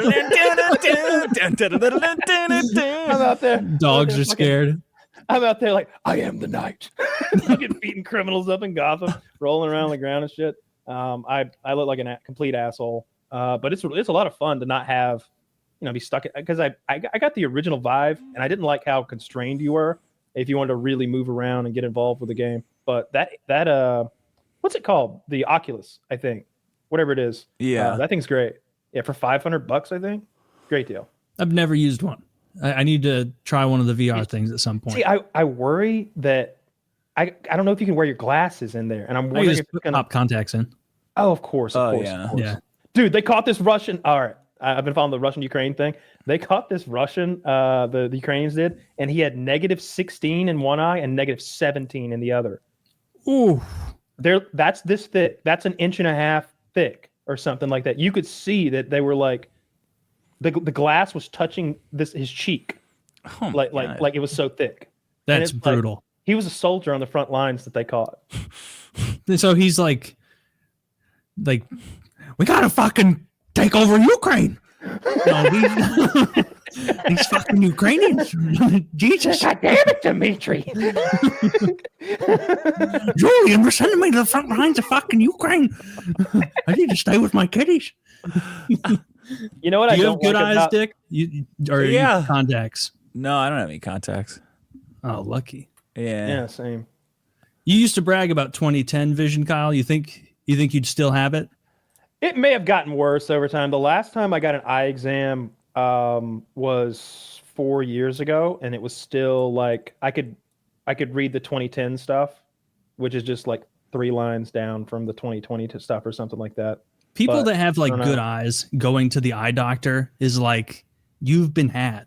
Like, why were you going to the eye doctor? Why would you go to the eye doctor? It's unless you have like a pain or an infection. It's a physical exam that it's one of the check marks on your physical that you have to get for it's like a sports physical that was required for Merrick Health for my TRT. Oh, that's weird. Yeah, you have to get like a physical done. And by the way, you can get a physical done by like a pharmacist. It doesn't require a doctor. But I had a hell of a time getting a physical done without just making a doctor's appointment and paying. May have cost me $100, something like that. One of my friends is like doing TRT again now, and we were watching the Hockey Winter Classic on New Year's, and he was like, "Dude, you got to get TRT. It's great. You'll put on so much muscle. You'll be fitter. You'll have like you'll burn more fat, all that, more energy." And I'm like, "Oh, is it like a rigorous process? Like you have to go and get blood tested?" And he's like, "Dude, go to this clinic called like Man Up or something, say you want tea, and then they give you tea." And I'm like, "What's the waiting period like?" And he's like, "Wait, they were shooting me up 8 minutes after I walked in." And so I go twice a week, and they inject me, and that's sick. It. Like they don't test for anything, I guess. You can just walk and say you want this, and then they do it. That's can't be legal, literally. But what Merrick Health does is the right thing, and they'll keep you really. healthy. It's right by the dispensary, dude. I didn't say it wasn't convenient. But you go to merrickhealth.com and use Derek's clinic, then you can get like legit help. And it still only takes about a week or two to get your medicine, because all they need is blood panels from you to make sure you're healthy and to see that you need it. And it's not needing TRT might not even be a blood panel thing. It's a feeling thing. Do you feel it? Do you have diminished sex drive? Do you feel more tired? Do you blah, blah, blah, blah, blah? And if some of those things are true, then they can prescribe it for, those life wellness reasons as much as anything that's chemical or can be measured on a chart. And it's cheap, and you'll be a Superman. You'll be the most manly man that ever existed. More than any Greek hero, more than any fucking person from legend, you'll have a better chemical start than any of those people did. Those guys, fucking Alexander the Great, probably had low T compared to you. He will have low T compared to you if you get a little Merrick Health TRT in your system, and you'll be strong. Cool. Strong and fit and fast. I'd be strong enough to build a Macedonian empire. Taylor, you would be such a behemoth if you went on that shit, because you're so big and strong already. Like your muscles would get denser and harder. Like what's there would become more powerful per gram of muscle. Like let's say you've got 500 grams of muscle now that can create 50 newtons of energy. The same 500 grams will create 75 newtons of energy now, because it's denser muscle fibers, more powerful muscle fibers. You'll do things that your genes won't allow for. Right now, you've got like your genes right now are what are making you so big and strong. You have better genetics for building muscle than I do. If we do the same thing, you'll just get bigger and stronger, and you just will. But this overrides all that, because there are people who get bigger and stronger than you when they work out. They're called professional athletes. Yeah. You're on the same playing field as any of them. You'll have a higher T than anyone who won the Olympics last year. Are you thinking about Fig Newtons? You sell it really good. No, it wasn't Strawberry Newtons. Strawberry Newtons. I briefly thought about Fig Newtons, but but not for a long time. You will be an Uberman from time. That would be sick. I should get truly shredded. Maybe I'll do that at some point. Some people are bitching. I don't like the needle thing. Like the thought of injecting myself, I really am put off by giving myself a shot. You should do it even more then. You got to get over your fear in 2025. I'm not afraid. If I'm like getting my blood, you're terrified. Look, you're shaking even when you're talking. Look at your hands. Trembling. Yeah, trembling. Spazzing. Yeah. Very feminine bearing. Very feminine. Like in like a clinical setting, it doesn't bother me. Well, now now it's in your living room though. Now it's going to be on your desk right here. Like when I shoot up though, I feel like I'm like one of those like super villains, like when Bane would hit the button and pump the and like go to super Bane, like, oh, Batman wants some. Bane would hit that fucking button and he'd like become 3 times as fucking big. It's like, let's fucking go. Like I think about how this would be cheating in any sports competition. I think about how like, this is way better than what Barry Bonds had. You know what I mean? Like, yeah. If you're into getting big and strong, and like, it's the way to go. At some point, like, I know I'm gonna do it. Oh, I know. I just don't know. Like, at some point, I will do it because you are like the fucking TRT salesman. You start talking, and I'm like, yeah, I could be Alexander the Great's top guy. Like that level of motivation, but like I'm gonna wait. It's gonna be really cool when you finally do it because you have this very good baseline to start with. Like when I started, I was way out of shape, and I went from like 0 to wherever I went. But you're already like tons of muscle and tons of like muscle memory and stuff going into it. You're gonna turn. You could look like. You could look like a freak of a human if you wanted to. Like you could be way bigger than Sam Hyde. Like you could be bigger and stronger than Sam Hyde in a year. What? Ooh. How tall are you, Taylor? That's like I'm 6 feet tall, so I don't think I'm going to grow. You will. No, you'll grow a little. You'll grow a little. Your bones are going to get denser. That's the other part I love. What? And the lady who would take my scans used on the form it says negroid. It goes from caucasoid to negroid on the bone density scale, and every month I go a little closer to negroid, and I was like, fuck yeah. And all that is like it's the T, and it's also the stress that I'm putting from all the like heavy weight. And it makes your bones become more dense to deal with the weightlifting. Like a bison. Like a bison. Dude, that's sick. They're using like turn of the last century terms at your clinic. Oh, I'm sorry, sir. You're airing into the Mongoloid territory. We need to up the dose. She said my humors were all good, so I didn't complain. Check my phlegm. We're going to have to bleed you, Mr. Myers. You do. Now, that's one of the side effects when people ask, like, it will cause hair loss. So you want to take finasteride to counter that. Oof. And so you just take a milligram of finasteride every day. And what it will exasperate genetically predisposed individuals to get on with it. Like if you were gonna lose your hair, first class ticket.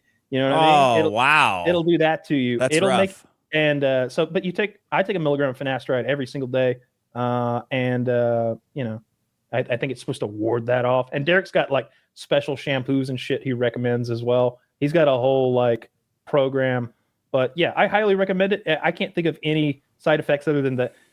When the people talk about roid rage, I think that's horse shit. I think you got to be taking like those scary competition level doses that bodybuilders take, or weird compounds that aren't even meant for human beings, which people do. They take horse steroids, and then you certainly get into weird like mood altering territory. Now you'll be like your mood will alter. You'll be more confident. You'll be more calm and collected. I have like a better sense of well-being, if that makes any sense. I don't have any other way of like rounding that feeling off any better than just saying that I just feel good. The first 6 weeks felt like going through puberty again. It's just so fucking horny all the time. You're like Hank Hill? Yeah, like Hank Hill jumping over lawnmowers and fucking Peggy, like going to town. But the most impressive part is just how strong you get week to week if you're eating right and working out right. It's like something out of science fiction. It's shocking. I'm eating like your style meals now when you were getting yoked, because I was like at the final level of pants before I was at like the dire straits pants, like the truly fat as hell ones. Are you adding extra buttons to your pants? No, if you looked in my closet, you'd think 4 men lived here. Because your husband must have a good job. Yeah, dude, me and Anderson Cooper couldn't share clothes. He's too fit.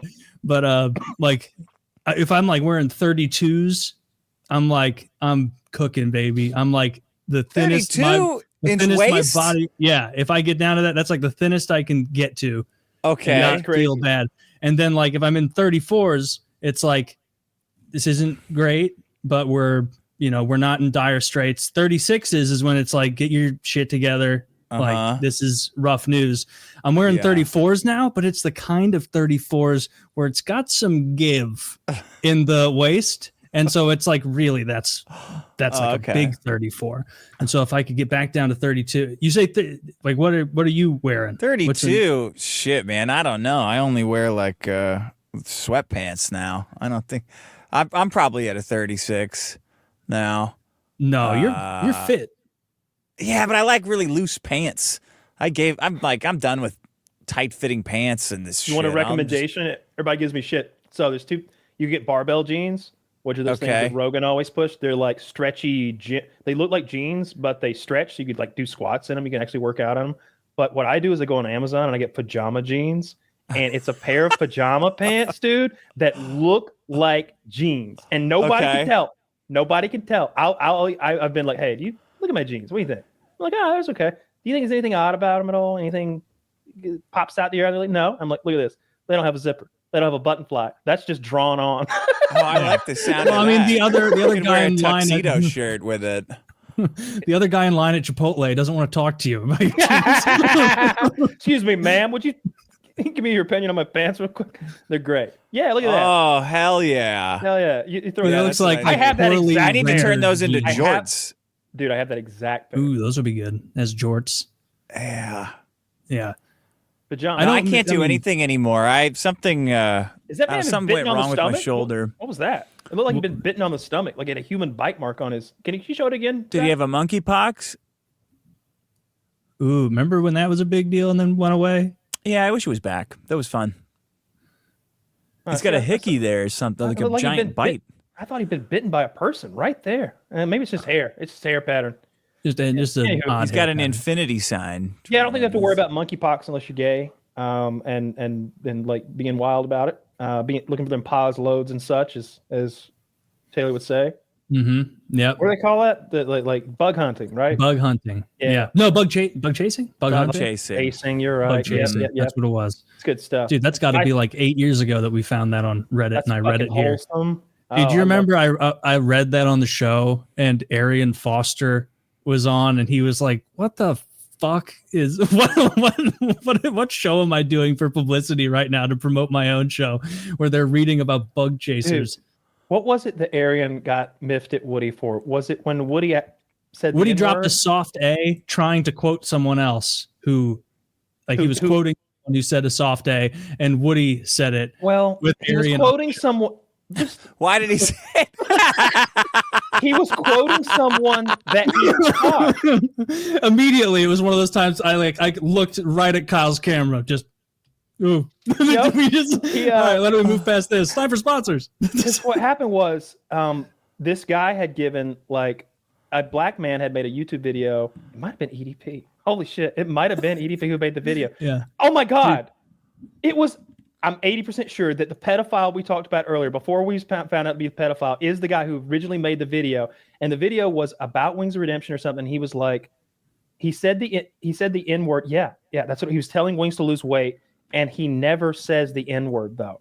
But when Woody watches it, he hears the N word. He thinks that or maybe he just thinks that EDP is the kind of guy who casually drops the N word. And he'd be like, Ninja, listen up. You got to lose this weight. And so when Woody retells the story, he remembers there being an N-bomb. So he doesn't say ninja, but he doesn't hit the hard R either because, Arian Foster, black NFL players there, we're loving him on the show. He's been incredibly gracious and fun. And Woody says, ninja, please, or something like that. And no, what he said was shit hurts. Oh, shit hurts, ninja. He says this. And Arian says something to the letter of, that's not cool, man. And Woody just was like, oh, I thought no hard R, it's all good. Ninja. Oh man, what a walk down memory lane. That was fun. Woody is always on just on the precipice of whatever generation my parents are. That's something I could see that someone in their generation messing up, but he seems like my age, but then he'll pull one of those out. I'm like, okay. How old are you? What was your favorite movie in high school? Yeah. Citizen Kane. He's 52, so he's not a boomer. Yeah. No. But then he'll pull one of those out. Okay. I love that. That was fucking It's a nice hilarious. boomer bootstraps moment. To do it in front of Arian is such balls. I love it. And because that's how you know he didn't mean it, because he never would have done that if he thought there'd been any harm taken or offense taken. But of course there was. Yeah, and it was. I don't remember it that well, but even saying it now, I feel awkward about it. So I must have either. Maybe I thought it was funny then, but I think it's awkward now. Well, let me remind you, it was awkward then. Okay. Yeah. How much longer did the show go after that? Oh, probably an hour or two. No, I don't remember if it was beginning. I don't think it was an early part of the show. They the built up enough. How much longer did Arian stay? Yeah. I liked Arian. Yeah, no, I remember Arian saying, he was like, "Yeah, I'm not cool with white people saying the N-word." It would have been funny if Woody had like doubled down and like defended his position, like really debated it with a black man. It's like, no, I think he gets to say if we could say it or not. It's up to him. No, it was okay. This was 5 years ago. It was Trump's America at the time, and so he was in the clear. And Arian also, wasn't fucking mad at him or anything. Hilarious. That was very funny. What an absurd. I like, dude. That's my favorite parts. Those are my favorite moments on this show. Is when things get a little awkward. When, I like messing with you a little bit if I can make it awkward with the guest at all. But I also just like fucking with the guest. When we had Bagel Boss on, I loved picking on him. All right. We had that guy he was in a coma last I heard. Did he finally die? I don't know. Who cares? Yeah. And then the guy who was lying about being stabbed in the stomach by his father at the dinner table. Who the fuck was that guy? He's like, yeah, my stepdad or my dad or whatever stabbed me with a steak knife in the stomach, and I ran off in the woods, and I just stitched it up myself. No big deal, because I'm fucking hard like that. And I just went, no, you didn't. No, you didn't. Show me the scar. I don't believe you. I don't believe that happened. You're fucking lying. Yeah, he was like, I got stabbed in the stomach with like a serrated steak knife, and then I went and hid in the woods for a day. And it's like, oh wow, what do you know? You John Rambo? This is the plot of First Blood, you piece of shit. You're lying. What was he on the show for? Getting stabbed? Oh, he might have been. Who was that? Zach, can you tell us who that was? I don't remember. He was the voice actor from Call of Duty. He was. Oh. Which is like, why did we even have that guy on anyway? You know what? I actually remember, other than the weird knife story, he was pretty cool. Oh, well, I don't remember. Wait. Didn't we ask him to like do a couple lines or something? And he like didn't want to do something like that. Oh, you want to give it away for free? No, didn't want to. You have to go to his cameo or something, I'm sure. But was he even the guy who was like, mission failed, we'll get him next time? Nah, he was Woods or something, but I don't even know who that is. I don't know who the fuck that is. I don't care. Bagel Boss might not be dead. R.I.P. retracted. I don't care either way. He's kind of piece of shit, and he's he's a midget too. Oh, he's dead. He's dead. Good. You think he's dead? Those people are not long for this world. You think they used a child coffin, or they just cut like a full size one off? They buried him standing up. Because they already dug the hole. Like, well, let's toss him in vertically. Vertically. Yeah. Then we could fit a couple more in. That guy was kind of funny though. If you remember, he there was that one clip where he was on a date with a woman for Tinder or something, and I guess maybe she'd made a remark about his height, and so he just left her in a parking lot, like abandoned her, laughing, and she had no ride home. And he does a lap around the parking lot and comes back. He's like, "Oh, I'm so sorry. My sense of humor. What am I doing? Hop in, ka-chunk, locks the door, fuck you, and leave." like he gave her the double take, and just that was funny.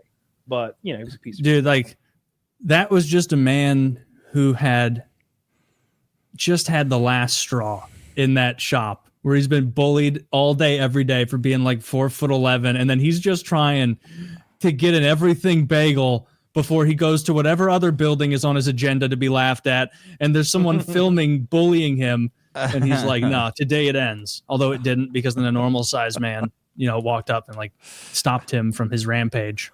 He got some random dude just beat him perhaps up. He died. Yeah, he was in a coma for a while.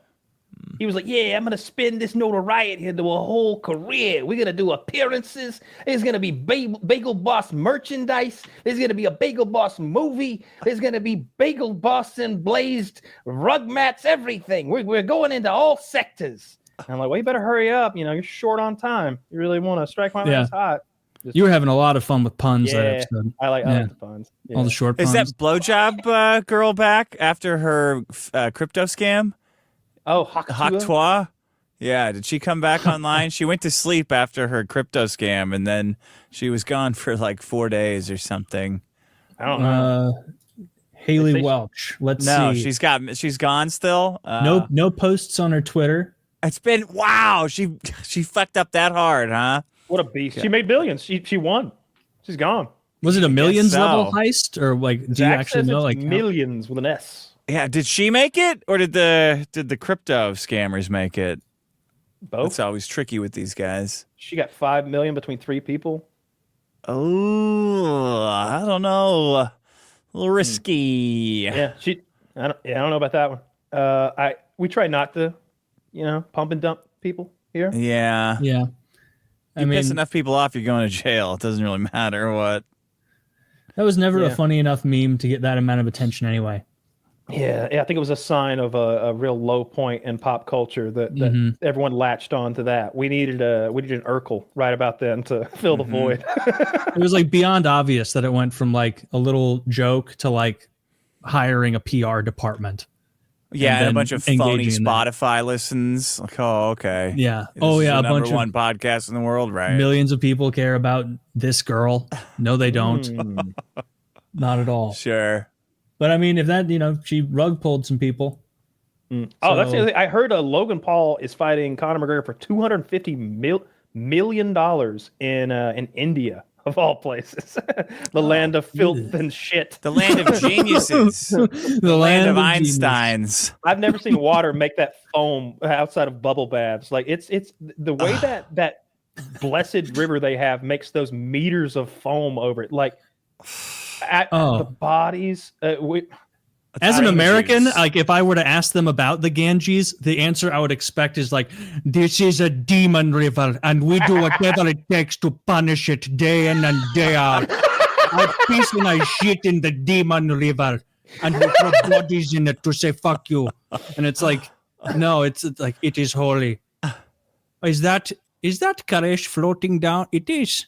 Great. Dude, every video I see of India is like, Zach, someone gets exploded on a train track and everyone is nonplussed. Yeah, they're wading through like toxic sludge. No. They drop their chips in a toxic pit and they got to climb in to get them out.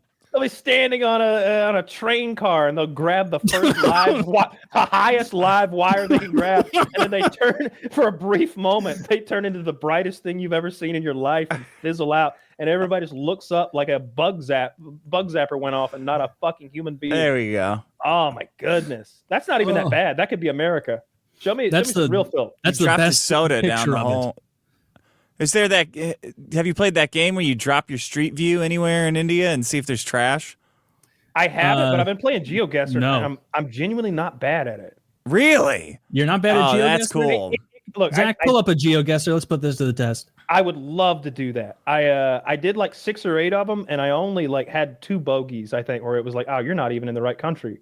I think I had a good time with it. I picked South Korea and Poland and really Australia. You got Poland. What clued you into Poland? I don't remember. Are you clicking and like moving around? Or yeah, I turned. I didn't know you could move around, so I've just been spinning in place, looking at road signs and the vehicles, and obviously looking for. I can kind of recognize some languages, like and know what they are. Obviously you can tell if it's in Asia. No, the first 3 guesses are free. Yeah, that's what I've been doing. GeoGuessr's free. You might have to make an account though. I don't know how it works. I've played it a couple times, and it is really difficult when you don't know all the requisite geographical knowledge of like what kind of plants are in Italy as opposed to Switzerland.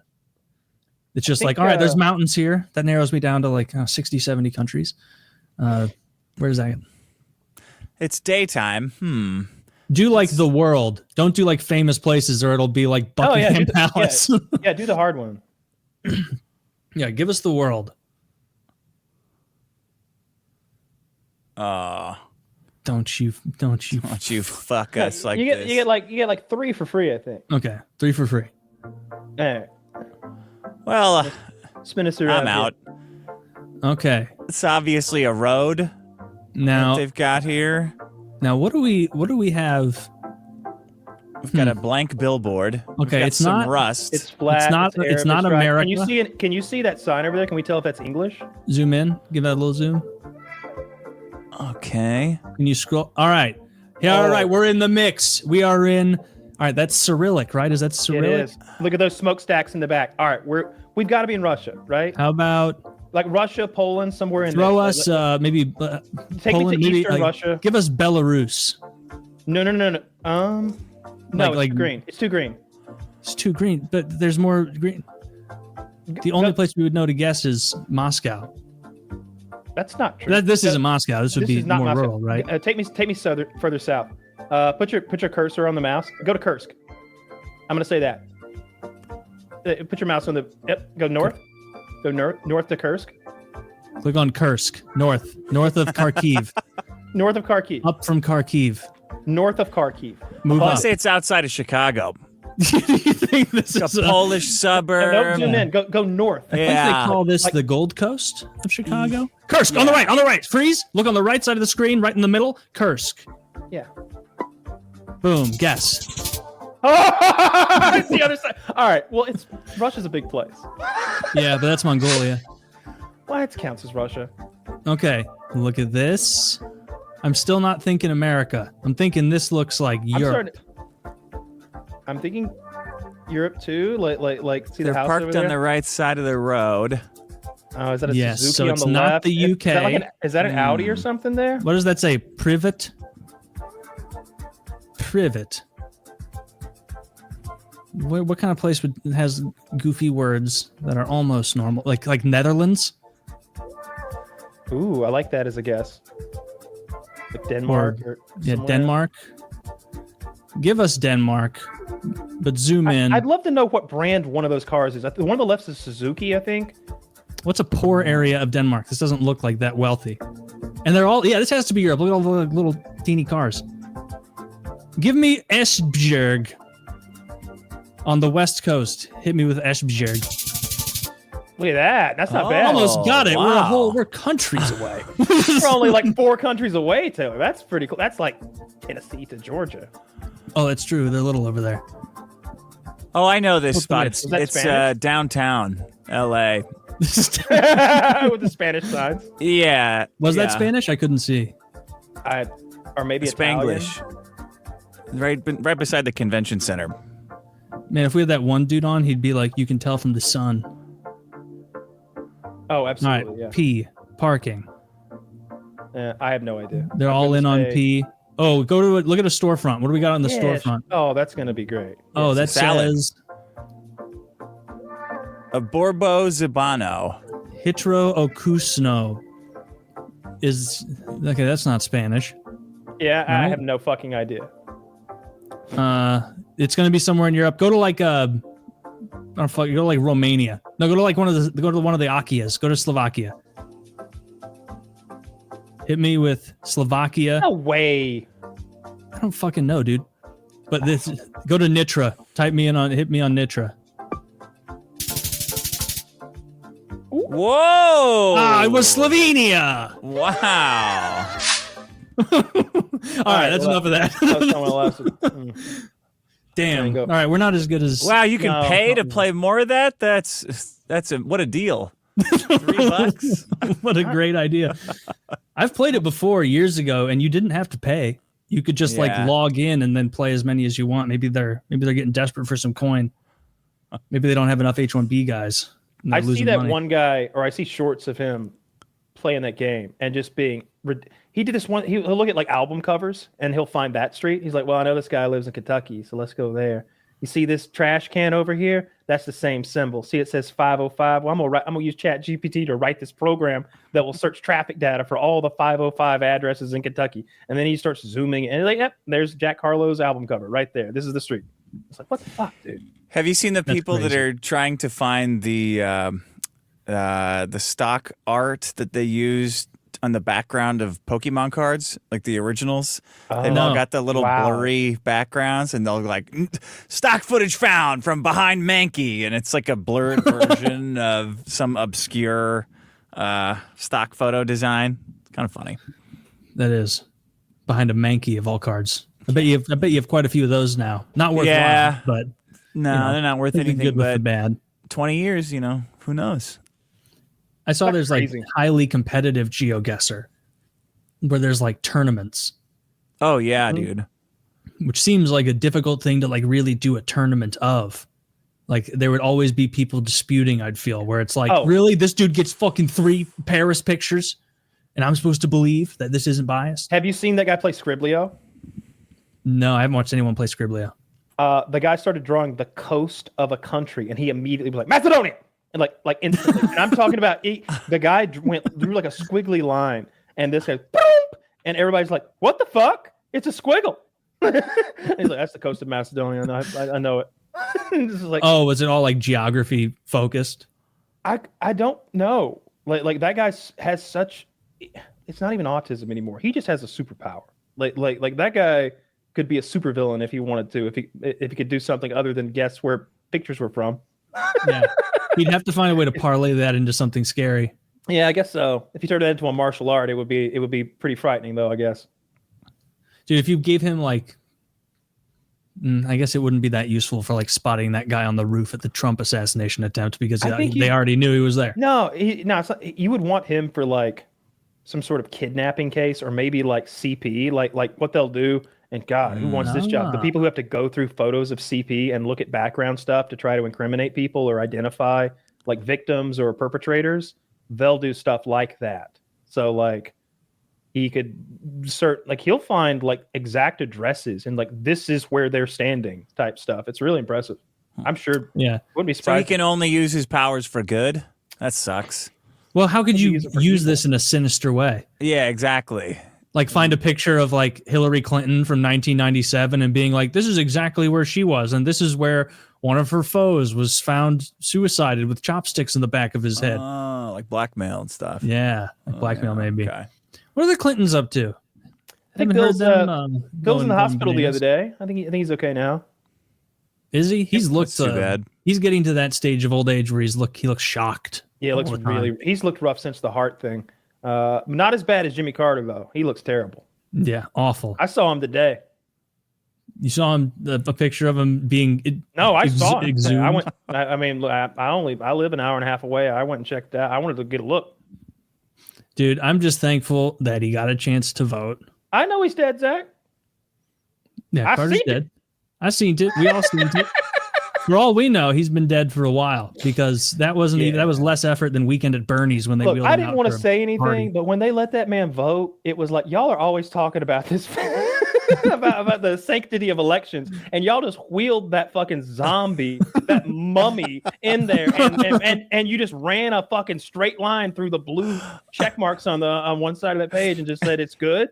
We're all just, you knew how Jimmy wanted to vote on Proposition 262R. Bullshit.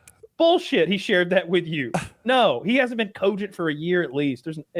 Look, I'm sure he was going to vote for Kamala, but I'm not legal. That's not being sure that old man was going to vote a certain way. It doesn't make it legal, right? There was video of him from like at this point, like 5 years ago on one of his like Habitat for Humanity projects. After he and fell. he's like hitting a nail the same way that orangutan does in the Attenborough documentary, where it's like the nail is like on its side and he's just barely with it, holding a child's hammer. That was look. He was a shitty president, but he was a great guy. Habitat for Humanity thing. He fell, and you've seen those pictures of him, and his face was all cut up, and he had stitches in his face, and he's out there like all broken down, like swinging that hammer. Man, what a good guy. Georgia resident, gave up his peanut farm so there wouldn't be any accusations of like maybe he's he can't be the president and own a peanut farm. We don't like because meanwhile Trump just keeps everything. Jimmy was a good guy at heart, but he was a terrible fucking president. The Iranians making him look like a punk. So I'm glad he's gone. Didn't he give the Panama Canal away? Don't know that bit of history, I'm afraid. I don't know much about the Panama Canal. He sold it for $1. Well, is that really what he did? Like just yeah. Well, that's a like terrible symbolic deal. Yeah, it's like a symbolic thing that they said, well, yeah, we bought it for $1. So Trump says like, no, that wasn't a real deal. That was Jimmy Carter fucking around. You guys don't own that. Here's your $1 back. Here's your $1 back. Here's two. No interest. Return. Jesus. Actually, this dollar was counterfeit. The FBI ran the dollar and that you paid, so it's void. The sale's not going through. You know, that's what you do if you want to lock a kid out of an inheritance and make sure there's, or anyone out of an inheritance, and you want to make sure there's no way for them to like take it a step further legally or through some arbitration, is you give them $1. It's like, because then they can't argue, oh, he forgot about me. They deleted the page that was about me. They just, this and that. No. Here's your page. $1, it says. Dude, I'm sorry. P.S. So much to do that. Also, 1 pound of spite, it says here. Would you like that now? Yeah. Yeah, I would. Your kid would have to be the biggest shithead on earth, or you would have to be the biggest shithead on earth to like be dying and purposely be like, and leave 60 cents to Stephen. Like, who would do that? Well, if you've got a kid that maybe stole a bunch of money from you before, and you want to make sure they don't. Yeah, might do it then. Maybe. Yeah, hypothetically. Is that the situation you're aware of? I know about it. That kind of scenario, yeah, where somebody got a little light with their fingers in daddy's bank account, and now they don't get nothing. Oh. Yeah, I know some people like that. Uh-huh. Oh, wow. Yeah, you're in. Yeah. I forgot about that. That's been so long. Yeah. Fuck around and find out. Very deep lore. Good time. Someone in the comments will be like, "Oh, episode 387, 2 hours and 16 minutes." Yeah, they know. Well, my parents. They know my all parents that. My parents got divorced, and my sister.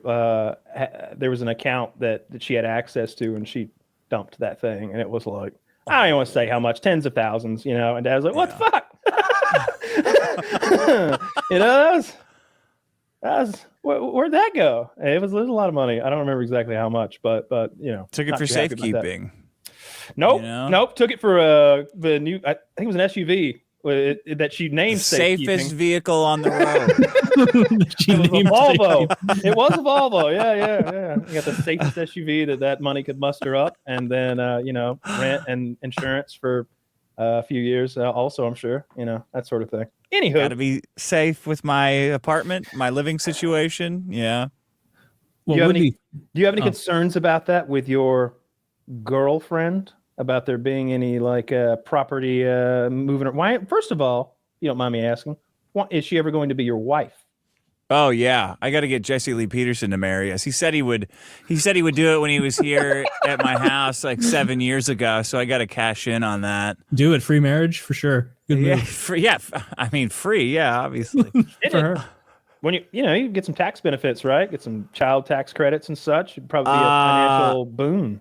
I should have voted for Kamala. Yeah, that was. Yeah, I think so. I mean, we're in California anyway, so I'm pretty sure living together for more than a couple weeks, she already gets half my stuff anyway. There's a kid involved, Nobody wants to be the kid that has to constantly explain, like, no, they've been living together forever. They just, my dad just really hates the government. I don't know what to tell you.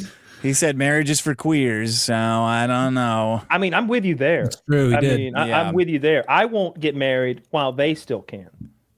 Yeah. While kids can get married. Oh, the perfect argument. Not getting married is gay. I tell the love of my life every night. I'm like, I can't wait until Trump makes it so that we can get married again. they take the rights away from all those. No, I don't think it's a good idea to have a legal marriage like and get the government involved. I'm with you. That's what I always say. Like, why is the Uncle Sam getting involved with this? Why is there? What the fuck? Did I buy a car? Did we just make a mortgage or something? No. I could see going through a ceremony. Yeah, like religious marriage. Yeah, because that's what a real marriage is anyway. If you don't have that, then the other thing doesn't matter anyway. And it doesn't necessarily have to be religious, but a ceremonial marriage where we mean the vows, right? Like I That's don't need to go gayer stand than to the gay intercede. marriage thing. What are you talking about? All that stuff. well, I'm talking man. about health insurance and tax benefits. Well, that's what I was recommending you go out and get. But then you're like, I'm in California. They'll give me what. It's up to you. I'm just saying, make her an honest woman. That'd be a nice little surprise. Maybe a little honeymoon wedding. I'm gonna get my mom on speakerphone. You guys can really talk it out. Is she really trying to? She mentioned I could send her on a honeymoon. That's a great idea. I'll say, honey, where do you want to go? Here's 2 tickets for you and the baby. Get the fuck out of here. I'm going to be playing with Pokemon cards for the next 10 days while you're in Bora Bora or wherever you want to go. It's a good call. That's a good idea, right? I mean, California does seem like one of those states where am I like making this up from TV? Is it like 7 years if you live together? Is that common law? Is that the real number? Yeah. 7. Yeah. So I'm sure you've been with her living together for more than 7 years. And so it's like, what would they still come at you as hard for that as if you were like, you went through the whole rigmarole ceremony and what do you signed mean up? they? Who would the government. Like, should be one person coming at me for common law marriage. Is that how it works? Divorce? Yeah, that's how that works. No, I know that lady works. wants your stuff. I know how divorce works. You know what? Like you got to get an attorney. You got to. No, I'm pretty sure common law marriage is. We don't have a common law marriage in California. Shit, I got to undo a bunch of my Christmas stuff. It was predicated on that. How old were you when you had your first divorce, Taylor? 31. See, Fish. Are you aware that he's had a divorce? Yes, and it's always shocking to me because when I met him, he had a divorce, and he was like 20 when I met him. Yeah, he's a Muslim, Eric, and I don't even ask because I bet it's a kooky story, but somehow or another he got married at like 18 or 19, and then he got a divorce. And I always think like, seems like you get that thing annulled or something. Is there like a divorce? Like, you get a do-over. Like, what does a 19-year-old have to divide and like? But 19-year-old got a divorce. It's so crazy to me. You got a divorce at 31, Taylor? Yeah. Oh yeah. I think that's coming back to me now. Yeah. Well, it's because I didn't listen to you two specifically. Yeah, man. Everyone in my life was like, "Nice, good job. You're growing up." And literally Kyle and Dick were the only people who were like, "What are you doing, dumbass? Don't do that. Don't do that." And then like as I was going through the divorce, I was like, they were right. They nailed it. Fool that I am. I've never heard a man say, "God, I wish I'd gotten married." Yeah, no. You know what I have heard though? The opposite. Wish I hadn't gotten married. You see so many dudes who are like trapped. It's like once you get to a certain age and there's no like eject button anymore without homelessness, right? You know, like or if you already have a kid together and it's like a whole new layer of complexity. Now you're going to have an alimony child support divorce if you situation. don't have kids is like it's an expensive breakup. But then it ends. Let me tell you how many. Guess how many. You do the over under on my my uncle's divorces. The cost of them? How many do you think he's had? What's the line? 4.5? Yes. 4.5. I'm gonna say, ooh, that's a good line. I'm gonna say over. I'll say. Really? You had 5 divorces? Let me just tell you this. From the time are any of them the same woman? No. Oh no. Okay. That's always wild when you it's hear like that. 5 different women and it's like 14 different kids. He paid child support until I remember when the child support ended because he was like, it's over. He came to see my dad and me. We were like over at his place and he's like, well, it's over. It's been 27 years of child support I've been paying now for the last 3 decades. Every dollar I've made, only 15 cents of it was really mine. And today I can happily say that at least 45% of every dollar I make is mine now. Oh my God. And it was just like, what a nightmare. Yeah, really. it was just decades of child support and decades of it, and he paid it because he's, what are you gonna do? He paid it, and he never had any. It was just awful, and nightmare scenarios like that always scared me away from. I just remember all those people I went to high school with, like they'd be 18, 19, 20, 21, and it's like they got a kid. I remember I was at the junkyard getting a Suburban to blow up on a video for National Geographic. And I met a guy I went to school with there. He was running the scales, talking about how he's got 2 kids and one of them bites the other girls at school. And I was like, whew, sounds fun, man. Well, catch you later. Oh, that's my camera crew. It was like, thank God that I didn't impregnate some person from this town when I was 20 years old and just say, this is it. This is it. We peaked right here. We peaked right here. Dude, I see those fucking cars. I see the conservatives plug in the mayor. Like you got to have kids. You got to have kids to like throngs of just horny 24-year-old half autistic, recently graduated young white men with their shirts tucked in like all the way to their socks. Like, man, why don't you just drop an atom bomb on these guys? Like, what are you telling them to do, man? Like, I'm at my age. I'm having a kid. I'm like, okay, well, it's a little. There are things I'm concerned about and things I'm not. But thinking about being 25 and jumping into this with like some fucking chick whose brain isn't even developed yet, like, oh man, what? This explains a lot actually of what's been going on with the human race for 100,000 years. Yeah. Good luck. Best of luck to you. Good luck to the kid. But no, I'm committed to the kid. Zach always interjects. We're committed to the kid, and so the marriage is and the family. Zach no, we'll get married. You'll get married? Yeah, I'm serious about Jesse Lee Peterson. Oh, what is he saying? You're seriously gonna Jesse Lee Peterson? Yeah, I'm cashing it in. Jesse Lee Peterson he didn't lie to me, did he? He's a man of God. So. Oh my God! There's no way JLP lied to me about marrying me. He looked me in the eye and said, "You need to marry this girl. I'll marry you." And at the time, I said, "Get the hell out of my house, Jesse Lee Peterson. Take your Coon of the Year award and get the hell out of my house." Oh, dude, that's the funniest like officiant of all time. Yeah, I know. Jesse Lee Peterson. He said, unless he's some kind of giver, that. Unless he's a reneger. I don't think he'd never go back. He'd never renege. I think he'll be overjoyed. What are you, Jesse?